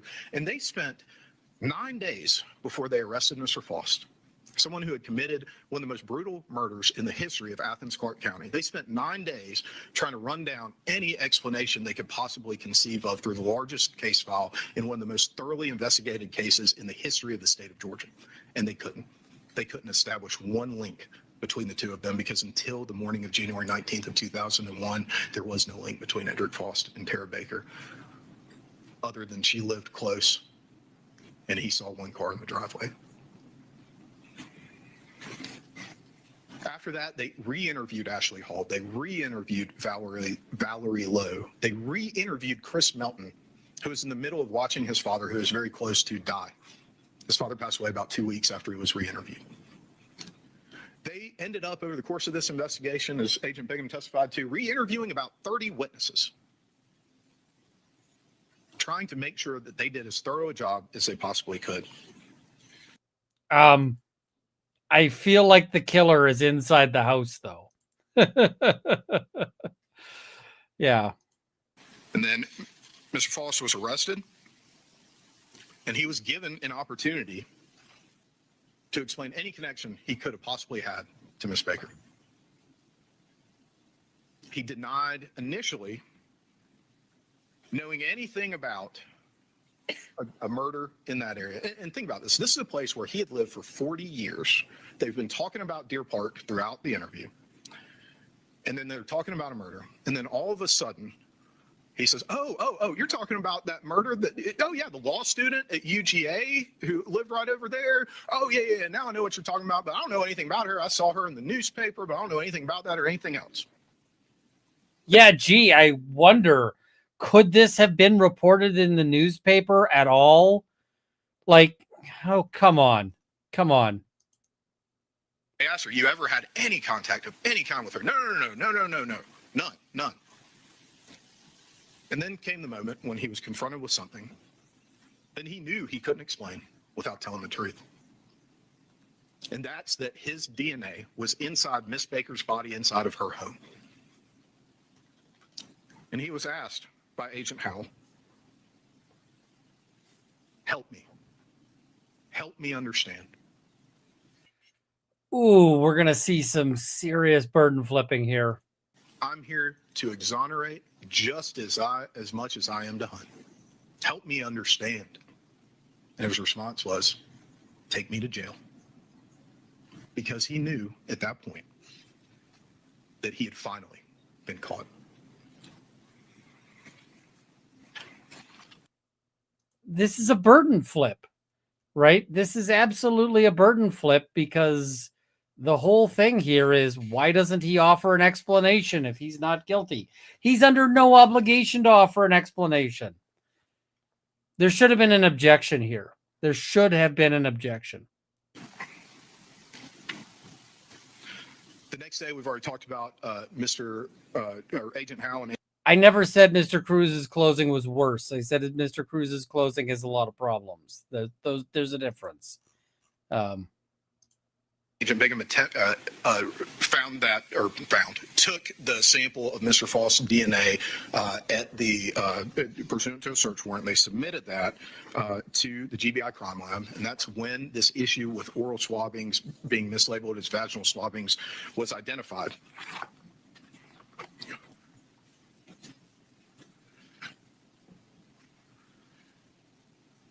We've talked about this manufactured doubt, the hair envelope versus the slides, the keys and the locks, Josh and Chris being friends from high school. Gee, who's manufacturing that? Is that you, mother? Yeah. Which was completely untrue, trying to distort the way in which the DNA was mislabeled and claiming that people somehow moved DNA around, which was just a red herring conspiracy theory. The mischaracterization of what hair was, because in the mitochondrial DNA, Mr. Cruz specifically was asking questions about whether or not Mr. Melton could be excluded. He's completely leaving out the fact that Ms. Hall, who was also a roommate of Ms. Baker's, also couldn't be excluded.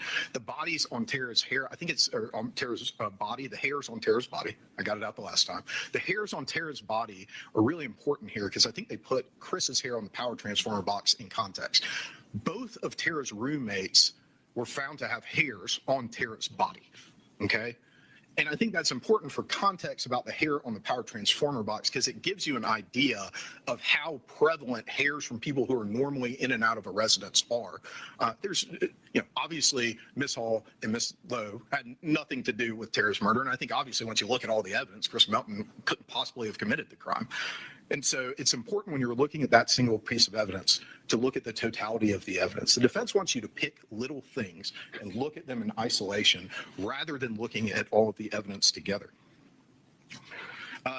Here's another thing about the evidence that I think is really, really important. It has to do with Ashley Hinkle's testimony, which is being mischaracterized by the defense. Mr. Melton's DNA is in Tara's vagina, okay? Only Mr. Faust's DNA is in the mouth. Mr. Melton and Mr. Faust's DNA is in the vagina.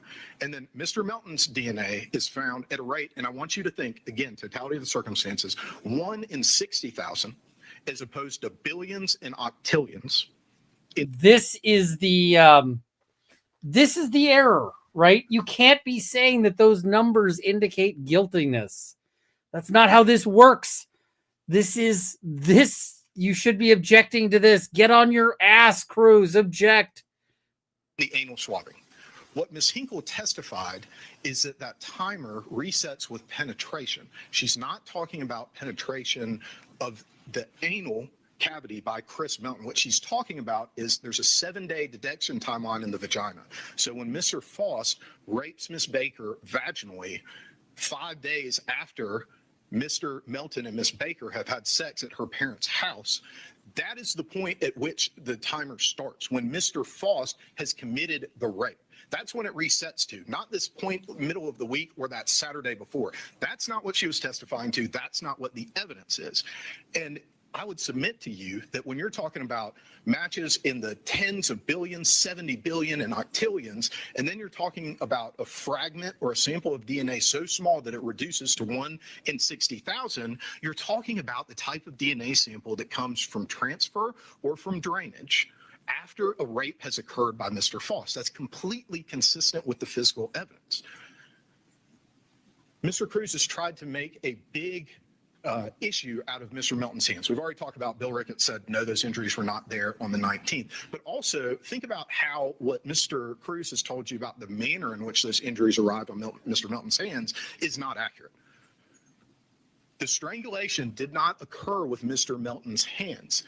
They occurred with a ligature that Mr. Faust was using.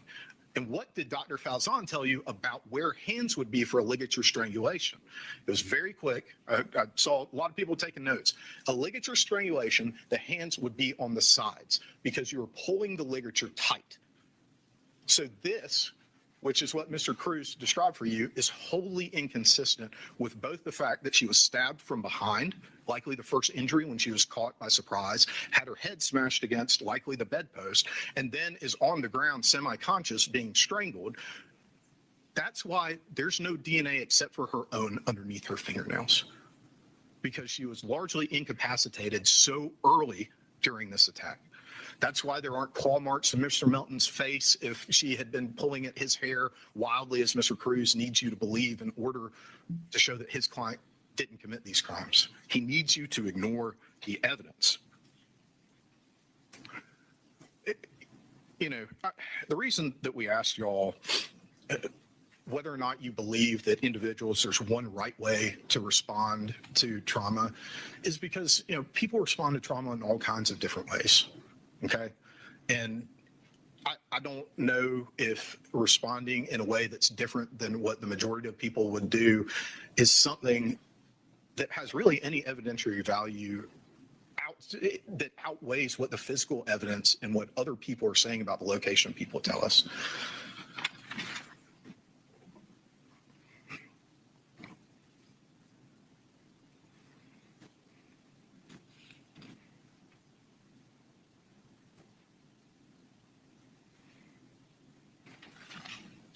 Sorry, I took a lot of notes.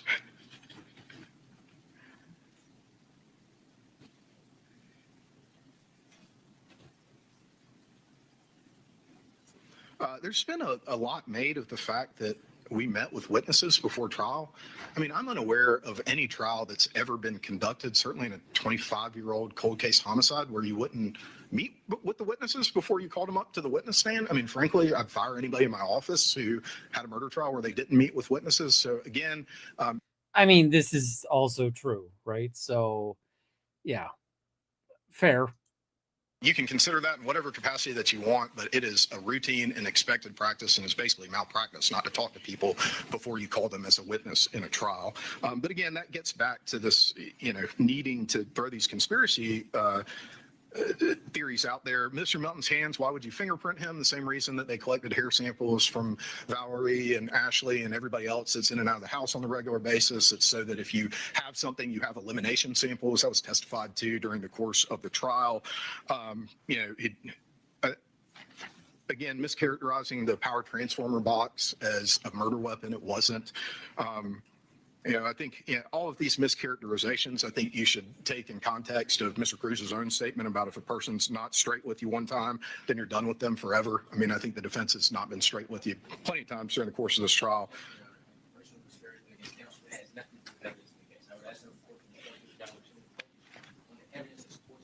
Okay, I'm going to overrule your objection. You may continue, Mr. Yellman. And also, he shouldn't be giving personal opinions of the defense lawyer. Come on. And Mr. Cruz is absolutely correct that Mr. Faust has no obligation to explain his DNA. I mean, he doesn't have an obligation to do it. He can't without admitting that he committed this crime. Jesus Christ. That is such a burden flip, right? And I agree with him that the state has the burden, and it doesn't ever shift to the defense, and they don't have to prove anything. But you're trying to shift. But he was to the given an defense. opportunity to explain his DNA in his interview, and what he told police, what he told the GBI is just take me to jail. Defense, and that's because there is no obligation. Will you queue up, please? There you go. Oh, this is so ridiculous.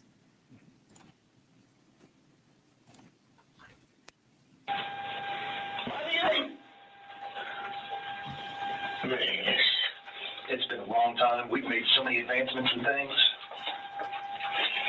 If you can help us understand why your DNA's in that house, help us. I don't want to help us. I'm here to exonerate. This, when he says, I'm here to exonerate you as much as to, that's a lie. Like, we know that's a lie. It's a tactic used by police to try to get them to say things. Just as much as I am dumb.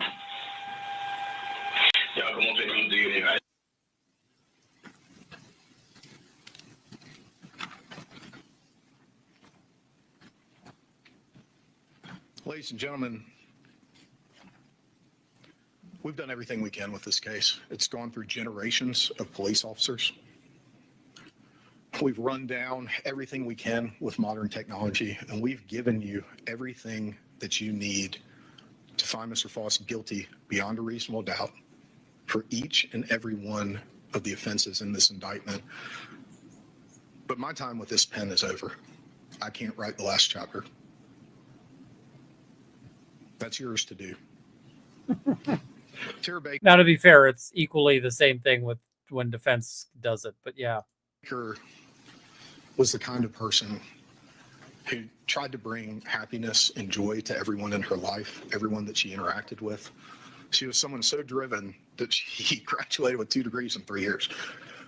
She was someone that had her entire life ahead of her, a life that she wanted to dedicate to helping people and making this world just a little bit better, one client at a time. And her loss isn't just a tragedy for her family. Her loss isn't just a marker that changed their lives forever. It's a loss for all of us. It's a loss for everyone in this community. It's, if she had settled somewhere else after she finished law school, it's a loss for that place. It's a loss for the world. And there's no measure of justice that we can provide that will change that. But what we can do and what we must do is speak the truth. That's what the word verdict means. It means to speak the truth. And the truth here is that Edric Faust committed this horrific crime, that there was no connection between the two of them. There is no evidence of that whatsoever. And I'm asking you not to manufacture evidence the way that the defense has attempted to manufacture evidence in this case. Trust what you heard in the evidence from the witness stand and return that verdict that speaks the truth. And the truth is that Mr. Faust is guilty of each and every offense in this indictment. Thank you. All right, thank you, counsel, for both parties. Ladies and gentlemen, it is now the court's responsibility to give you the charge in this case, which is the law.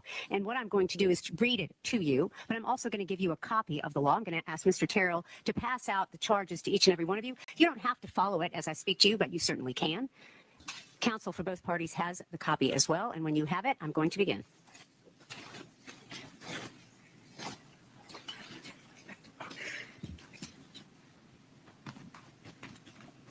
All right.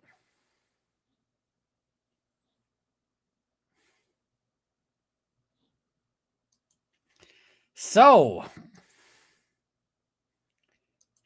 yeah, we didn't hear any evidence against Mr. Faust. We heard a lot of Melton is innocent. Both sketches not looking alike, and then not even looking like Faust is sending me. That was 3 completely different guys. 2 more for 5 guys. I feel like I would love to do a test where you have those as the sketch and you ask people to pick out which one, it was, and see how many people pick out Faust versus like how many people pick out the prosecutor. Because I'm thinking it could be even odds. Because all they have in common is they're black guys. That's it. We found the village idiot. Why is he a D8? This is the thing, is he's not an idiot. If he was an idiot, he wouldn't be dangerous. He's not an idiot. So that's the that's what the problem is. So that's what the jury's left with. The jury has not yet come back with a verdict. But they did ask if they could see Ricketts' testimony again, or hear it, and they played the recording today in court. And then the jury went back to deliberate a little bit more, and we shall see. I see people saying, do a poll. Okay, we can do a poll.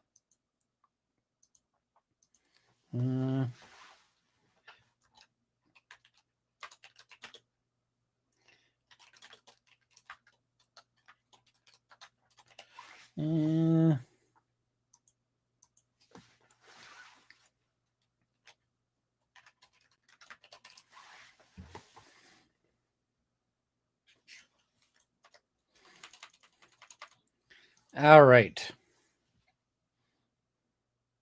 So this is a poll of what you do. Would you convict Mr. Faust if it was up to you? Yes, no, or unsure. So yeah. All right.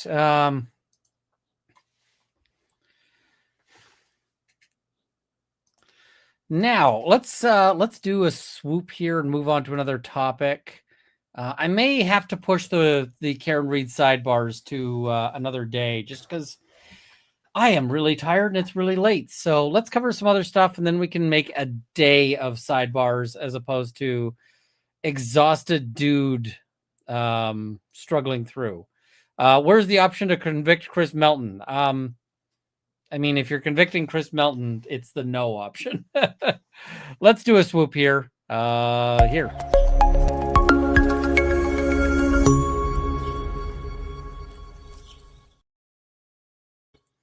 All right. So there are some things I do want to talk about here.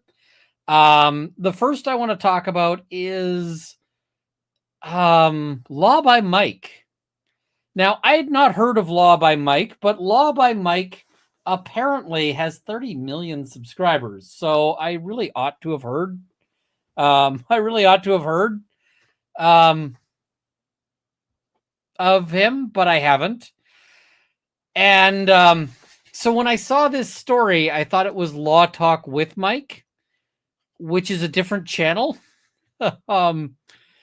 So different channel entirely. And anyway, Law by Mike actually got a very big win in court. Now, the win is actually a big loss for somebody else. So let's have a look at this, because there's a guy who's been harassing Law by Mike, and he is having a bad day.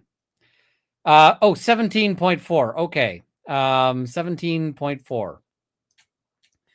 So what kind of bad day is it? Well, here is the bad day. We'll put up the bad day. It is this. So in the Supreme Court of California, in regarding Alan Mann on discipline, the court orders that Alan Mann, the respondent, state bar number 262025, is disbarred from the practice of law in California, and that respondent's name is stricken from the roll of attorneys.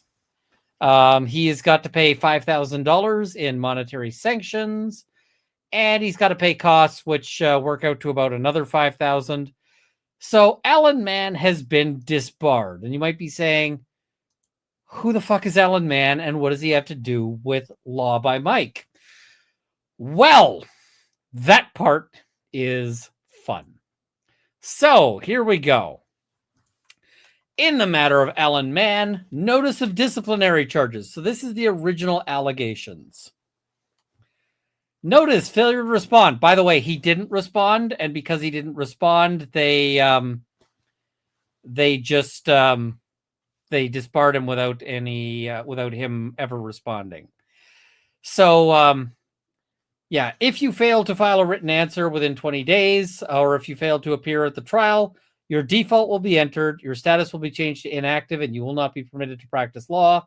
You will not be permitted to participate further in these proceedings unless you make a timely motion and the default is set aside, and you shall be subject to additional discipline. So, yeah. What are the allegations? Jurisdiction. Alan Mann, the respondent, was admitted to the practice of law in the state of California. So that's why California's got jurisdiction. Count 1. Moral turpitude for threats and harassment. Now, keep in mind there's a lawyer who alleges that I'm harassing them. And I just want you to compare and contrast the allegations here, because this is a person who's got some actual issues versus, like, yeah. So between on or about June 12th, 2022 and June 24th, 2023, respondent engaged in a campaign of threats, intimidation, and harassment against his former employer and complainant, Michael Mandel, Mandel's father and close relatives, Mandel's law clerk, and at least 3 other attorneys working with Mandel, by sending them individually and collectively over 3,000 text messages, emails, and voicemails, including but not limited to unsubstantiated accusations of tax fraud, wire fraud, and human trafficking by Michael Mandel. In these unsolicited communications, respondent regularly articulated that he intended to destroy Mandel's personal life, livelihood, and legal reputation. Respondent's harassment of Michael Mandel included late night and early morning phone calls, sexually lewd emails sent to large groups of recipients, including Mandel, accusations of fraud and human trafficking by Mandel, disclosure of Mandel's personal contact information on his social media platforms, and they note, complainant Michael Mandel, best known through his online persona Law by Mike, has a social media following of over 9 million subscribers across TikTok, YouTube, Instagram, and Facebook. And repeated threats of violence, all of which caused Mandel to become fearful for his own safety and the safety of others. So, I mean, I wouldn't want somebody posting my address and so forth online. Between on or about September 14th and 29th, 2022, respondent also sent Mandel's father approximately 743 depraved, profanity-laced emails and texts, many of which included threats to improperly abuse the legal process to take his home and cause him financial damage. Other messages contained graphic images of maggots and rotting skin next to photographs of Mandel's father. Respondent purposefully sent many of his communications in the late evening and very early morning hours in an attempt to disrupt his sleep, cause him undue stress, and fear for his own safety. On or about October 4th, 2022, in case, the Los Angeles Superior Court granted Mandel and his father 2 temporary restraining orders against respondent. In addition to a 100-yard stay-away order, the court ordered respondent not to harass, intimidate, disturb, or threaten Mandel and his father, contact them either directly or indirectly in any way, including email and text messages, and take any action to obtain their address or location. Respondent was served with a copy of the 2 TROs on or about October 5th, 2022, and had knowledge of the orders. On or the same day he was served, respondent immediately resumed taunting Mandel and his father, including telling Mandel specifically to call the police because respondent was violating the TROs, and reaffirming that he did in fact need protection from him. The TROs only served to inflame respondent's ire, and in the ensuing weeks, respondent escalated his harassment and threats of violence against Mandel. So, what is it? His father, Mandel's law clerk, and the attorneys who had been assisting Mandel with his wage dispute and restraining order cases against respondent. Now, you can see why this guy might be a former employer, right? You can see why that might be a thing. Why could this guy have gotten fired?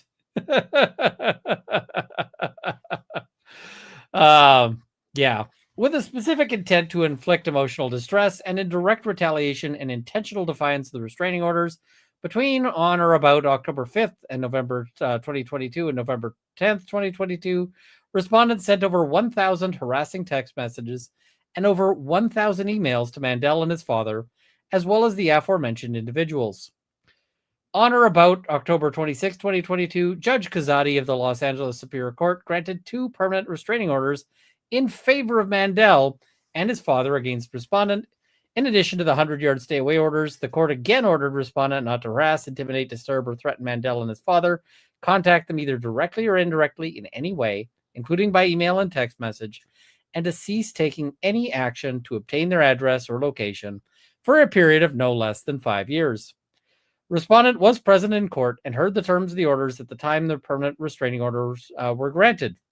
In the presence of Judge Kazadi, respondent openly declared that he had every intention of violating the orders, which he proceeded to do the same day they were granted, as follows. Between on or about October 26th and November 3rd, respondent sent Mandel over 400 harassing text messages and emails, and Mandel's father over 375 text messages and emails. In addition to Mandel, including Mandel's colleagues and family in numerous group text chats and lengthy mass emails, respondent also added Judge Kazadi to his harassment campaign by sending her several threatening and disturbing emails, which addressed her as Justice Bitchel Kazadi, which is not her actual name. Repeatedly referenced her race, included a home address and telephone numbers he believed to belong to Judge Kazadi, urged him to call the police on him, and threatened to make her a part of his middle of nightly call routines until she addressed his emails. In these emails, respondent also stated falsely and with reckless disregard for the truth that Judge Kazadi's ruling was due to her PMS and prejudiced in favor of the white slave owners, Mandel and his father. On the same day as the October 26, 2022 ruling, respondent also sent text messages to Mandel disparaging Judge Kazadi's ethics and competence as a judge. I mean, how the fuck did this guy become a lawyer in the first place, right? But you can be glad this guy is not a lawyer anymore. By engaging in the foregoing conduct set forth above, with the intent to cause emotional distress and reputational harm to Mandel, his father, and other members of his family and colleagues, and in knowing violation of these court orders, respondent thereby committed acts of moral turpitude in willful violation of the Business and Professions Code, Section 6106. Now, I mean, this guy probably deserves to be in a jail cell right now. Yeah. A violation of Section 6106 may result from intentional conduct or grossly negligent conduct. Respondent is charged with committing intentional misconduct. However, should the evidence at trial demonstrate that respondent's misconduct resulted from gross negligence, respondent must still be found culpable of violating Section 6106 because harassments and threats through gross negligence are lesser included offenses of intentional harassment and threats. And I love this comment. All these messages, he somehow failed to respond to the one important message from the court. Right? Right? All right. Count 3. Failure to maintain respect due to the court. They're like, we incorporate by reference all of the above paragraphs, and that's the disrespect to the court. So, yeah. Notice you can end up being in a lot of trouble for this. So, declaration of service by U.S. certified mail, and there they go. So, I feel bad for Law by Mike because that's a whole hell of a thing. I don't know what the hell is wrong with this Alan Mann dude, but like, what the fuck, right? What the fuck? Yeah, this is insane, right? So the interesting thing I thought is that this doesn't seem to have come about from his YouTubing, because I mean, I've had some crazy people contact me through the YouTubing, right? So I was like, well, okay, did this guy pick up some sort of YouTube weirdo? No, I've got my own like people like who are YouTube weirdos. And the other thing is like, I've got somebody who's accusing me of harassing them, which is ridiculous because like it just is. But I mean, compare and contrast, right? The allegations of, commented on my stuff and versus, this shit. Because nobody should have to put up with this kind of shit. This is ridiculous. But yeah, it's a whole thing. So I think it's really weird that we end up with lawyers who behave like this. And how do you end up with a situation where this person is not how did this person become a lawyer in the first place, right? How did that happen? Because quite frankly, I just don't get it. Yeah. So we've been at this for 4.5 hours. I am gonna say let's also leave the Bitboy Crypto because we should talk about it, but not tonight because I am gonna die. My back is killing me. I've got a big back, mangling tool that I need to spend some time with. So K Paris says, I'm very much enjoying the stream, but it's 1 a.m., so I must turn. We'll catch the rest on replay. Good night, Runkle and chat. I'm in the same boat, so I feel like I need to do that. Law by Mike, I hope he's going to be safe, because one of the things I see is that now that this guy has been disbarred, I am kind of concerned that he now, that he's now in a position where he has nothing to lose. And if he has nothing to lose, then